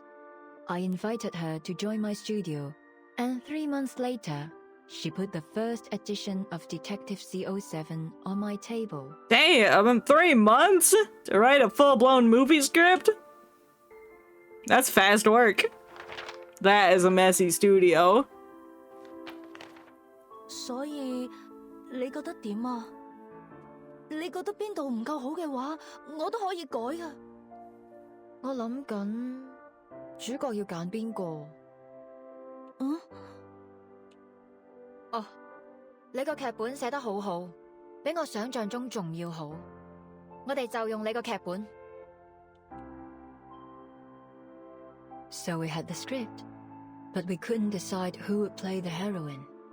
We held endless auditions, even considered some famous actresses, but none of them fit. None didn't suck. Until that night. 頭先嗰幾個你覺得點啊？我覺得最後嗰個好似都 OK。But okay isn't good enough. 唔得，佢唔夠 sharp。你都睇得出㗎。既然睇得出，就唔好焗住自己揀。我唔想將就。But you can make lemonade from limes. Easy. 但係，萬一現實生活裡面根本唔存在呢個完全符合我哋想象嘅完美人選呢？萬一佢只係 Oh, I thought she was not talking, sorry. 直到喺現實世界揾到為止。We'll keep looking until she's born. Like, study every fetus that gets born and be like, this one doesn't have the edge. Sorry, that was not gonna grow up to be our actor.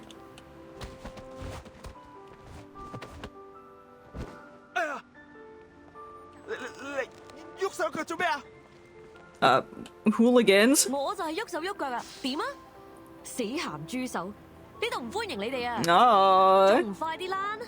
She's got edge. I wonder who that is. It's definitely not Jishing. After throwing out a few uninspired threats, the hooligans flee in disgrace. Behind the door, a worried face peeks out. 大鑊啦！今次嗰兩個古惑仔附近出晒名，佢哋肯定會翻嚟報仇㗎。Well, that's for the future her to deal with. 靚女鹹豬手，但係人哋都唔出聲啦，你嬲咩啫？你咁搞法之後，我點做生意啊？唉，今鋪真係俾你累死啊，阿星。Hey. 得啦，事頭。 Oh wow, nice haircut. That's pretty slay ass haircut. It's not really a bob, but it's like a cool bob. That's cool. It's rough. 鋪頭鎖匙啊！你記得早啲離開門啊，唔係啲熟客等到戇居居。阿星，你哎呀！ The restaurant owner resigns to taking the key in silence. Without a backwards glance, the girl steps down from the door, only to be quickly stopped. 睇嚟你啱啱失業喎。邊位啊？關你咩事啊？ Looks like you're out of the job. Hey, you want to be a famous actor? 我有份工介紹俾你，你對做戲有冇興趣啊？ Good thing she was interested in acting. Maybe she just needed the money and didn't care what she did. I was surprised when I made the offer. She said she needed to think about it. So Teresa gave her a copy of the script. The next day, she knocked on our door and took the offer. Damn, it's like, the script is so good, I'm in. Later, we learned that Ah Sing was born into a poor family.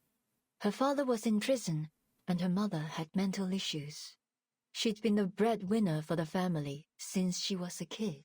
No. Her father's reputation would often get her into trouble, so usually she was either on the way to a job or to a fight. Like Fight Club? As memories surface, Nora lets out a sentimental smile. The CO7 you saw always had a confident smile on her face, but in actual fact, Ah-Seng almost never smiled at the beginning. That's sad. An actor should learn to commit to the moment in front of the camera and come back to reality behind it. But Ah-Seng didn't. What do you mean by that?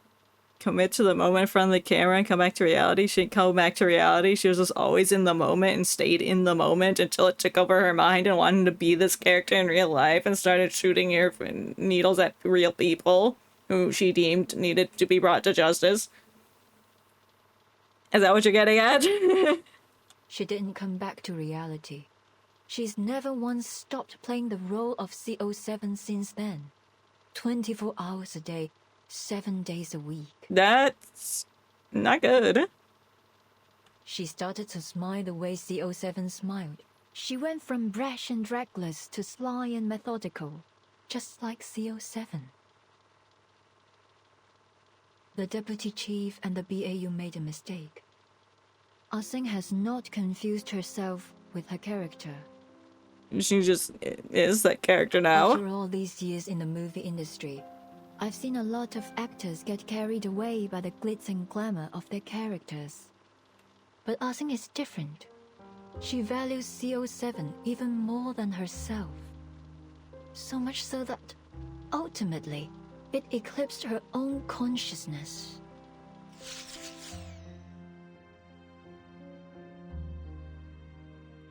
She just is this character now. Miss Liang, you asked me which rumors about CO7 and the three of us were true. Now I can give you an answer. Alrighty. Most of them were. I didn't get any. I don't know why that is. It's like, it's supposed to be scheduled. I don't know. I don't know. That's crazy. Noir's maneuvers her wheelchair to the desk, pulls out a file from the bottom drawer, and hands it to Liang. The file is heavy. Liang opens it up to find an age photograph. Is this? Damn, she's got a long neck. I'm just gonna point that out. Her neck needs to be like a little bit shorter, because my god, she's a fucking giraffe over there. The three women posed together. Their identities were obvious. We drew a lot of attention after the release of CO7. Put a magnifying glass up to anyone, and you'll always find imperfections. We were no exception. Ah-Seng was as stubborn and uncompromising as I was. When we disagreed, it would blow up into a huge argument, neither one of us giving in to the other. Poor Teresa was always caught in the middle. Damn. I was too young, too bullheaded, to realize the consequences that this might cause. I tore a path forward, often ignoring the people around me. Teresa, on the other hand, was kind-hearted, perhaps too much so. She never got angry, no matter what people said. She just bottled it up inside and let it eat away at her. Well, that's not good either. Nora gazes at the smiling face in the photo, her expression tinged with nostalgia and the faintest hint of sorrow. She didn't like taking photos. She was self-conscious my god, about me. her appearance, so we only have a few together. No, but she's so pretty. Oh, but I understand. This one was taken when we were shooting CO7 too. We were so close back then.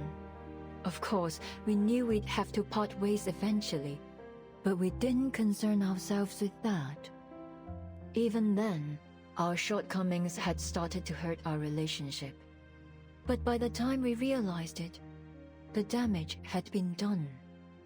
唔得，呢個結局太離譜啦！司令真唔會咁做㗎。When we were making CO7-3, Ah-Sing was up in arms about the ending. In the sequence, CO7 tracks a criminal through a Shehua parade, hoping to finish him off herself. But when she finds him sitting at home with his family, she changes her mind. Ah-Sing didn't like it. She said that CO7 would punish the villain for what he's done, that she would never change her mind. We had countless arguments over this ending, and of course, we never reached a conclusion. Damn. 得啦得啦，到此為止。我哋咁嘈落去都冇意義。I guess it kept the original ending. 我有個提議。You have an idea? Oh no, what's your idea? So I cheated. Oh, I cheated. You know what? Fair. Were I in the same position now, I'd solve the problem more delicately. I would have still cheated, but I would have cheated more delicately. But I was a jerk back then. The only thing that mattered was the movie. I couldn't care less about what people thought, including my heroine. I asked Teresa to write an alternative ending, and told Ah-Sing that we'd shoot both endings and pick the better one together. And then he just went with the original one instead. Like, yep, we don't need the second one. She agreed.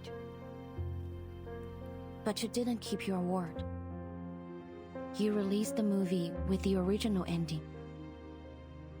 It turned out to be very popular, but Ah-Sing saw it as a betrayal. At the premiere, Can you turn your light off? Thank you. the new art company that the three of us had founded together. I didn't stop her.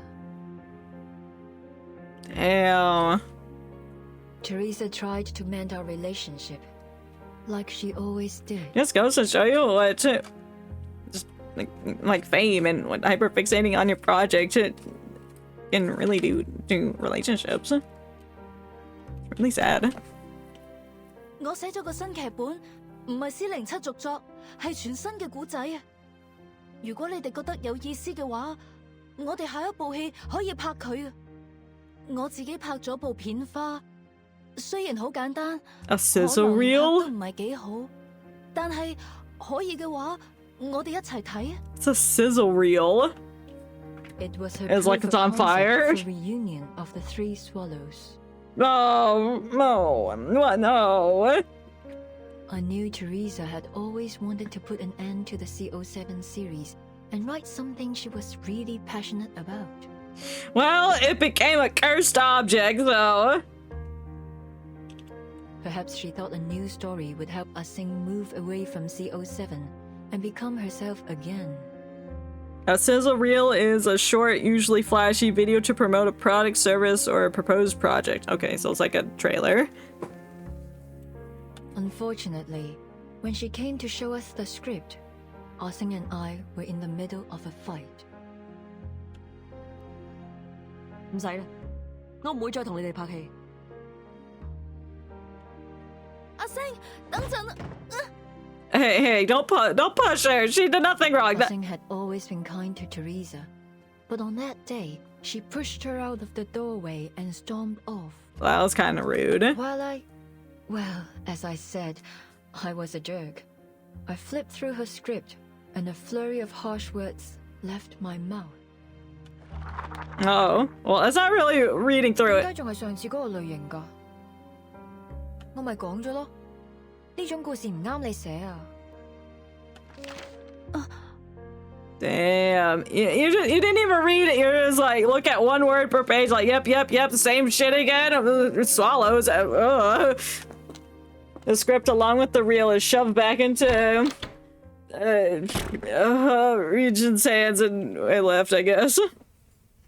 In the end, neither Ah-Sing nor I cared enough to watch Teresa's sizzle reel, even though she tried so hard to present it to us. That was the last time we saw Teresa. Before her house burnt down. That fire. Yes, that's why I'd pay any price to get that film. It's crazy that film didn't burn, despite it being inside the fire.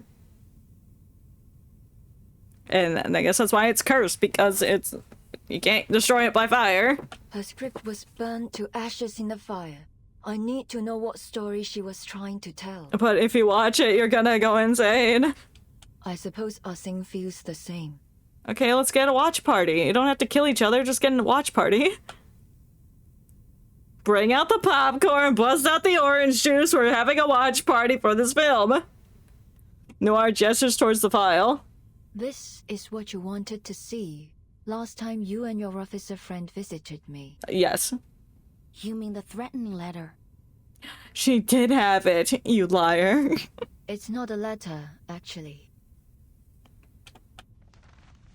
Liang sets down the photo and pulls out the remaining contents of the file. It's an aged script. Its cover yellowed by time. As she flips through, familiar lines of dialogue meet her eyes. In an instant, she understands the significance of what she's holding. Is it the original script of something? It's the script of Detective 071. The original. The one Teresa handed to Ah-Sing all those years ago. Oh, she kept it all this time! Liang never imagined that one day she would be holding the origin of the very film that inspired her as a child. There's no doubt, Qixing must have returned it to Noir, but why? What does this mean? I don't know. She continues to flip through until her fingers meet an object tucked between the pages. Is this a poster of the Shehe parade? Does that mean she's planning something for parade day? Oh, right. It's almost time for the Dushu festival.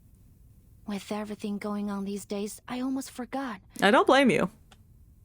Liang's expression suddenly shifts. Wait, is Miss Qixing going to... Probably show that film during this parade. I guess it's as good as mine. They exchange a glance, and then both return their gaze for the image of the Shehe parade printed on the poster in front of them.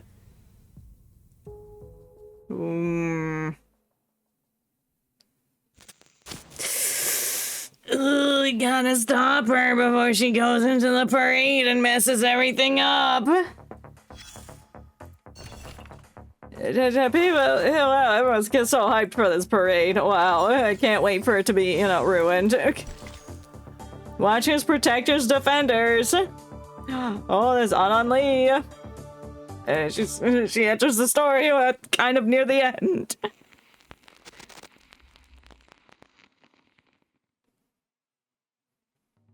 My life is Undertale reference. I would eat instant noodles. Damn. I can hardly see a thing from here. Damn, there's a character earlier who was consuming noodles. Undertale reference? That's crazy. Oh, look, and consuming things. That child looks demonic. I don't know what it is. It's everything about its face. I'm sorry. It looks like a demon. I don't trust it. It kind of looks like Balloon Boy, not gonna lie. And whose fault is that? You are the one who took ages to get ready. Anyway, at least we haven't missed much. Looks like it just started. Oh my god, I love festivals! I heard there's a new event this year. I wonder what it is. The destruction of the world. Not an event. A film crew is shooting a scene during the parade. Apparently, they already talked to Mr. Shao and said they wouldn't cause any trouble. Why is this man named Enraged Man? He doesn't sound so arranged. Festivals of Doubter in reference to, you're so right. It is a reference. Let's go check it out. Maybe we can get into one of the shots. This is the busiest time of year in Chinatown. The streets are filled to the brim. But for those with keen eyes, some outliers can be spotted among the crowd. This is C2. All clear. Copy. Group C, all clear. No sign of target. All units, stay in position. This guy really does have luscious lips. Wonder how the Vigil Girl and Eldon are doing. We'll be here, don't worry. Having ended the transmission, the officers glance at the Chinese restaurants in the street corner. Despite the bustling crowd, the sign on the door reads closed. But we're inside. Excuse me? Do I really have to go outside like this? Yes. You're undercover. Deputy Chief Eldon stands awkwardly in front of the mirror as he stares at the brightly colored traditional outfit he's adorned in. The man across from him sneers, shattering his last shred of hope to be saved from it. No, you need to paint your face too. I'm not gonna let you join the parade looking like a weirdo. Yeah. You're the one who said that the parade needed guards in case there was an attack. Have you changed your mind? I'd be more than happy to kick you out of here. I guess this guy's the comic relief character of the story. But your profiling and a BAU report seemed like a load of crap to me. If someone does attack the parade, I'm sure we can handle it ourselves. I highly doubt that with Miss Needlefingers out there. Listen, I won't pretend to understand the meaning behind all this. But what I do understand is that this is one of the most important events of the year for the people of Chinatown. The target could strike at any time, so we need to be prepared. No one wants to see a celebration turn into a nightmare. I think it's already gonna do that. Why didn't you say that to your men? They are the ones who've ignored the Chinatown all this time. What a hypocrite. That's crazy. He glares at the officers with clear distrust in his eyes, but before tensions can rise anymore, the girl beside him cuts in with a smile. Aiyah, Uncle Zhao, today's our big day. That sour face of yours is gonna scare this guy straight off. That's right, we're Ghostbusted! Leave the past in the past lah. They are doing this for the right reasons. What we've got to lose. Besides, we could really use a hand right now. They can make up for our manpower shortage. So true, bestie. Give me a big smile lah, before your long face scares off our good fortune. That's right, we all have to smile. Always a sweet talker, aren't you, eh? He huffs and glares, but eventually waves it off. Fine. But you've got to look the part if you're gonna be in the parade. I don't care what your mission is. Oh, you, Blondie! Tighten your belt, or your pants will fall down when you dance. And the big guy over there, the lining should be under your coat. He's very detail-oriented, and I think we can respect that about him. The famed Chinatown investigator yells corrections to the officers as they do their best to don the traditional attire. His tone is sharp, but surprisingly patient. Seeing his old friend, much mellowed from before, Eldon removes his garnish headpiece and turns to Anon. I know I'm pronouncing your name wrong. Thanks for all your help, Miss Lee. We never would have been able to join the parade unnoticed if you hadn't persuaded the residents to cooperate with us. You are welcome lah, sir. Even though I only came here a few months ago, I've already gotten pretty close to the residents. So, it was pretty easy to convince everyone. Don't worry about it lah. Besides, the Shehua parade is for everyone, whether they're here to watch or dance. We are always happy to have more people join the celebration. Let's go, let's party! Uncle Zhao might be a little stubborn, but you know gala, that's just what he's like. Don't take it personally. Try not to. He's kind of a dick sometimes, but you know, he cares. She turns her head, gesturing towards a few unfamiliar faces at the other end of the restaurant. These guys are arcane detectives and influential people around Chinatown. I told them to all keep an eye out too. There's a saying in Hong Kong, as stupid as the god of longevity who hangs himself. That will be Night Piercer if she comes anywhere near Chinatown. So true. Eldon nods before gently shaking his head with complex expression. I know everyone here will be grateful if Night Piercer doesn't show up, but then we'll still have a dangerous criminal with a dangerous arcane item on the loose. My god, no. I think I finally figured out who this guy looks like to me. He's a mixture of Bob from The Incredibles and Soldier 76 without his head face on from Overwatch. It's a mixture of those two. Nothing's more dangerous than an unexploded bomb. I want to eliminate the threat once and for all. The question is, will she come? Was the little vigil right? Yes. Also, those noodles suck. Oh, I'm sorry to hear that. Have you tried putting mustard in them? That might be your problem. What do you mean, bro? Trust me. What's wrong? Just trust me. I'm a noodleologist. I know what works with noodles. Late last night, Liang knocks on Eldon's office door. She has returned from her morning rejection with a new determination. Undertale reference? After the time, the Division of Arcane Affairs was still brightly lit, with most officers racking their brains to track down Xixing without success. That was where Liang had stormed in with her important collaborator, ignoring the puzzled glances from her colleagues, and slammed a thick stack of reports on his desk. Miss Noah isn't like any of Qixing's previous targets. She's much more important. Miss Qixing still can't accept the way Miss Noah ended Detective CO73. That's her motive. How can people eat those constantly? With ease? It's easy. You just put the mustard in it and it's fine. You can put some meat in it too if you want. I don't know. I ain't gonna judge.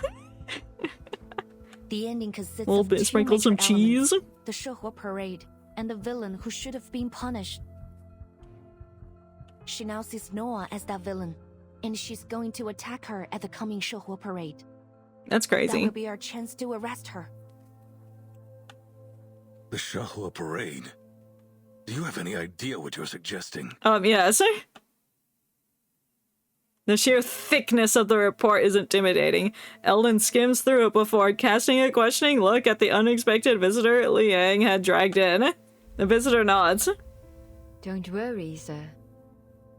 I'd be happy to cooperate. As bait. Ooh. Ooh! Our thing will come. I promise. The sound of the back door opening breaks Eldon's thoughts. He looks up to see Poitier pushing Noir's wheelchair inside, Loggerhead following closely behind. As far as I can remember, she's never been late to anything. Chief, why aren't you dressed up? I've been looking forward to it all day. Wow, so many people.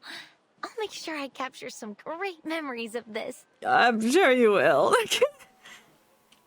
Noir remains her usual unruffled self, while Poitier teases her colleagues, and Loggerhead eagerly looks around.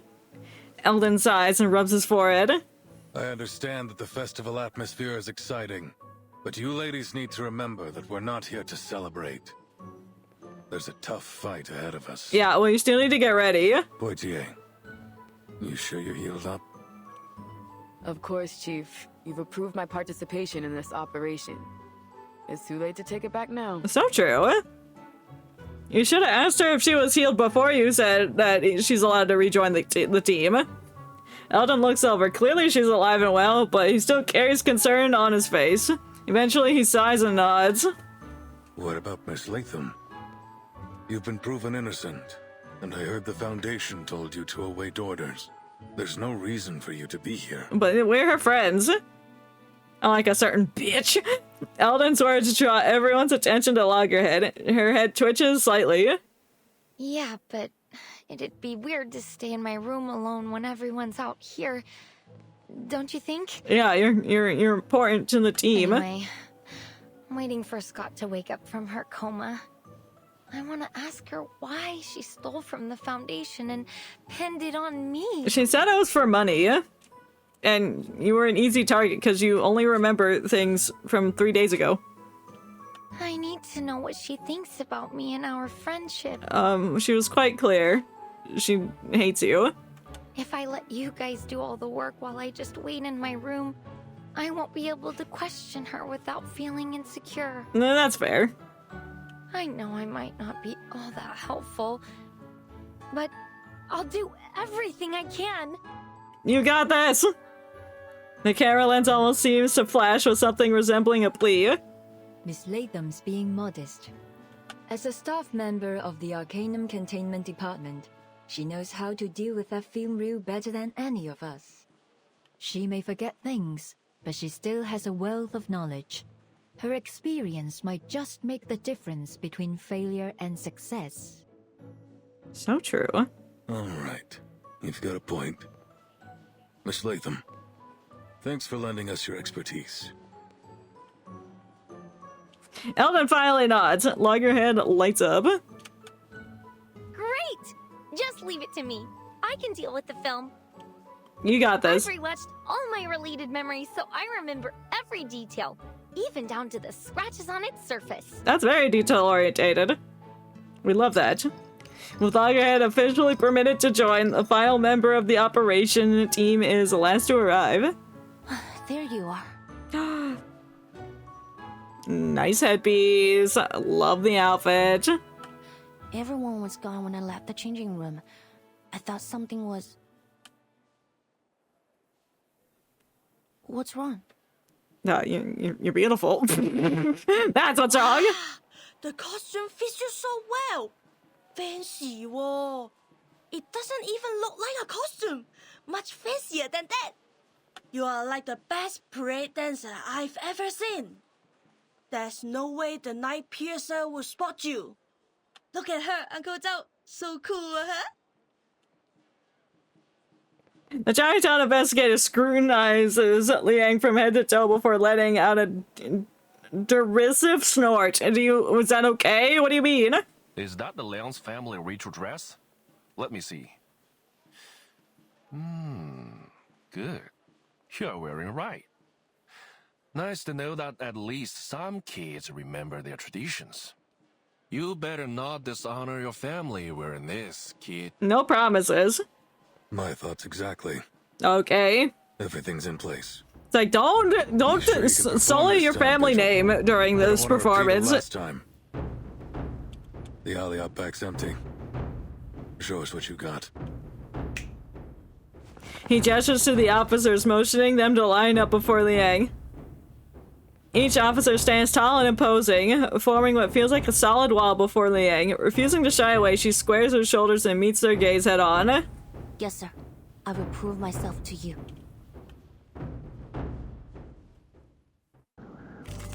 Alright, I guess I'm fighting them to show them my worth. What? Program activated. I guess I am. Sure.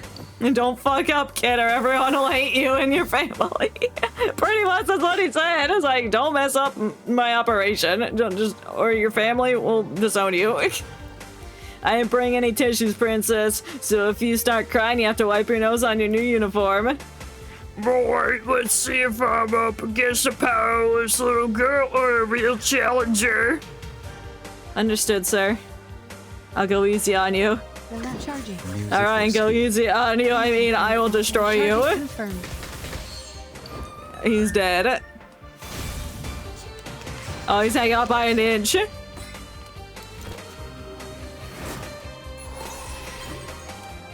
What did he just do? It looks like he just blew us a kiss. Stop that. You will die now.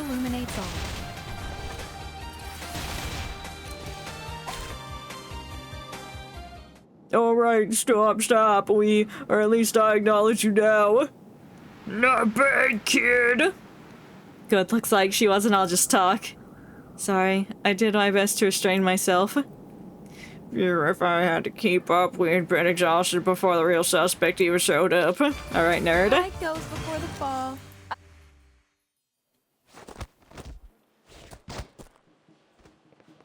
After several rounds of trials, Liang remained standing, her expression firm and determined. No reference.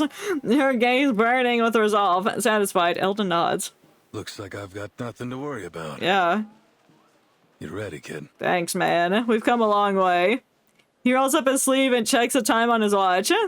Shit, we're late. I'll go get dressed. We already missed the parade. The rest of you... I need to talk to Miss Liang. Could you give us a moment? Of course. Don't be late. Poultier glances at them before following the others back inside. The alley suddenly feels empty. Liang waits quietly for Noir to speak, but she never does. She simply stares at the distant lights, as if the revelry of noise belonged to another world. Eventually, Liang can wait no longer. Why me, Miss Noah? Oh, you know. Find out later. We'll find out later.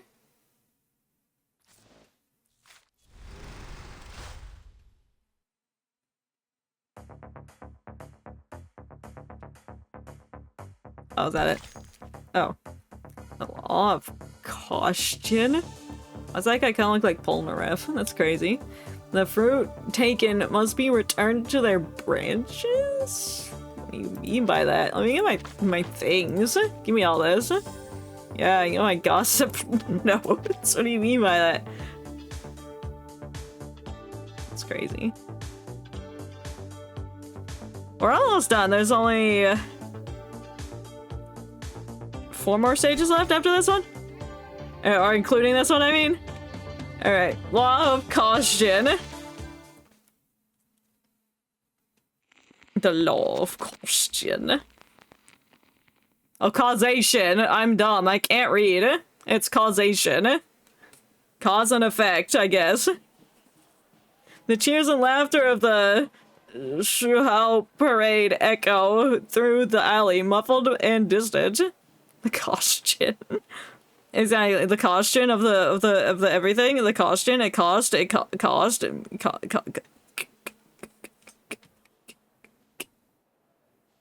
Anyway. You could have just told Eldon about what happened between the 3 of you. You could have shown him the threatening letter. Yeah, we could have. However, we didn't. That's crazy. Maybe then he wouldn't have made the order to shoot the target if necessary. Yes, Miss Qixing has committed multiple assaults, but she hasn't killed anyone. Not yet.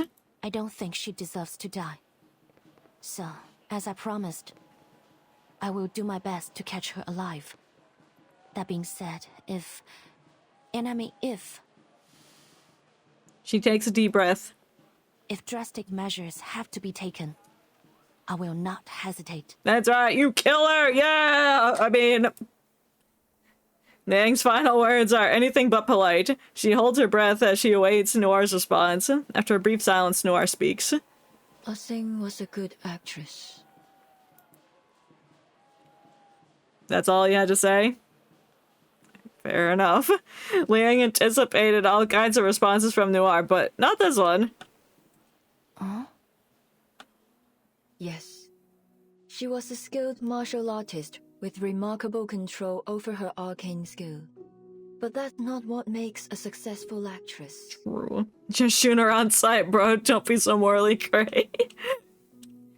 I mean... Before they got history, shooting, so... she'd have everything memorized. Her lines, her movements, even the details of her expression. She'd take as many shots as were necessary to get the scene right. Yeah. As you know, I was a perfectionist, always taking it too far. Many of my crew quit halfway through my projects. Even Teresa struggled sometimes. She told me more than once that she couldn't do it anymore. But you didn't listen. Only Xing could keep up with my pace. In fact, she'd often be a few steps ahead. Because she shared my vision, that drive for something better, no matter the cost. She was a good actress indeed. Yo, the lighting in this, EG! Nice.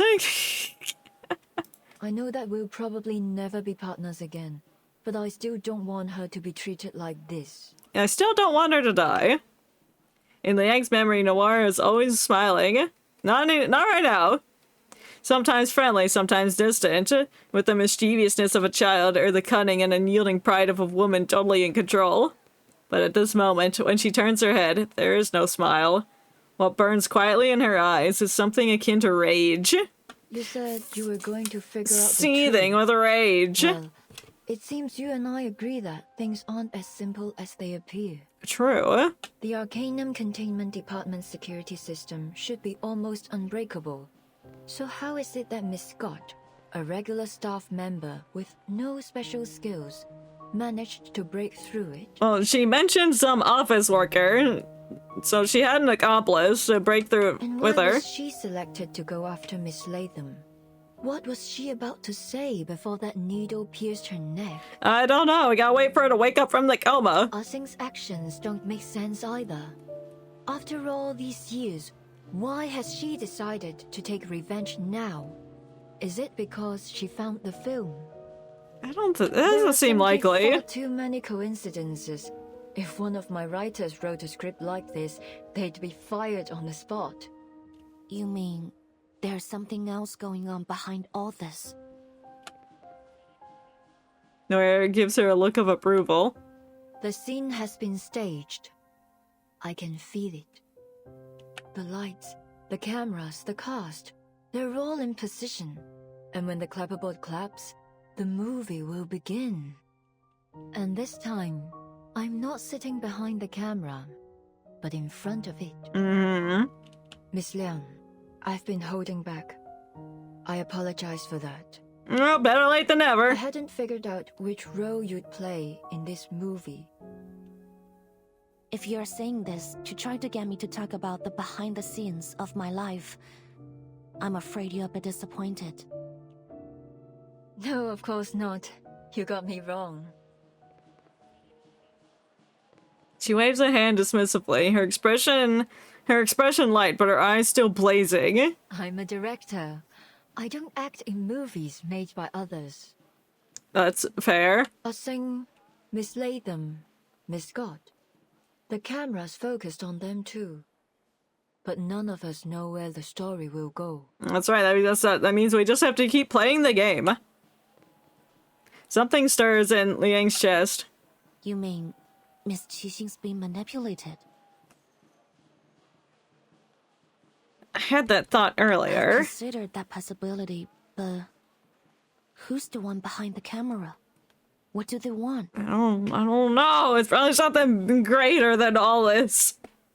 All I know is that if Ah Sing continues down this path, there will be no happy ending for her. Yeah, she will get shot. I understand that she's trying to reach something she's always strived for, but whoever's orchestrating this won't let her get it. I've done that to her before, and it was a huge mistake. I won't let that happen again. Yeah, at least you learn from your mistakes. What are you going to do? Noir smiles. Don't smile at me. I'm worried. Since coming to Hollywood, there's one thing I found difficult to accept. The producers always stick to the script. They're obsessed with it. Changes are incredibly rare. Because they don't like wiggle room. That's not how we do it in Hong Kong. The script's finished. Like ad-libs. No, that's not in the script. Always come up during shooting. You have to be flexible if you want to make truly great art. True. If a moment of inspiration were to strike me and I weren't allowed to add it to the movie, then you may as well just kill me there. No, don't foreshadow that. Don't you dare. Don't put that thought in the universe. Liang takes a moment to understand all this. You want to change the script? Precisely. But we have a small issue. What do you want to change? Noir gestures to the legs, her legs resting on the wheelchair. Oh, you can't walk. As you can see, I'm not exactly ready to jump to my feet and into the action. Oh, well, yeah, you can't do that. I'm working behind the camera than I am in front of it. So, I need a protagonist. Is that us? One who's as eager as I am to change the script and find that perfect ending. Are you interested? A skill issue. She was in a car accident and got paralyzed. It's that skill issue. It's not her fault. It's fine. I'll be her protagonist. I can do it for her. I'll be her legs. She reaches a hand out to Liang. It would be an honor. Yeah. Liang takes it in her own. Yeah. Attention please. Noir will be shooting a movie during the Shahua parade as planned. What a parry. I don't think that was an option. I don't know. Maybe she could have, but I don't know if she had the ability to do that. Let's go over the plan one more time. Group A will hide among the cast. Group B, cameramen. And Group C, you're in the crowd. Once Xixing appears, close in and arrest her as soon as possible. Got it. They're all set too. Oh, look at all of us working together. Everyone, take your positions.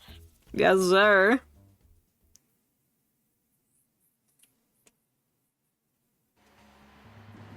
Ooh.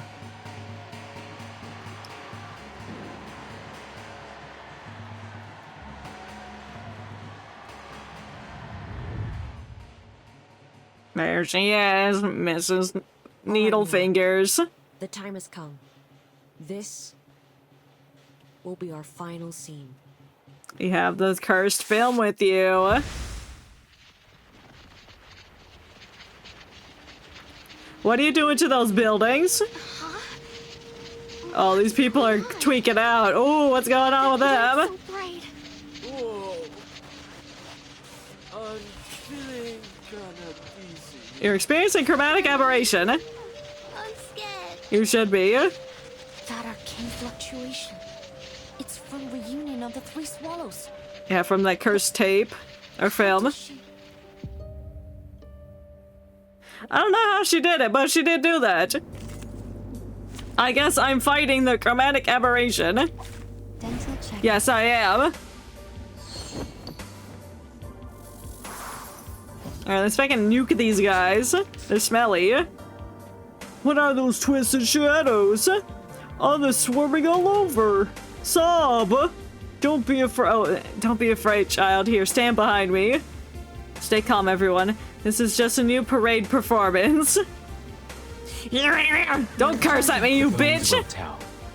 I'm not killing the civilians. These are the ghosts that are attacking them, pretty much, and causing them mental distress.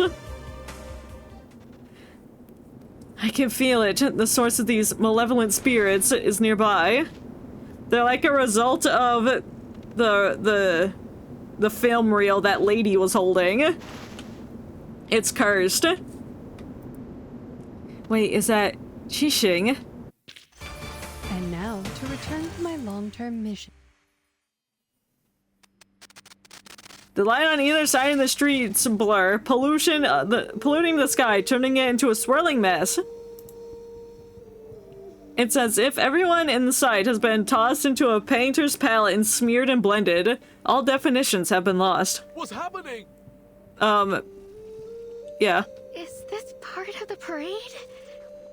How'd they do that? Oh, you know, cursed objects. Me too, buddy. Wait! What's this? Don't worry, it's just a haunted house. A young officer rushes forward, positioning herself between the unknown monster and the Chinatown residents.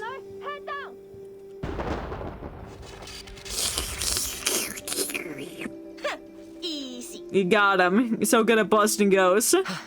Thank you. They teach you that in Hong Kong? That thing's nothing like the critter you are used to dealing with. What were you thinking rushing like that?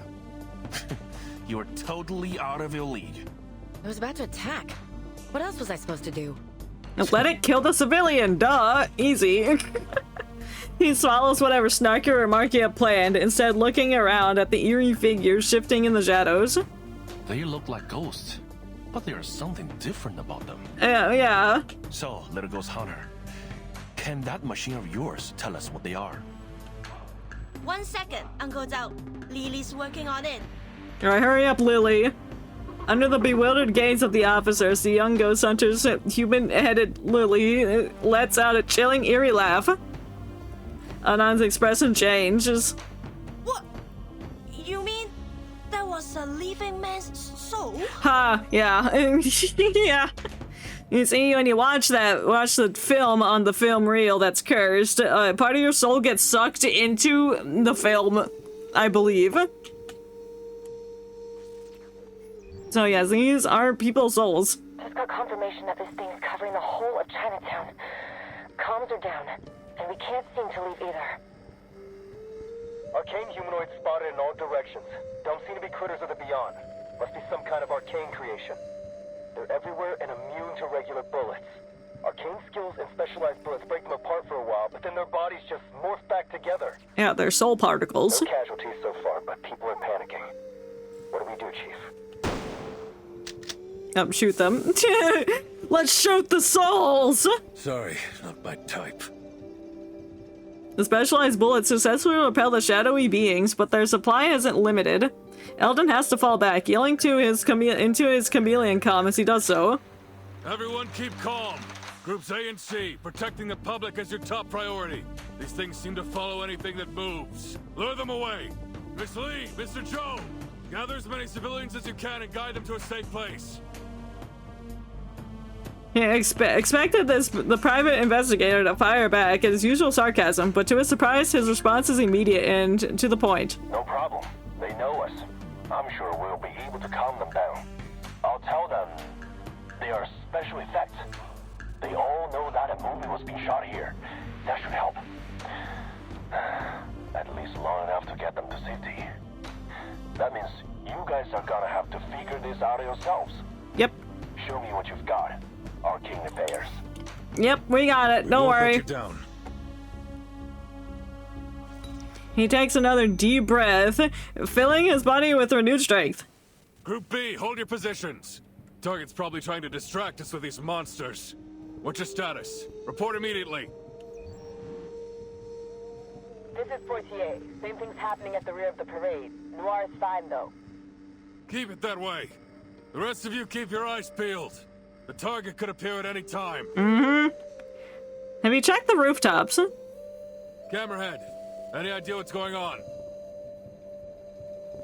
The Arcanum Containment Department employee is the person most likely to understand the current anomaly. I think Chinatown's been sealed inside an arcane barrier created by the film.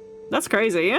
There's nothing in the records about this, but these arcane fluctuations are definitely from the film. Bruh. What about those ghost things? I don't remember the file saying it could spawn spirits out of thin air. Oh, well, it's just an effect from it. Don't worry. Well, I don't know. Reunion of the Three Swallows can play and record, that's for sure. It's recording your soul by ripping it out. Even if its power has been enhanced somehow, it probably wouldn't develop a completely unrelated ability. So something's boosting it? Because it's not unrelated.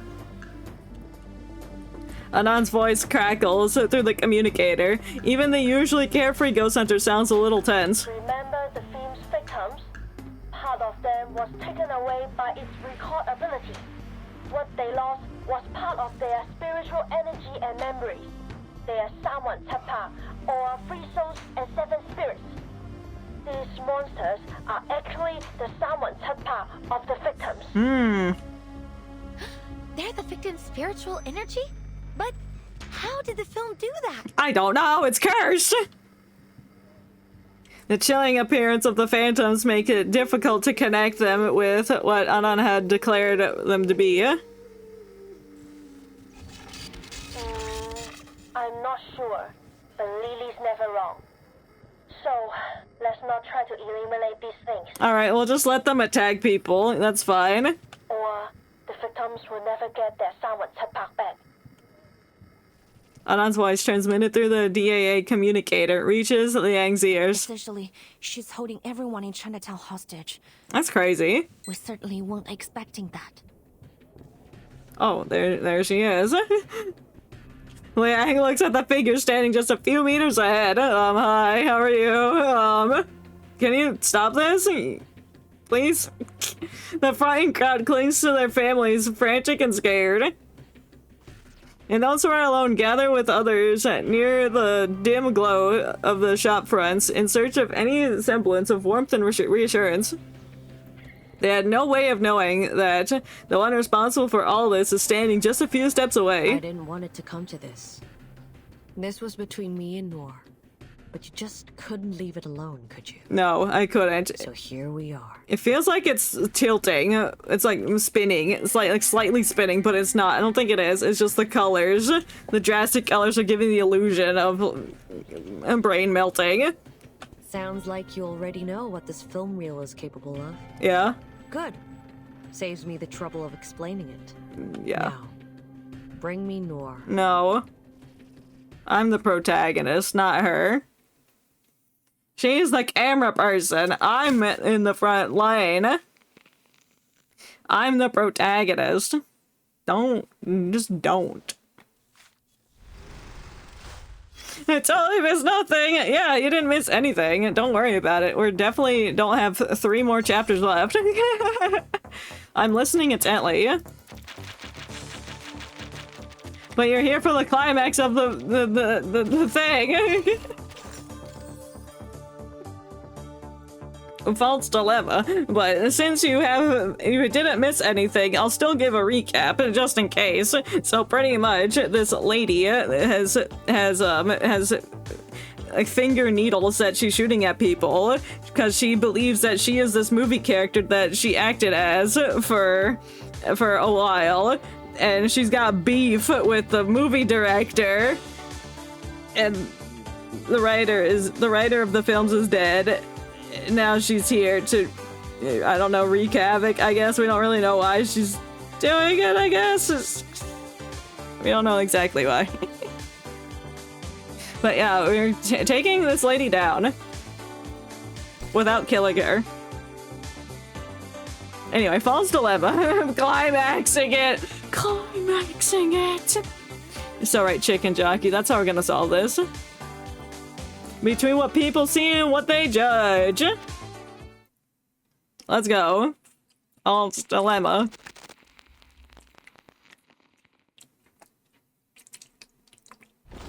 Chicken jockey. Target spotted. I love that. That just gets people's attention. Just chicken jockey. That's all you need. I love crunching loaves. Flint and steel. Water bucket release. Flint and steel brings everybody together. Target spotted. Oh no. Within moments of the plainclothed officer's words, the arriving police evacuate the crowd and seal off the streets. The officers from the impenetrable barrier trapped both the target and Liang inside. They stand in a face-off. What's going on? Who are they? She jiggles on my jacket till I water bucket release. Me when I water bucket release. It's like a dam opening up and flooding the city. Whatever that means. What's going on? Who knows? The bystander erupt in fervent speculation. Deputy Chief Eldon steps into the containment zone. Impressive, Night Piercer. This is a whole new level, even for you. Yeah, how did you create a giant barrier to trap us inside? How dare you?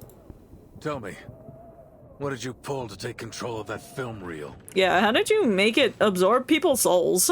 That's crazy. I didn't pull anything, officer. It just was like that when you got it? Fulfill my wish. That's all. Okay. Upsetting noises. Without warning, an excruciating sharp noise tears through her skull, sending waves of vertigo crashing over her. I can't believe a cursed film reel could do this. Oops. The film reel did that. For several agonizing seconds, she can hear nothing but the distant groans of the officers and bystanders suffering alongside her. It's a fight just to stay upright. The dancing mold Mario in Borbib thing. So true.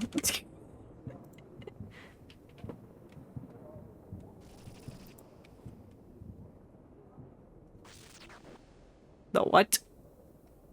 Where's that at?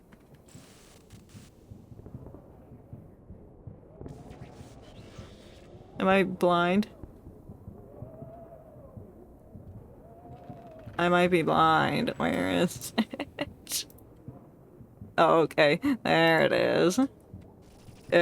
Oh! I see ya. I see it now. Oops, no, I don't want to zoom in on that thing. Please.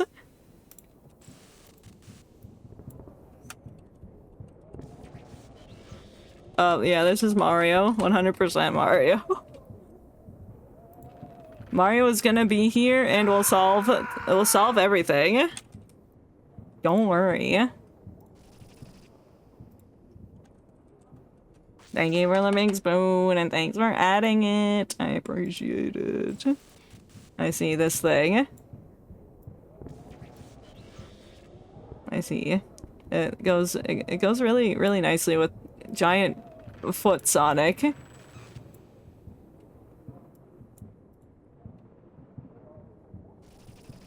Yeah, that works. Thank you. He hitting the jiggy for us. He's hitting the jiggy! Run! Oh, did I read that? I did. Then the assault on her senses finally subsides, so the first thing she registers is a voice coming from her communicator. Something bad's happening. Really? Oh, you think? Yeah, Blob Mario's here. That's that's happening. The urgency in the officer's voice sets Liang's nerves on edge, but then her tone shifts. Maybe it's good. What do you mean? It's bad, but it's also pretty good. Those things. They stopped moving. They're not attacking anymore. Good? I guess? Juju on the beach? What does that mean? You kidding? No. Yeah, I'm just joking. Haha, funny prank. Liang and Eldon exchange a puzzled glance before scanning the surroundings. Shifting shadows have indeed stopped moving, but the reason is obvious. So their wary gazes turn to their target. She's standing calmly in the middle of the street, unfazed by the array of loaded firearms aimed directly at her. I never wanted to get innocent people involved. As I said before, this is between me and Noor. Now, may I see my dear old friend? No. If you're worried about her safety, the little vigil can tag along. Bruh, you've attacked many people with your finger needles. Liang and Eldon exchange a look. It's too dangerous. We've already put Noir at considerable risk, but pushing her right into the hands of a criminal, I don't think so. We can't put a civilian in danger like that. Besides, why would Xing let you go with her? You're walking right into a trap. Trap or not, I'm afraid we don't have much choice. Bro, what are you doing here? Her voice isn't loud, but in the high-tension standoff, its slow and measured cadence feels completely out of place. Poitier pushes Noir's wheelchair forward, placing her squarely in the spotlight. Poitier, what are you doing? I told you to hold position. Well, we didn't do that, so... Just kill her with hammers? I don't think that's what's gonna happen. They have things to talk. They need to talk about. They were both assholes in the past, and now their writer friend is dead, and this reel is the only thing they have left of her. Please don't blame Officer Poitier, sir. I forced her to bring me here. What? What the hell are you thinking? It's time I put an end to all of this. What are you gonna do? Don't worry, officer. Our reliable vigil will keep me safe, isn't that right? Yeah, that's right. I'm the protagonist. Yes, of course. I will ensure Miss Noah's safety, Chief. Leave it to me. Me when Eve doesn't know whether the stairs are over there. Me when I put people at risk because I don't know where the stairs are. Eldon studies Liang's face for a moment before shifting a gaze to Xing. At last he relents. Keep the target in check, Liang. Keeping his eyes on the target, he leans in close to Liang's ear and issues a low warning. James and the others are working on how to break this barrier we're in. Camerahead and that ghost hunter are helping them. Yeah, I'm sure James can really handle this, whoever the feck that is. Stay calm. We want to Oh no, not Mari with the stairs, no. Haven't forgotten what you learned in negotiation class, have you? A negotiation class? I never took that, sorry. Of course not, sir. I only took a speech class, and it sucked ass. I had to give speeches, and it was disgusting. Poitier takes Liang's other side and rests it firmly on her shoulder. Guard up, rookie, and straighten your back. Thanks. Thanks, Queen. I get why you want to wear this outfit, but you can get things done with or without it. Isn't that right, partner? Right, ma'am. I won't fail. Before pulling away, Poitier gives Liang her usual rough pat on the back, but somehow it causes Liang's stiffness to melt away. Taking a steady breath, she moves to Noir's side. Let's go, Director. Time for the final scene. Me too. Oh, the full CG is here. It's so nice. Accompanied by Liang, Noir's wheels into the distorted world before them. My god, look how pretty this is. In an unsettling sort of way. My god. Explosion to cuts on a Tedo plush. I can't believe this. That's definitely not gonna happen here. Yo, does she have her dogs out? That's fine, because I mean, she doesn't need shoes. Who needs shoes with attire like these? This is such a nice CG. I really like the colors. The red and the green, their complementary colors are working well with each other to create this effect of like my mind's being distorted. I love it. Sonic cosplay. You're so right. Anyway, as if the surreal nightmare is unfolding before their eyes. It is very surreal. We love surrealness. Look around you, Noor. Look at what we've done. God, I died. That's the background, man. Yeah, look what you've done. Look at the beautiful scene you've created and all the chaos you've caused. There's beauty in chaos, and I stand by that. Thank you, thank you.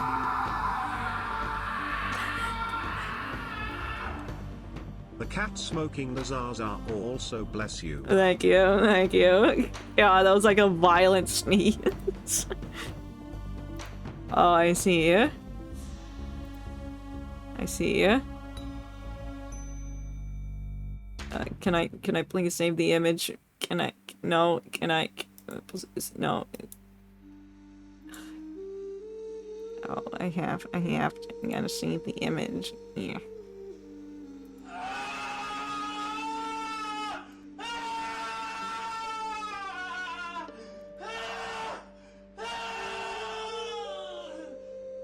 Thank you for the hydrate! Thank you. I'm getting the Zaza kitty. It needs to be here for this.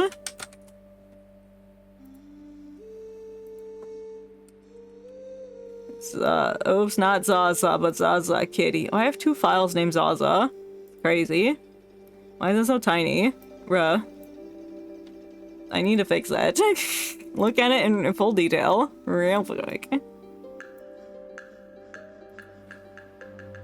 Color themes. Yeah, custom colors. Like color of white, please. Yeah, that works.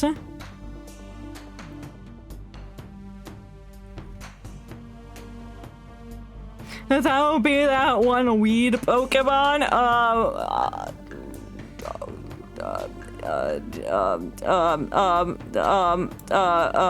Oddish.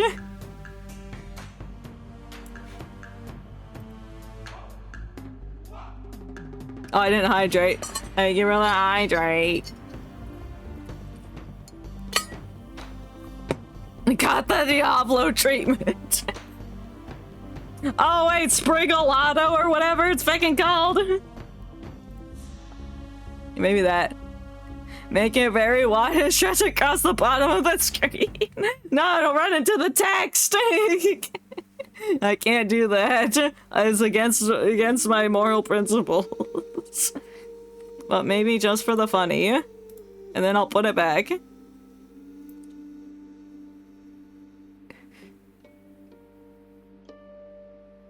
Squish it.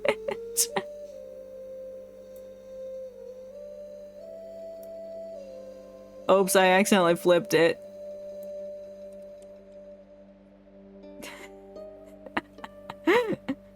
Oh no, okay. Yeah, I think that's okay. Hopefully, if it runs into the text, I'll shrink it more. Yeah, look what you've done. Yeah, look what I've done. Perfect. Qixing's gaze wanders over the bleeding lights and flickering shadows around her as she scrutinizes the cracks and distortions in the twisted realm unleashed by the cursed film reel. But her expression holds no trace of admiration. This is what her film, the very last work of our dearest friend, looks like now. Tainted, twisted, and wicked. It sure does. All this is proof of our guilt. The blood on our hands. Did we didn't kill her. Well, we were mean to her. We didn't refuse to look at her script, but... So, what are you going to do about it? Teresa's never coming back. She's dead. That is true. Noir doesn't shy away from that word. So the note of sorrow lingers in her tone. She says it with a certain cold detachment. And you, playing hero, punishing those you deem evil. Does that make you feel better? You kill me and then what? Kill yourself? Taking 0.1 damage every 5 seconds from the cat exploding on top of them. It's fine, I'm built different. That's how you'll atone for your failures? Forgive my bluntness, but how laughably naive you are. Noir's voice has an uncharacteristic sharpness to it, but Qixing shows no sign of wavering under her scrutiny. Instead, she smiles. Atone for my failures? You're way off. I'm atoning for my success. You're right about one thing, though. She is gone. The person who cared for me more than anyone in the world. Dead. Yeah, she caught on fire. When she gave me a shoulder to lean on, I pushed her away. I left her to die alone and in pain. How could I ever atone for that? I don't know. How could I ever expect her to forgive me? How selfish of me to even ask for that. Liang furrows her brow in suspicion. Then why can't you let it go? CO7 is the hero who brings the happy ending, no matter what she's faced with. What you are doing now is anything but that. That is correct. The hero who brings a happy ending, no matter what she's faced with. That's what I said in the behind-the-scenes interview of CO7 too. Yeah, we memorized that shit. We're ultra mega fans of CO7. After a brief pause, she smiles again. But there'll be no happy ending for me. Probably not. Drip. Absolute drip. Absolute After cinema. She died, I starred in a few movies with other directors. I love her hat. But they all went south. Not because they weren't commercially successful or popular, but because I couldn't shake that feeling of disgust. I'd never felt that playing CO7. The cameras, the boom mics, the spotlights. All of it just made me angry. Throw up, scream, do anything to run away from it all. It wasn't correct. Eventually, I retired from acting. But that sense of disgust never left me. It haunted me wherever I went, whatever I did. Damn. I kept asking myself, why is this happening to me? Why can't I just act? Why? I don't know, maybe you're cursed. Day and night, I wrestled with these questions. Until one day, I found the answer. Her gaze burns with intensity, and yet it carries a bone-chilling coldness. It is fixed firmly upon Noir. It all began with a dire mistake. One that needs to be corrected. Like what? Explodes? Yeah, me too. Uh-oh. Needle. Silver needles streak through the air as a sudden downpour. Miss Noah, get back! She can't move that fast. I didn't know if you noticed, but she's in a wheelchair. Balance mode. Fine. Enemy ghost.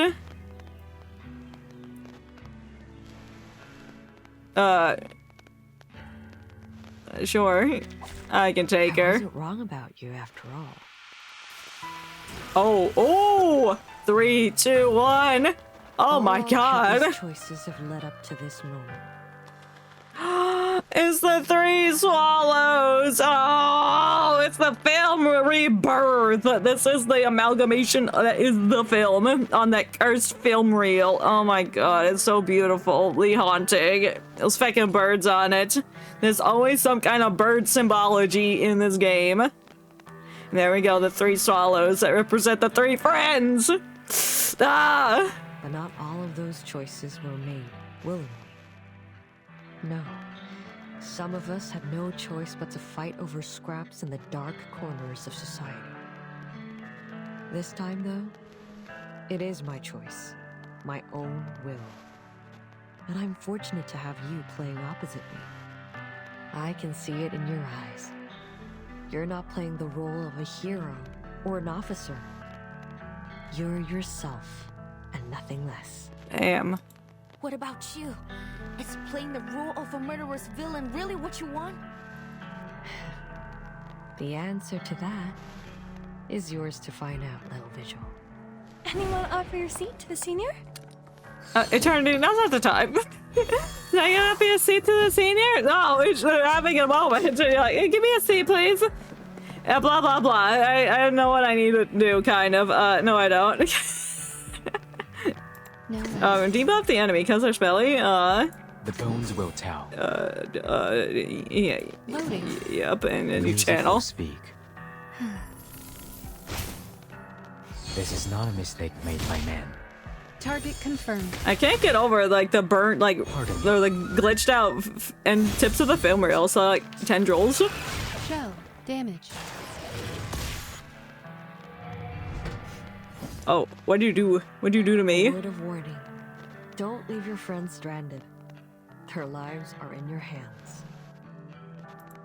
I guess I don't know what to do about that. What did you do? Okay, well that's not what I wanted. What'd you do?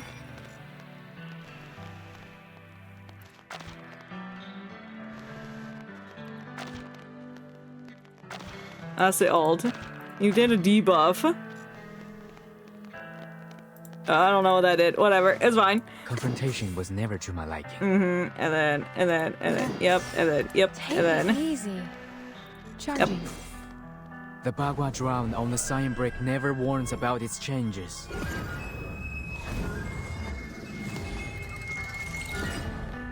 Wait, what's an NG shot? A little bit hot here. Aim and shoot. It's an NG shot. At the end of the round, if the wrap progress gauge is full, the NG shot one time. Okay. It'll once it reaches 100%, it's gonna cast something. Got it. I got it. I'm gonna win though. Hopefully. Handle it gently. Take it easy. Loading. Charging. Should be able just to finish it with that, right? Yeah, I have confidence. For only 3,000 Turbidantes. If that did not, Lucy's gonna destroy it. Unless it goes into second phase. Oh. I've been waiting for this. Bro kicked up the piano. Get the camera rolling, Noir. At last I'll get the ending I've always wanted. Oh. Huh. Looks like there's no stopping you. In that case, I'll make you stop. The light that illuminates all.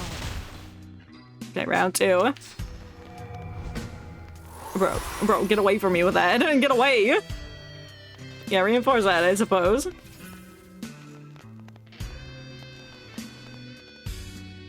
Hit him with that debuff, hit him with that. It's functioning properly.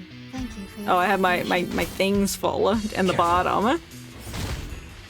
The ocean dried and I'm alone again. I, Robot, Child of Science.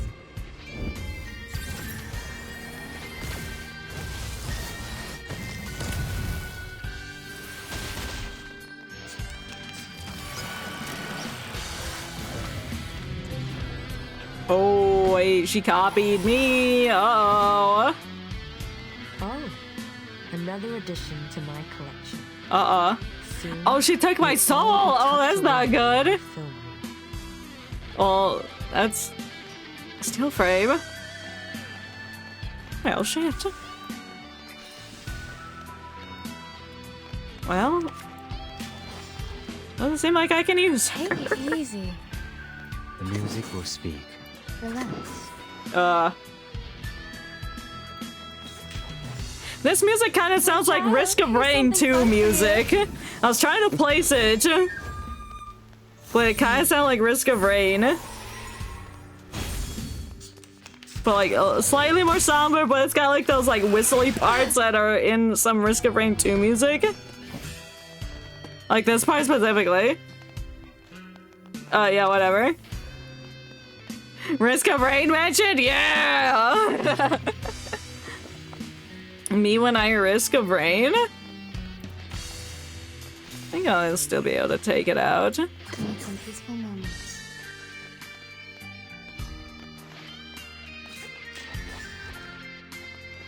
The bones of Handle it, take it easy. It's been a while since I played Risk of Rain. Pardon me. I still don't have all the characters unlocked. Here's something fun for you. He's like, oh, here's how you unlock this guy. Do this thing that I'm not gonna explain what this means. I'm like, oh, okay, thank you. You better, I know you'll be in Risk of Rain. You're so right. If it starts raining, we gotta take shelter. Stop this feudal resistance and face reality. No matter how hard you try, you can't change the past. That is true. No, little Vigil. This isn't my curtain call. I love the static. Thank you for the hydrate. My cold water is getting a lot less corn. Corn? No, cold. Yeah, my water's getting a lot less corn, please, you know? Number two, Risk of Rain 2. I have not played the first one. I've only played the second one. Watch out, Liang. I did it, I killed her. The Foundation's kids. I didn't kill her, but I defeated her. Oh, and shoot out. Ammo's running low, sir. Bro, we said not to shoot the ghost. Oh! Ooh! Are you gonna accept these bullets? No, you're not. Said no bullets. This angle is so dynamic. You were born with a silver spoon and exceptional talent. You took everything for granted. You looked down on everyone else. I've always hated you. Oh my god. Miss Noah, hold on! Oh my god. Oh, you broke her wheelchair! Miss Gigi, is this really what you want to do? Are you really going to kill Miss Noah? It really sounds like it, yes. You have to stop. This is completely meaningless. It's like the dead look in her eye. I love it. No. This is exactly what needs to happen. Every story must have an ending after all. The past has held me prisoner for far too long.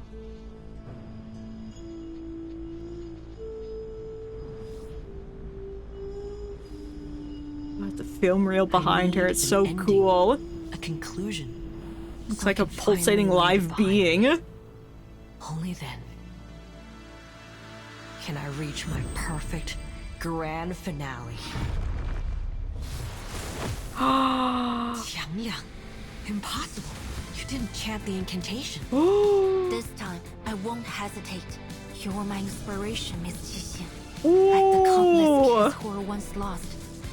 I found myself in CO7, and that's exactly why I have to stop you. Yeah! 强梁既出，王有不为，斩杀兄舅，小节不祥。 Yes! Oh, why are you smiling? He's like, yeah, this is the ending I wanted.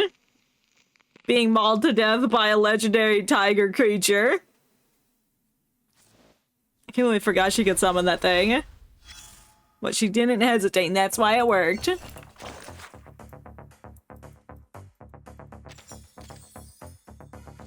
Until the light fades. The final spark to their eyes fading slowly. Does that mean she's dying? Like, what?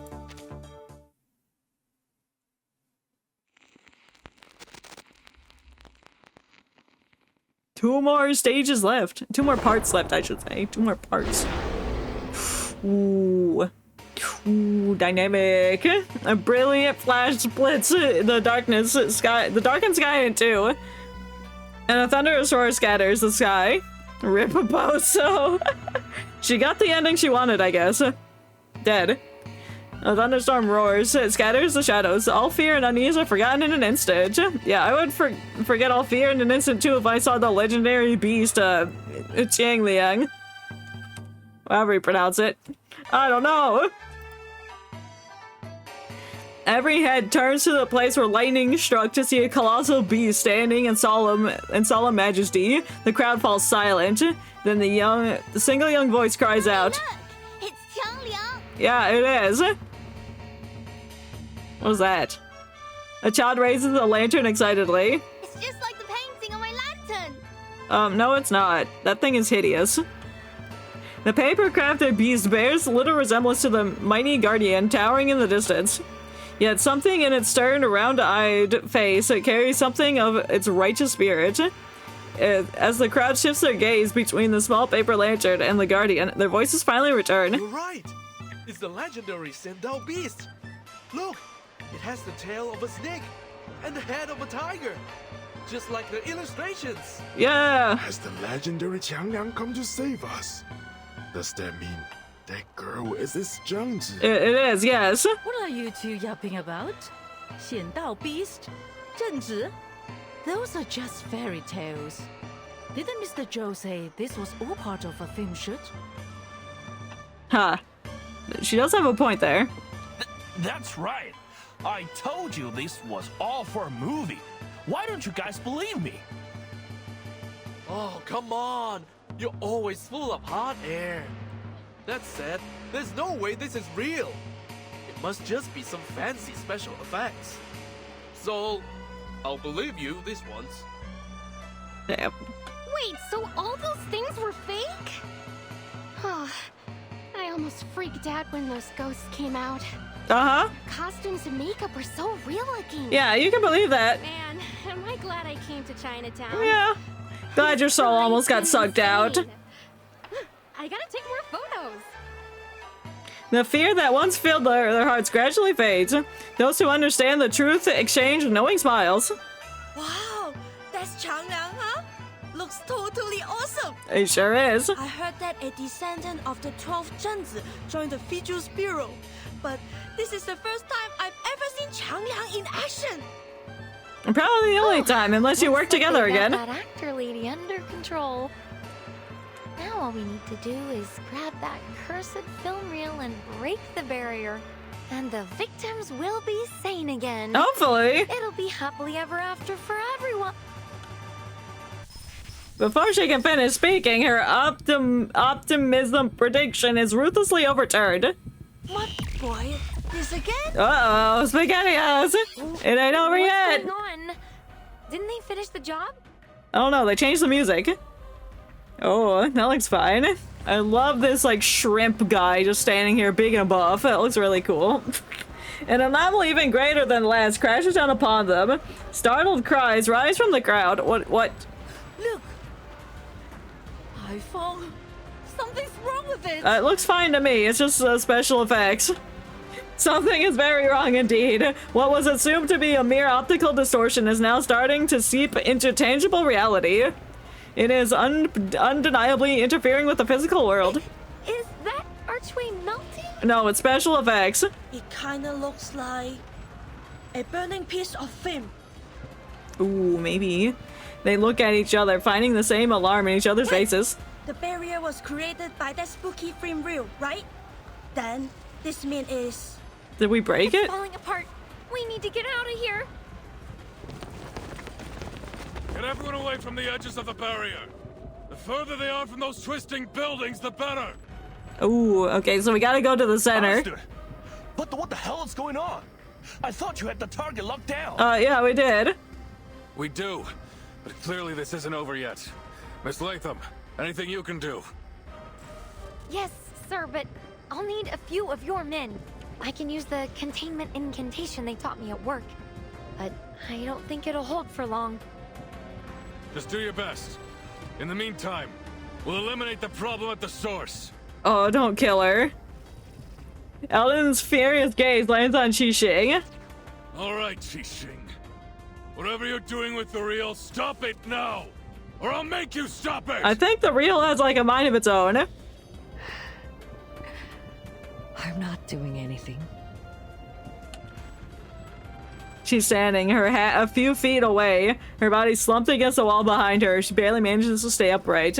She forces a crooked grin. It's the film reel. It's reached its limit. So how do we fix that? Love your severed hand. From her cult, she pulls out the object responsible for all the chaos. Had Liang not once held the film reel herself, she might have not recognized it at all. The reunion of the three swallows.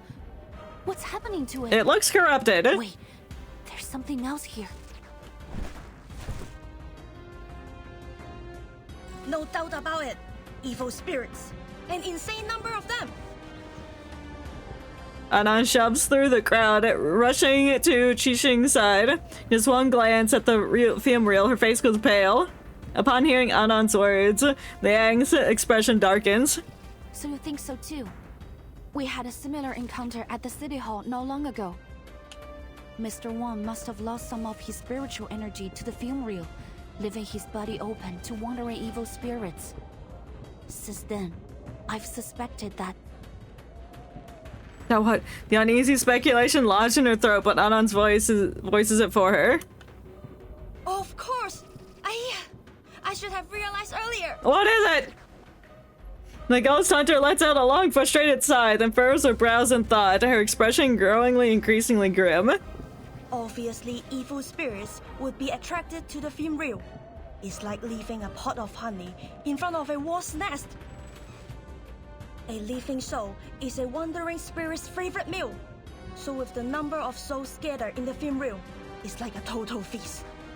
Ah, I see. All that evil spiritual energy must have the film reel bursting at the seams. So how do we fix that? How do we de-ghostify the reel? Anan scans her surroundings, alarm in her eyes. The collapse is approaching fast. It's as if reality itself is about to be swallowed whole. Yet nothing Liang nor Anan can see a single wandering or evil spirit. Sudden realization strikes Liang. Her gaze snaps at Qixing. But upon seeing her, her eyes widen in shock. She's dead. Miss Qixing, your hand. No, it's being corrupted. You're holding it. Maybe you shouldn't hold it.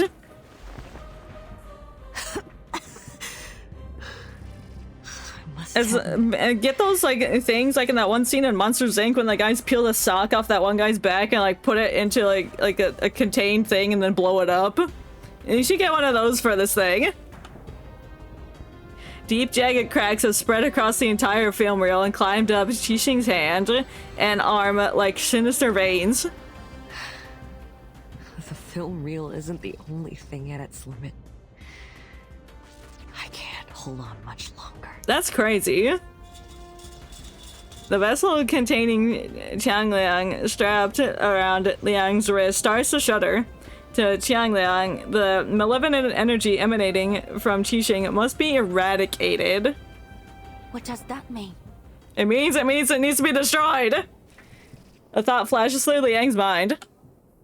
Could it be that the film reel has been out of control since the beginning? I think so. That would make sense. That depends on how you define the beginning. When it arrived here? I don't know.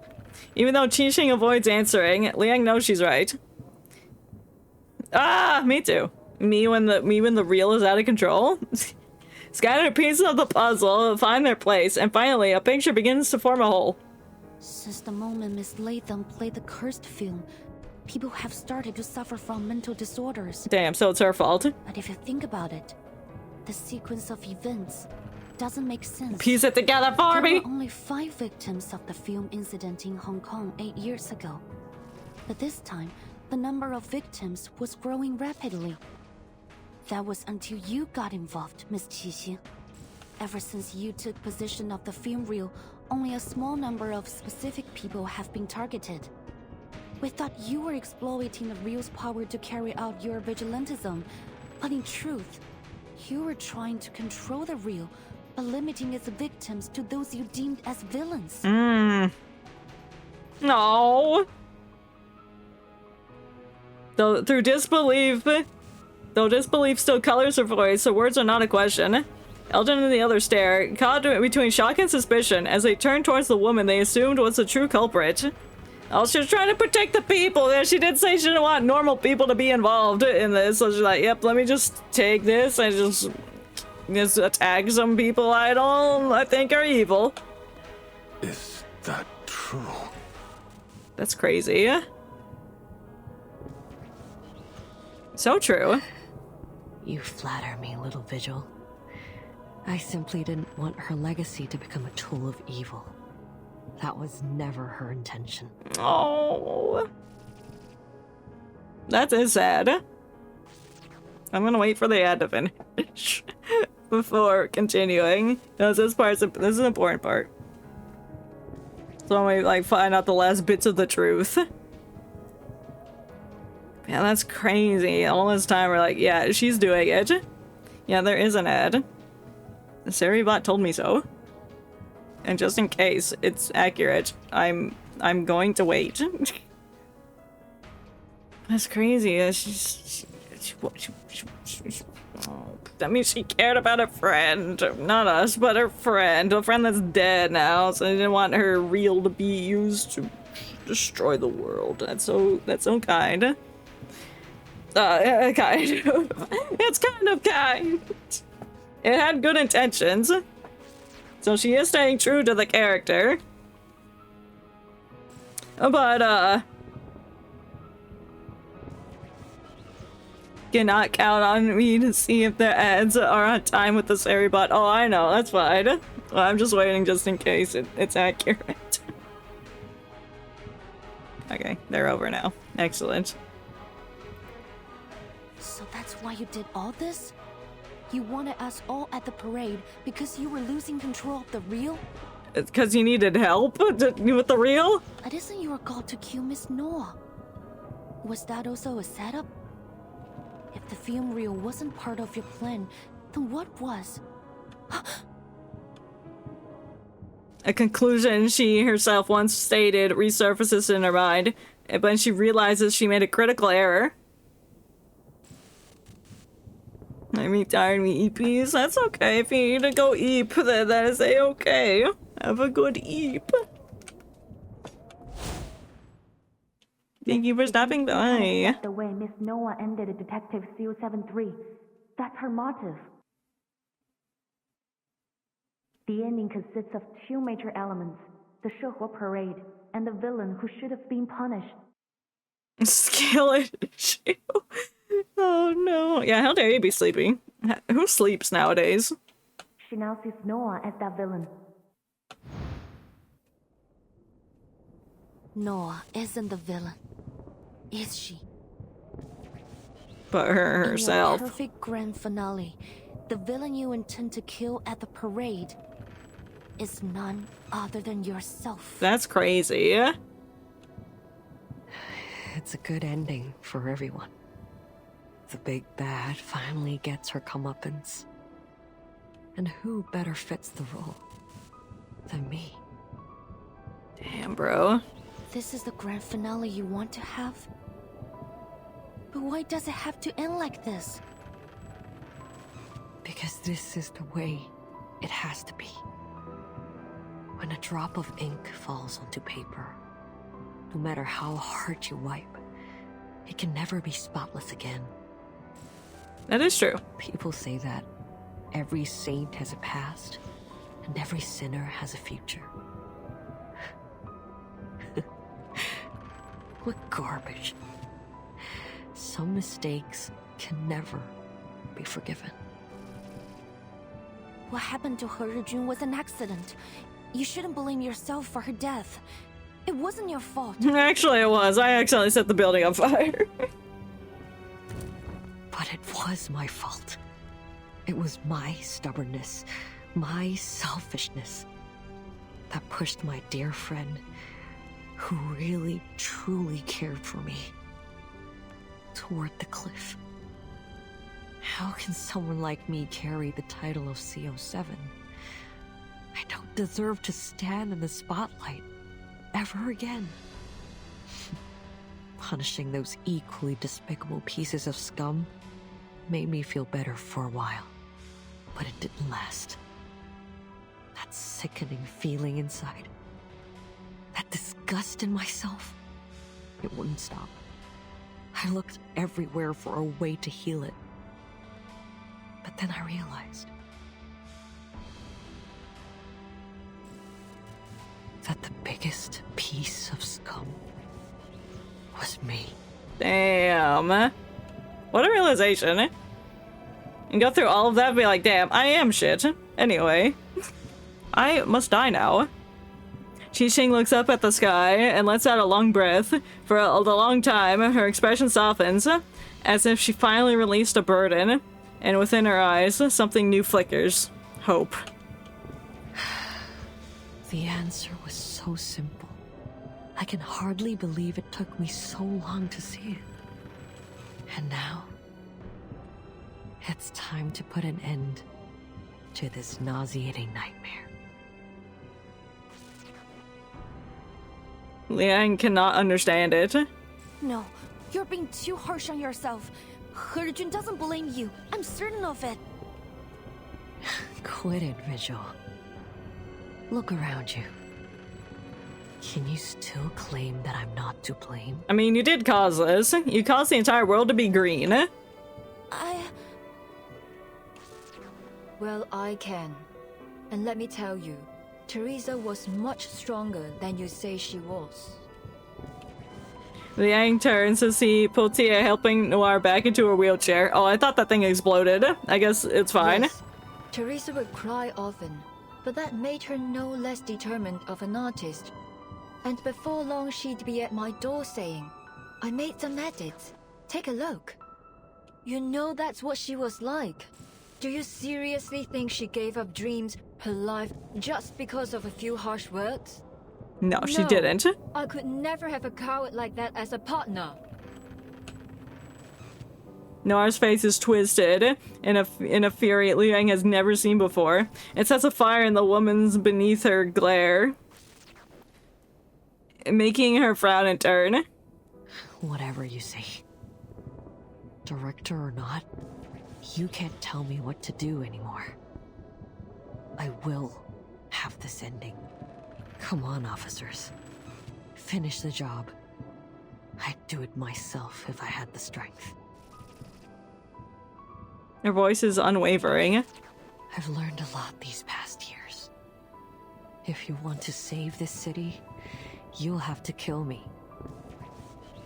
Those spirits will disappear, and everything will be back to normal. You sure about that? A perfect grand finale, isn't it? So what are you waiting for? So it's come to this. Yeah. It seems so. Eldon swears under his breath and he reaches for the gun on his waist. Qixing watches on, seemingly pleased. Wait, sir. Lightning shoots through Liang's body. Her feet, once nailed to the ground, suddenly feels weightless. She steps forward. There's no guarantee that things will play out like Miss Qixing said. Please, let me try something. After all, exorcism is my and Qiangliang's specialty.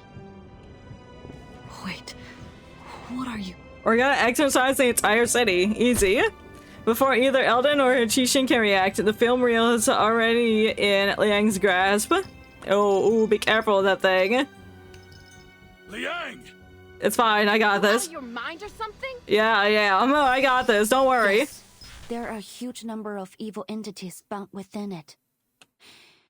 And this is probably the most formidable opponent Qiangliang and I have ever faced. Damn, imagine a film reel being the most formidable opponent you've ever faced in life. A film reel. That's crazy. That's how powerful this thing is. Not to protect the honor of my family, or to mimic CO7 either. But because I want to. Because it's right. Yes! Every story has an ending. I'm sure you got this and you won't die. To create the best one for everyone. Sorry. I don't have any flower words or clever arguments. But if you're willing to help me, please, Qiangliang, heed my call. Imagine Qiangliang being like, nah, I don't want to. No, but that wouldn't happen. She's so determined to do this, of course he's gonna help. Ooh.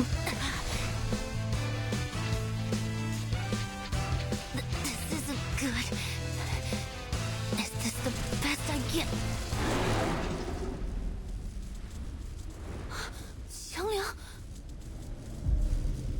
Oh, is he bleeding? Is he cracking? Hold on.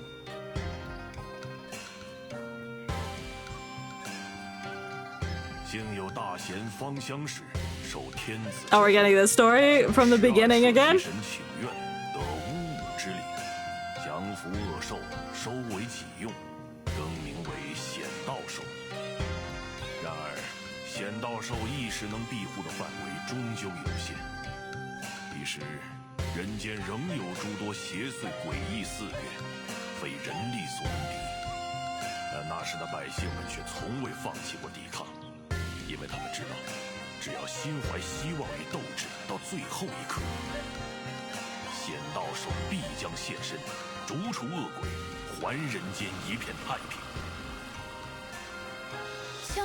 No! I mean, that is what he's doing. Oh, did he take the reel? He took the reel!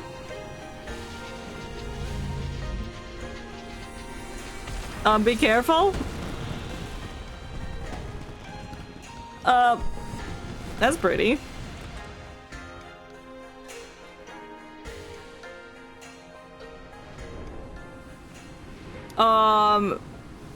Is it dead? Did the tiger just sacrifice itself? Don't give me that to me, Katrina, please. Tell me the tiger's okay. It's probably not. It's gone forever.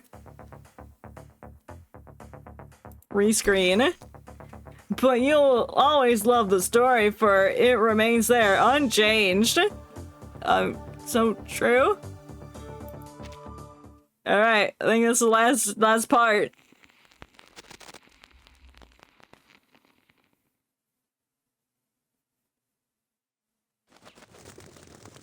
The storm clouds gradually disperse, and the sunlight streams into the ward. In the corner, the television broadcasts a news report.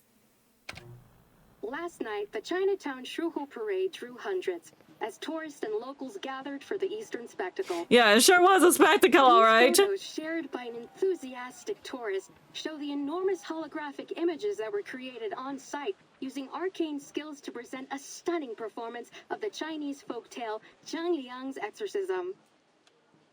The event has been deemed a well-organized success, with many promising to attend again next year. I don't think it'll be as grand next year. It was only one reel that was gonna make this happen. One spokesperson said, "It's been wonderful to share our culture with people from all around the world. Chinatown is always ready to welcome new friends from both near and far." Oh, that's quite lovely, isn't it? The arcane vigilante Night Piercer, who has perpetrated dozens of attacks across the city, has been apprehended by the DAA. Oh, she was arrested. She didn't die. Night Piercer was revealed to be Qi Xing, a former Hong Kong movie star.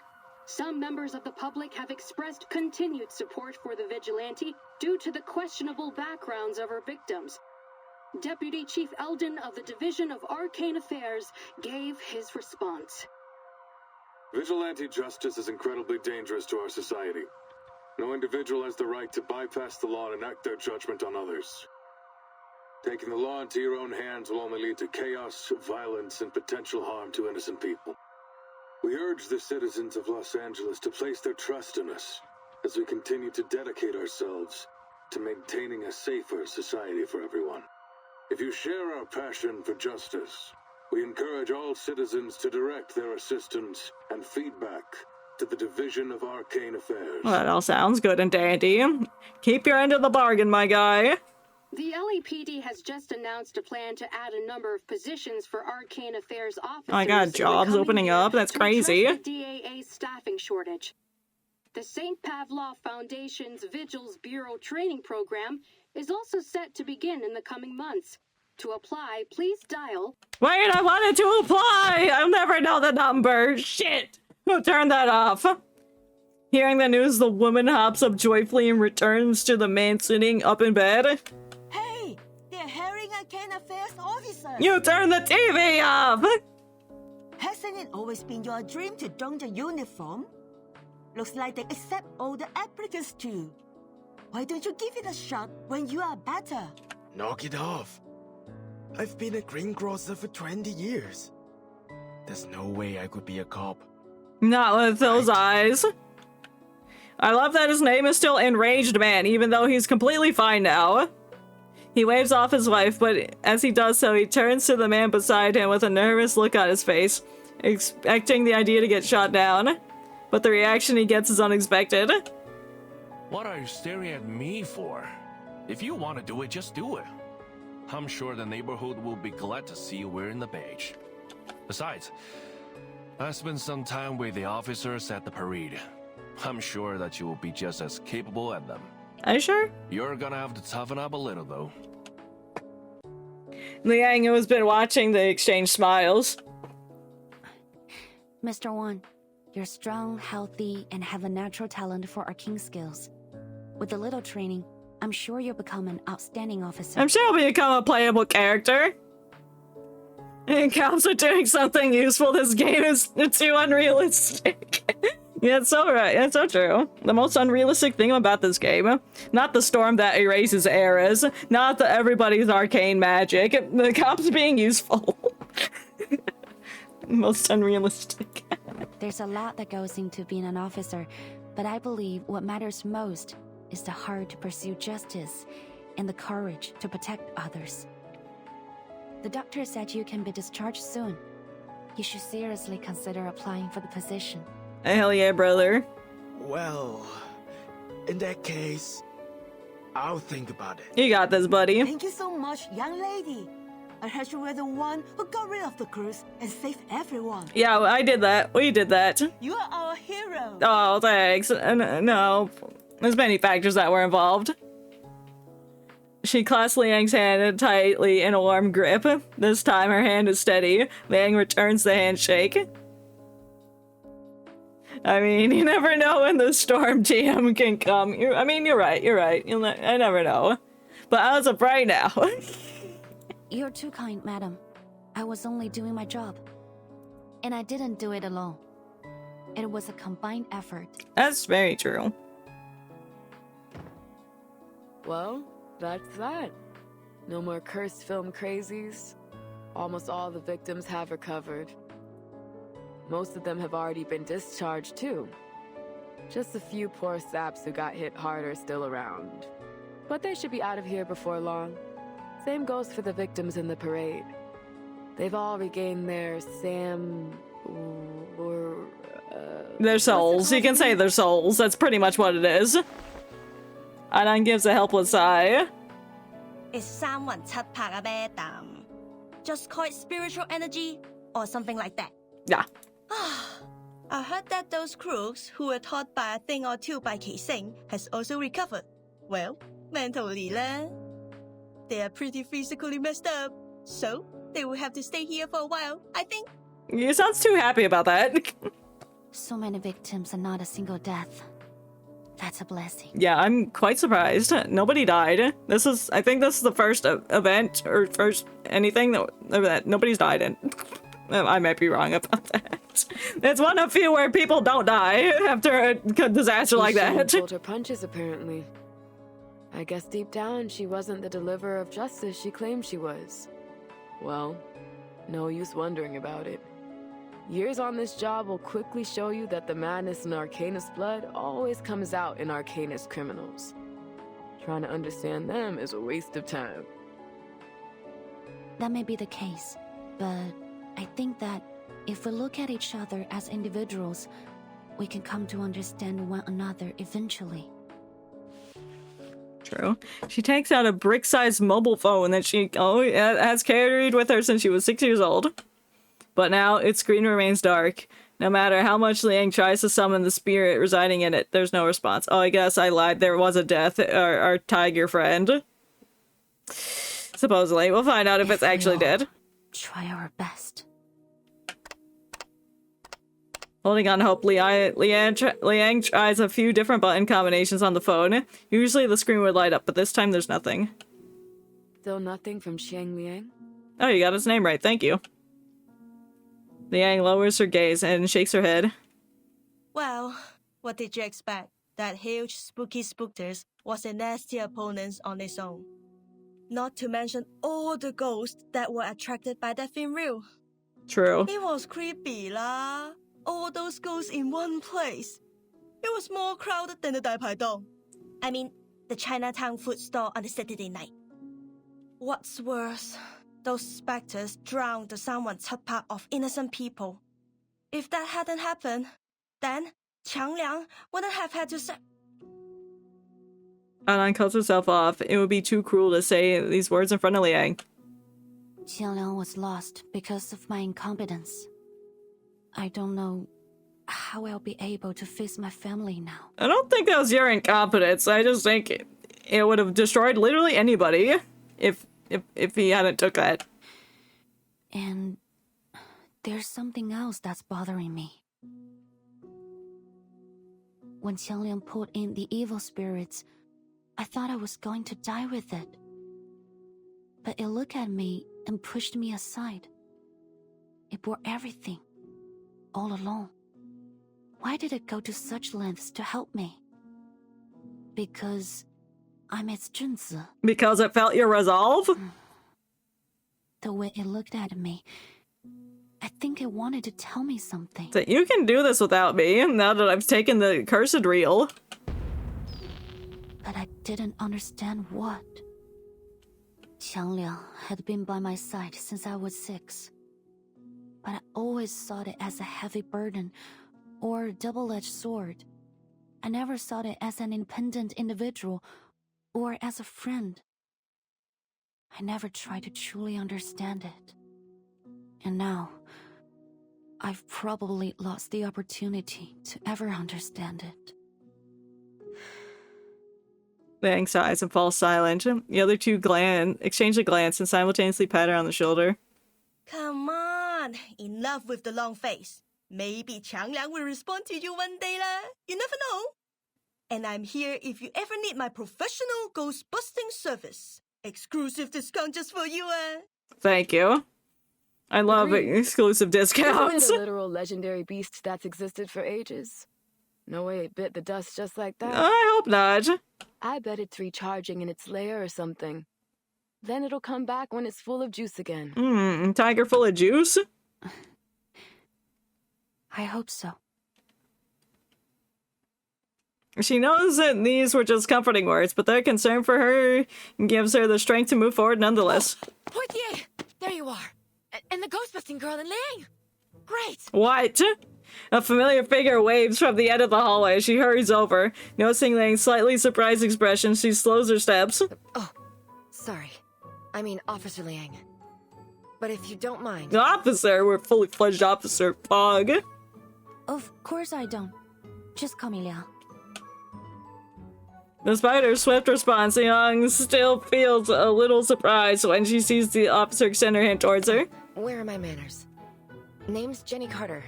Just Jenny's fine. Oh, Unlike your instructor, I don't try to hide my appreciation of people. That's crazy. I gotta say, you've done an awesome job. Thank you. Folks at the department have all been talking about it. Thanks. We're proud of you. Great. Please tell me there's some way to postpone the end of your field training. No. This is the second hand Liang has shaken today. Thank you. That's very kind. What brings you here? Deputy Chief Eldon, of course. Who else? Foundation staff have arrived. They're gonna take over Qi Xing's interrogation and everything. They're gonna take the film reel back to their headquarters, too. I thought the thing was destroyed, but I guess all the ghosts inside of it were destroyed and the reel is just a reel. Before they take it away.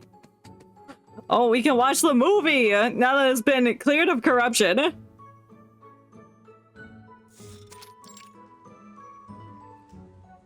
Movie night. For crying out loud, the DA isn't a movie theater. Yeah, it is. Where'd all these people come from? The movie. We wanted to watch the movie, and then when the birds show up, we're all gonna throw popcorn at the screen and cheer. Eldon scans the group before him. My apologies, sir. I invited them. I invite all these people. This may be the only chance for Teresa's last work to be shown to the public. I want as many people to see it as possible. Yes. Everyone get your popcorn out. I'm ready to start tossing it. I appreciate your understanding. Brought my fireworks too, just in case. Before Eldon can respond, Anan cuts in. Come on, sir. It's no big deal. Everyone here knows what really happened. We just want to know what the theme's about. Damn, and then it sucks up all our souls, and then and then we have this crisis all over again. Yeah, didn't you see something on TV about assistance and feedback? You'd be going back on your word if you ignored us now. That's true. Let's watch the movie.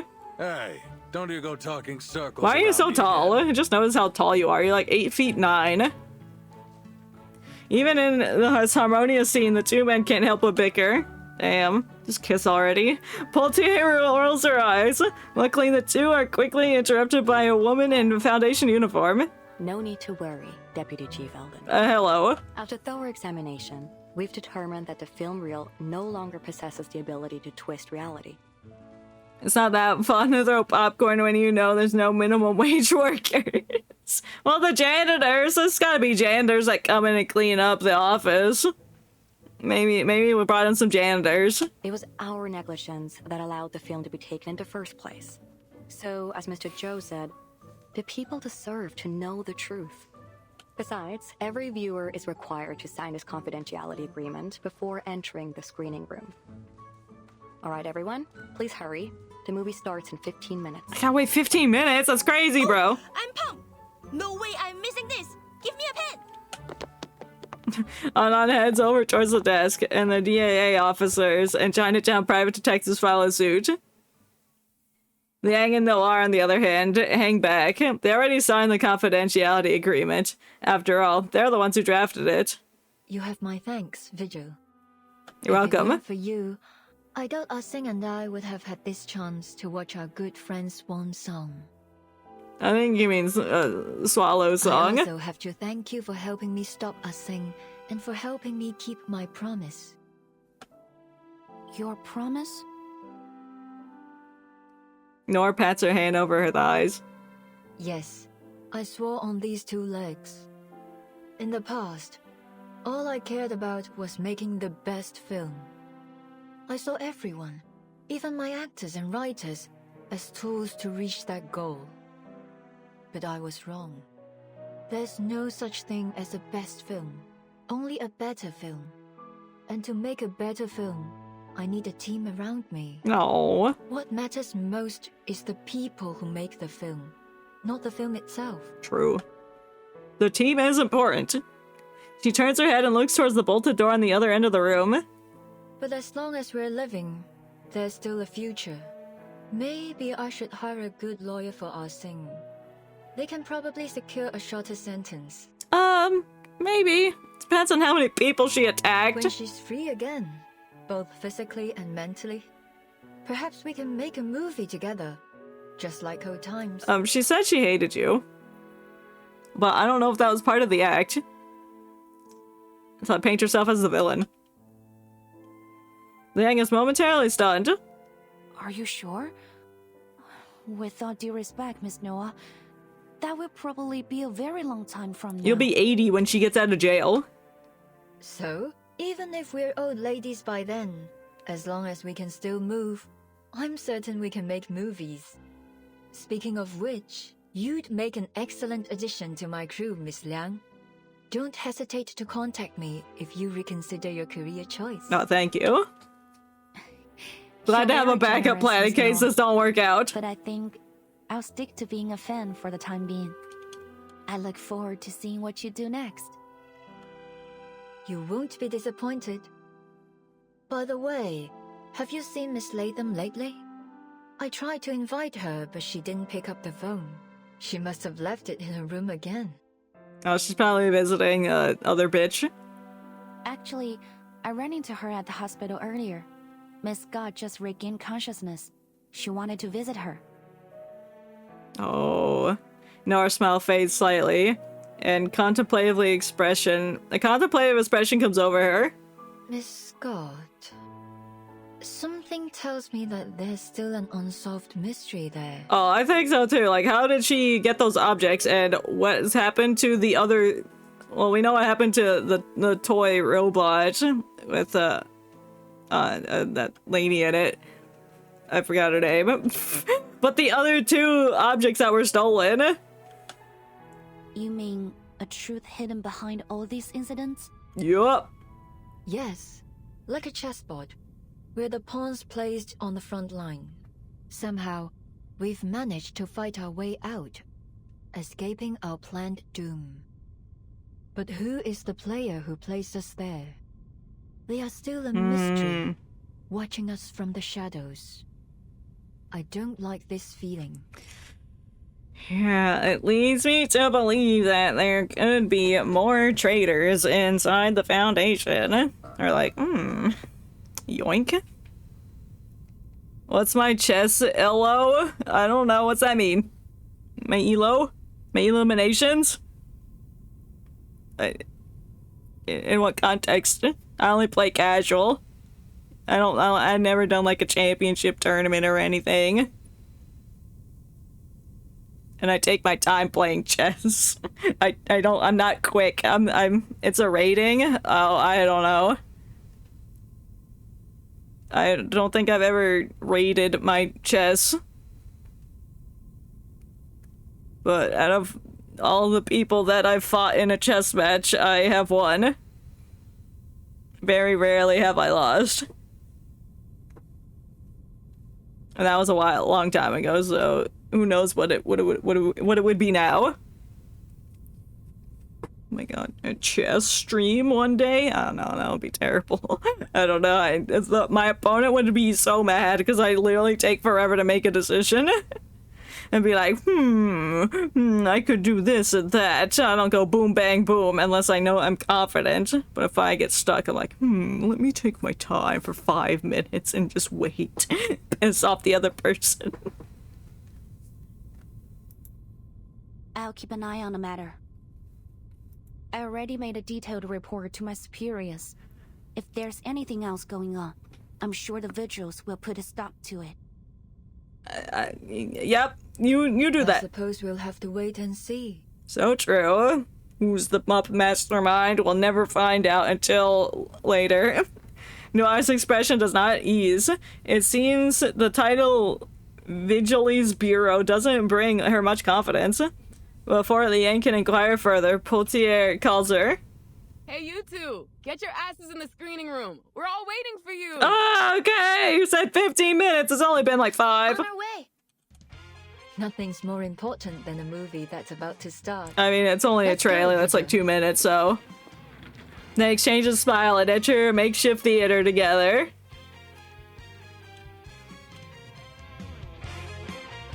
Ooh!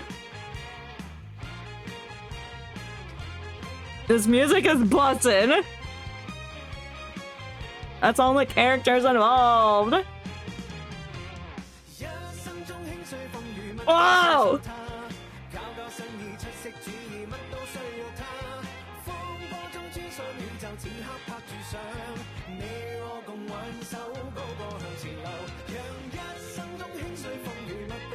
This is a work of fiction. Any resemblance to actual events are entirely coincidental.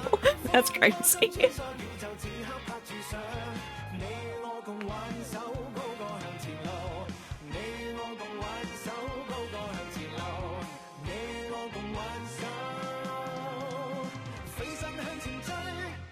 Yeah! Yeah! Good song! Oh wait, there's one more. There's one more chapter. Okay. Chinese rap? I'm more like, I don't know if it was rap or not. More like a song. I thought it was more like lyrical. It's lyrical! Alright, well, this has to be the last one. A bouquet left by the comforter, wilting away. Anonymous visitor. I'm glad that they put that little credit scene in there. That was cute. And it showcased more of that song, or a different song. I don't know if it was the same one, but more music. Scott's ward. Did I take a wrong turn? Yes, you did. Oh, excuse me, Doctor. Could you tell me where Constance Scott's ward is? I'm kinda lost. You're in the wrong area. You need to go straight forward this way, take a left at a corner, and a right at the next. Thanks, doctor. Forward, left, then right. Okay. I'll remember it now. Thanks for the help. Yeah, I hope you remember that. Loggerhead makes her way down the hallway, muttering the directions to herself as she goes. But then she stops and turns back in confusion. That's odd. Why do I feel like I talked to that doctor a few days ago? You probably did. Must just be my bad memory. The lady last time was more friendly. You sure about that? She tilts her head before quickly deciding to let it go. Wait. Why bring that up? Which way did she say again? Oh no, honey. She's never gonna find that ward. Sorry, Doctor. It isn't time for the routine checkup yet. You're right. But yesterday's medical report showed some concerning fluctuations in the patient's data. Hello? It's probably nothing serious, but we should conduct a clinical check on the patient, just in case. What's wrong with her? I know she was like stabbed in the neck with a needle, but... Of course, officer. You can never be too cautious, especially when the patient's involved in a sensitive case. Yeah. Thanks for your... Are you dying? What is going on? That doctor is not a doctor. That doctor's a bitch. Oh no, who is this doctor?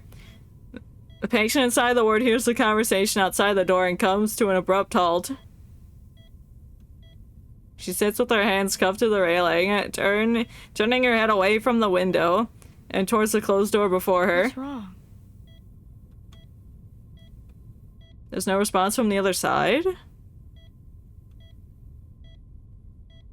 Huh? Several seconds later, the doorknob turns. Standing in the doorway is a doctor. She looks vaguely familiar. Undertale. You're right, he was definitely gonna say that. Good afternoon, Miss Scott. How are you feeling today?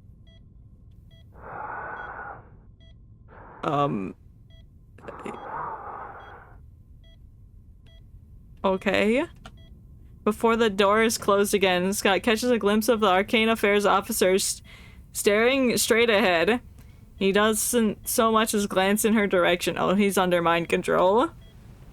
Something is wrong. Scott shoots straight up. Who are you? Someone brought you these flowers. Flowers? Flowers? Flowey the flower. What? Only then does she notice that the doctor's holding a glass vase filled with pure white flowers, fresh and delicate. What type of flowers are those? Tulips? No. Something's not right. Those are not flowers. They're piranha plants and they will kill you. I heard what you said to the officer. How are you supposed to do a medical check with a flower? Those flowers have hypnotic powers, I guess. Please.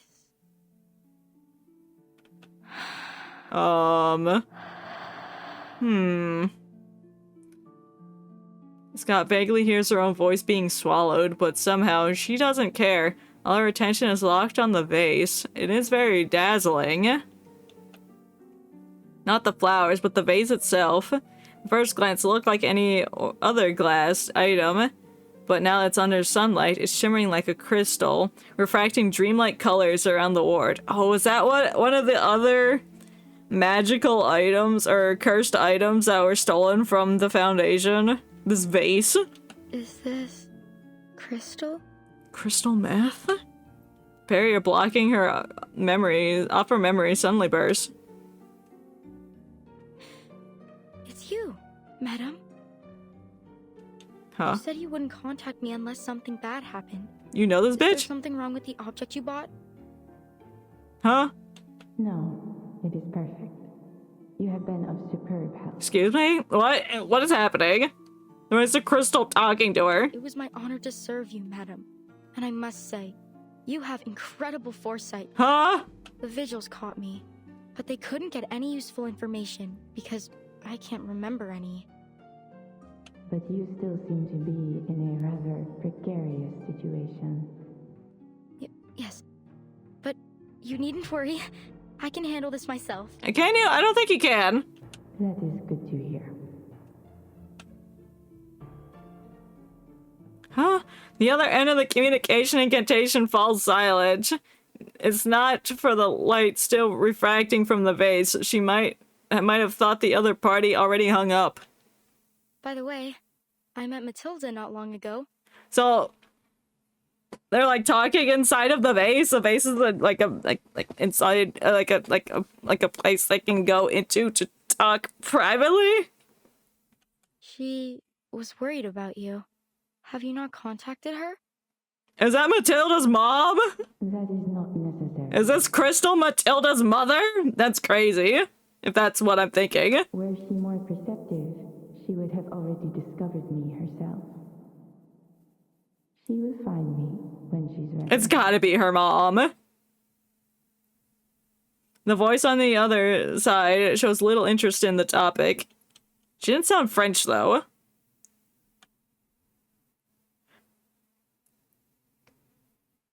Scott smirks to herself, but struggles to find other excuse to prolong the conversation.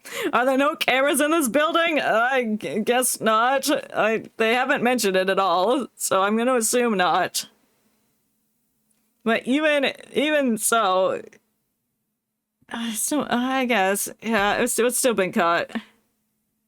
Like, they'd literally just be standing in the room, just looking at this vase. And then they'd start moving again, but it would be suspicious that they're just standing there looking directly at the vase. But her moment has already passed. The colors twist, her conscience begins to spiral. What was I doing again? You talked to a crystal. Are you okay? I'm contacting you to express my gratitude. Why is Matilda's mom Crystal evil? Merci beaucoup, Miss Scott. Oh, she spoke French. That's Matilda's mom. You are far more gifted than you think. The woman's voice rings out from the particularly distorted and colorful spot in the room. It is elegant, dignified, and strangely familiar. Who are you? I'm Matilda's mom. The voice does not answer, because I already know the answer. However, those black dogs have a keener sense of smell than I thought. Dogs? I am afraid our relationship has come to an end. What dogs? What? Adieu, Miss Scott. Oh, adieu, French. Matilda's mom. Got her. Wait.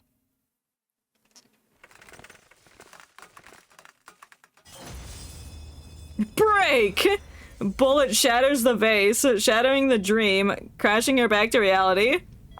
At some point, the door was silently opened. A pair of black leather boots steps over the shards of broken vase and comes to a stop at Scott's bedside. If these black boots belong to Forget-Me-Not, I'm gonna shit my pants. Okay, it's not. It's some other bitch I'd never heard of before. It's bigger than we thought. Oh. Black ibis? More bird references! Bro! So many bird references! Have you figured out what happened to the two officers? Who are you? The woman turns to her cadet. A man also dressed in the same black uniform is dragging the unconscious body of the doctor who visited earlier, beside that of the DAA officer who had been keeping guard outside. Black Ibs. Iblis. They're under some kind of hypnosis. Caster's no amateur either. Arcane fluctuations are impossible to trace. That's crazy. Not bad. Not bad at all. Are you looking for Matilda's mother? The crystal? She crouches down to pick up the shards of glass. As she examines it, her mouth curls into a smile. Not bad. This is really bad.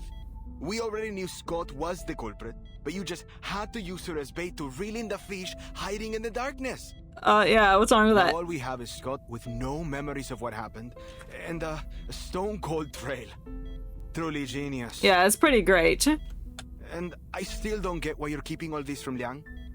She's your cadet, and right here in the city. We should have had her join the investigation. Oh, I see. They're part of the same organization. Oh, the Vigili Bureau, whatever. I can't wait to see her face when she finds out what's been going on. And I'm not defending you this time either. That's crazy. Faced with her cadet's accusation, the woman feigns innocence. Defending me? There's nothing to defend. I've done nothing wrong. If we told her about our plan, she would have started acting differently and spooked our fish. Besides, the whole point of her field training program in the LAPD was to see if she could handle things on her own. And she's proven that she can. The Division of Arcane Affairs seems to adore her, so I'm sure the Deputy Chief will give her an excellent write-up. Everything's turned out great, hasn't it? Yes, I suppose so. See? How considerate I am. How I always do things in my cadets' best interests. How could you make me out to be such a heartless, irresponsible monster? I don't know, maybe you are? She exaggerates a sorrowful expression, which only makes her cadet roll his eyes in aspiration. Oh, don't give me that look. Anyway, I think I've got an idea as to what's going on. Really? The woman drops her act and smiles knowingly. Our big fish got away, yes. But just confirming that a fish this big exists has already made this worth our time. Now, back to the stolen arcane items. There are 5 in There was total, 5? including the cursed film reel and the wind-up toy that the timekeeper shattered. Yeah. Tell me, Bob. Bob! Does our fish need all 5 arcane items? Bob! I was not expecting bro's name to be Bob. We got his badass bitch name like Black Ibis and then Bob. Like, you could have called him something else like... I don't know. Jeez. Bob the Builder. Demure Bob. Chicken Bobby. Something cool, you know? Who the hell names their child Bob? I don't know. Might be short for Robert. I don't know. Bobbert. It's Alan, not Bob. Okay, Alan. I mean, that's kind of cooler than Bob. Okay, but it's still like just some normal dude name, Alan. And to answer your question, no. I don't think so. The wind-up toy has already been destroyed, and the film reel's been recovered by a fellow cadet. These items did cause a few problems, but I don't see any common thread between the incidents they caused. Correct, Brian. Those 2 items Brian! are probably just a She is not paying attention to this man. She does not give a shit. Again, it's Alan. Ignoring her cadet's correction, she goes on. 夫藏木于林，人皆视而不见. Of the 5 objects, they probably only need 1. Ooh. Take a guess, Buck. Which one do they need? I don't know. What are my options? It's Alan. A-L-A-N. There isn't even a single B in it. I mean, A plus A equals B. Duh. Cadet size, half in reluctance and half in realization. Well, out of the 3, which one is... Wait. Could it be? I don't know. Which one is it? Bingo. It's bingo? Okay, a bingo card. We have to confiscate every single bingo card in the universe and burn them. From the way her cadet's face darkens, she can tell he has found the answer. Does that mean the legend's real? It can really be used in that ritual? What ritual? Tell me, Bob. So, it's Manus Vindicte again. When is it not Manus Vindicte? He speaks the name, his expression grim. They must have planted a mole somewhere among the Foundation's elites. I knew it. Someone with clearance to the Arcanum Containment Department. I knew it. I don't know who it is, but somebody's in there. Our fish doesn't wear the black robe. Okay. The woman taps her chin. This response makes her cadet's eye widen in disbelief. Huh? So you're saying there's someone behind all this who wants to perform that ritual, and somehow has the means to steal from the Foundation? I can't believe Matilda's mom wants to do this. Just assuming it's her. I don't know. The stolen items would probably go to the Manus eventually. But I have a hunch that our wily fish isn't totally on their side. Oh, Manus rise of a Vindicte third obviously group. considered the succubus a valuable asset before she got away, right? It was Black. It was only part of the Foundation, and she is. I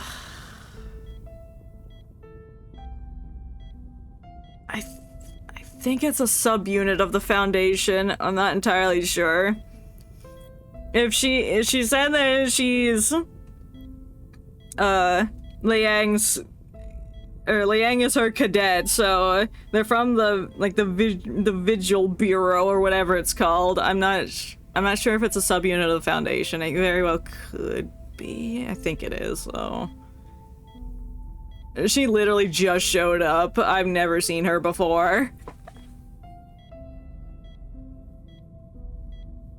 So if our fish was a die-hard loyalist, they would have delivered the wind-up toy to their master straightway, rather than letting it be passed around all over the place. While our fish is in collusion with Manus Vindicte, they are swimming in murky waters. They may be pursuing their own agenda.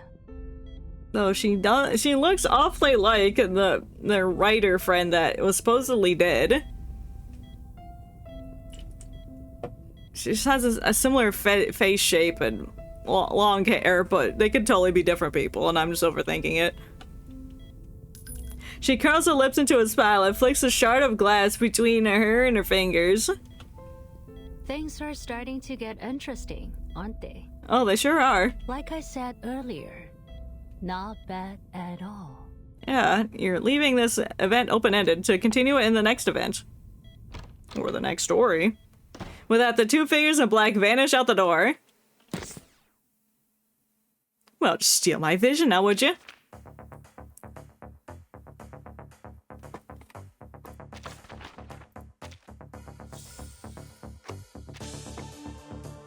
Alright, it looks like we have finished the event. Continues in a year, I would cry. I would cry. I would have forgotten everything that I speculated. I hope not. I hope that's not a year. All in all, good event. I don't think it was as crazy as the last couple like big events, but it was still good. I liked it. It's like you could feel the build up. It was like it kept like stacking and stacking instead of like I build up once again, like have something crazy happen, build up again, have something crazy happen. It was like a continuous stack, which I did appreciate. Once a year again to talk about your extended car warranty. Oh, thank you. I definitely need to extend my car, make it really long. Well, we finished the event, yippee! And now we get to pull for characters because there is a couple limited characters on the banner. And yes. And yes. And yes, it's her. I don't know what they do, but we can get her and Loggerhead as a 5-star. It's time to gamble! Yeah! My god, speaking of gambling, let's do a poll. Will I lose the 50-50? If you don't know what a 50-50 is, it's like, oh, I have a 50-50 shot of getting the character I want on the banner, or I can either lose the 50-50 and get somebody who's completely different. Came back just in time.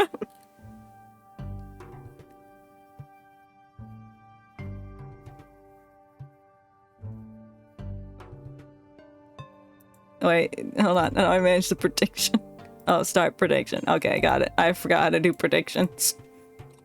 Will I win the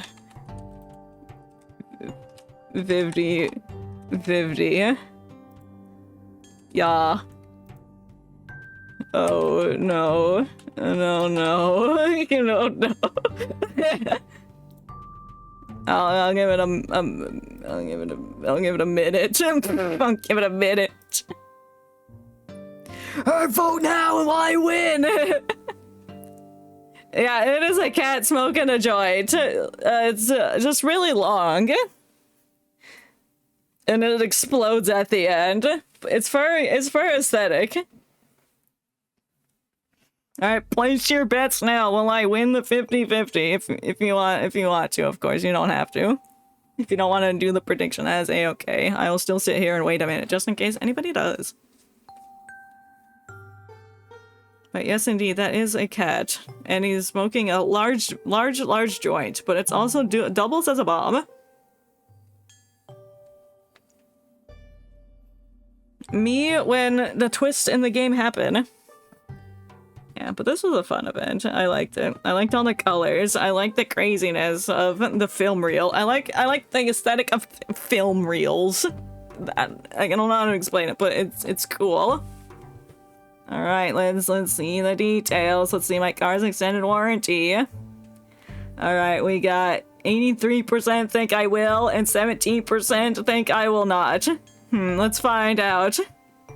I have 500 points on this. Well, I'll do my best because it is randomized. I can't control it. All right, we have 108 rabbit things and 58,000 clear drops. So even if I do lose, we should still be able to get her. All right, let's go. I don't think I have any record on here. No, I don't. Okay, no pity, 0 pity. I think hard pity is like 70 pulls. Alright, let's go. That is a 5-star. We got 2 5-stars. Let's see if we get Loggerhead.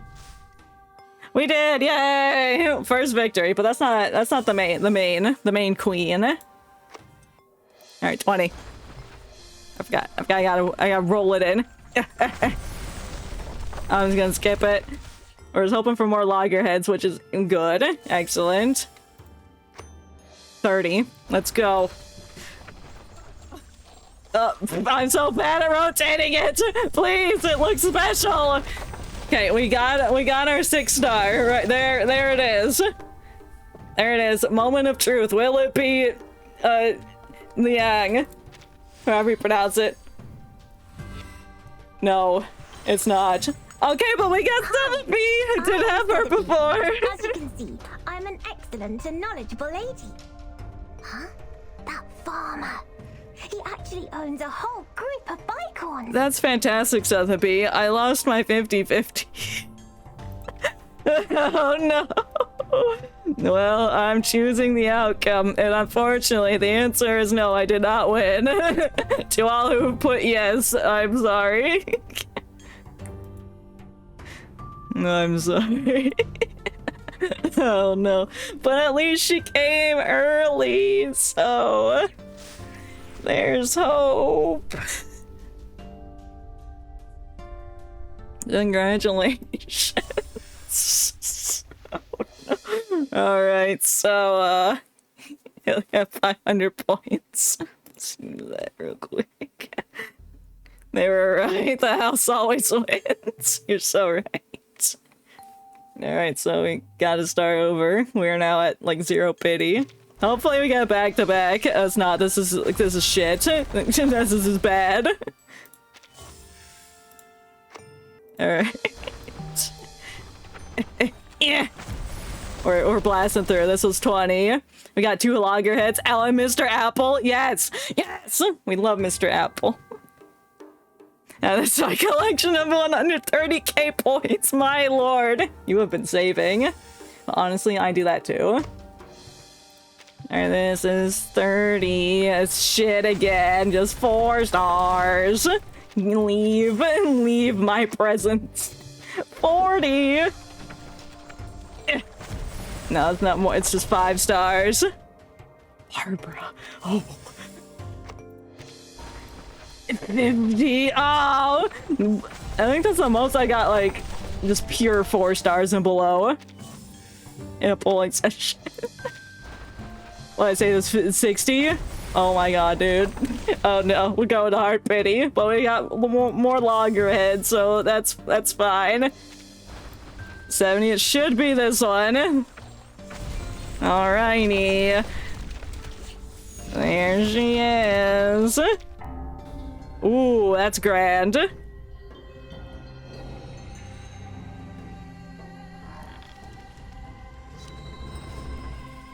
Gorgeous. 10 out of 10 stunning.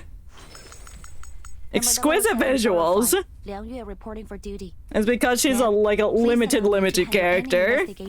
They give those types of characters like really fancy animations when you get them. You want to be friends? I see. Then I will adjust my mindset. Brilliant.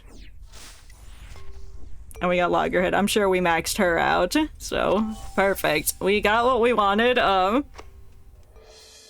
It's quite unfortunate, but we lost the 50-50.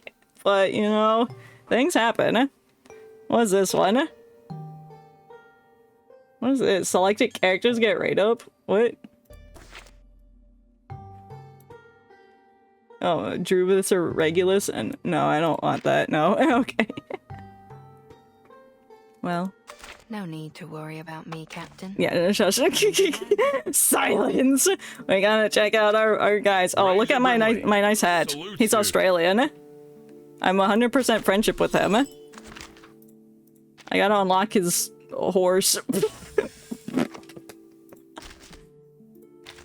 Brilliant. Oh, there she is. There she is. I'll build you later. Don't worry. Oh, I got a portrait of you. Always lonely to stay somewhere quiet for a moment. Okay, Mr. Duncan. Come on in, friend. Door's always open. Door's always open. No. Who else? Who else? I probably missed someone. Where did Loggerhead go? Oh, Barbara, there she is. Welcome to the Arcanum Containment Department. Hi. I'll be your guide through Section F. Now, Section F? I don't want to go Section F. I want to go section. The section of section. Alright, okay, yeah, we maxed her out. That's pretty good. I'll also build you later. And we also got Sotheby. Where is she at? There she is. So now I can build my poison team finally, because I have Sotheby to go with Jessica, and I don't know, she can probably work with them. I don't know. I'll figure that out later.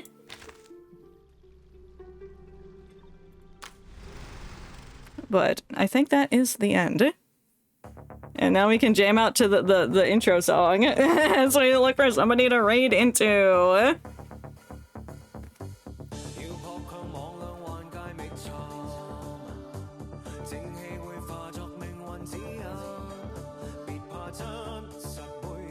Ah, the song's so good, bruh.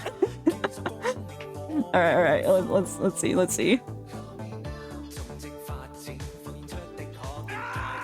Oh, thank you for the big spoons. Much appreciate the spoons.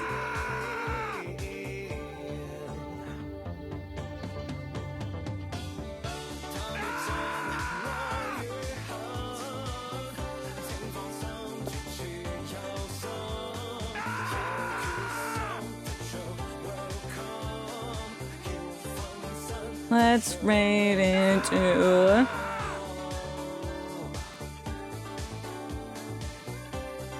Let's raid into Soy Tofu-san. They raided us a couple days ago or something, so let's raid into them. Return the favor. They're playing some Monster Hunter Wilds. I hope you like Monster Hunter. Let's go!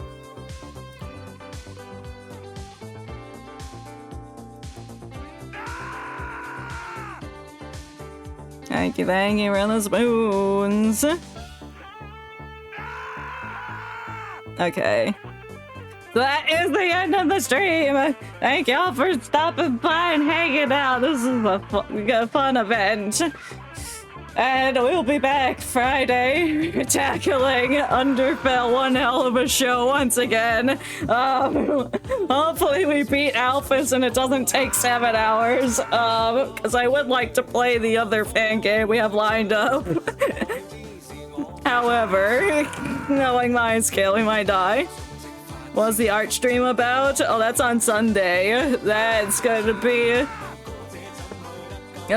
I'm gonna draw the the sub art. The people that subscribe their art that they wanted. Because I always give out a little art piece whenever somebody subs. So like, that's the perfect way to do so, and I'm behind on them because I've got 4. 3 I haven't done yet, but one's almost done. So I think I gotta do that.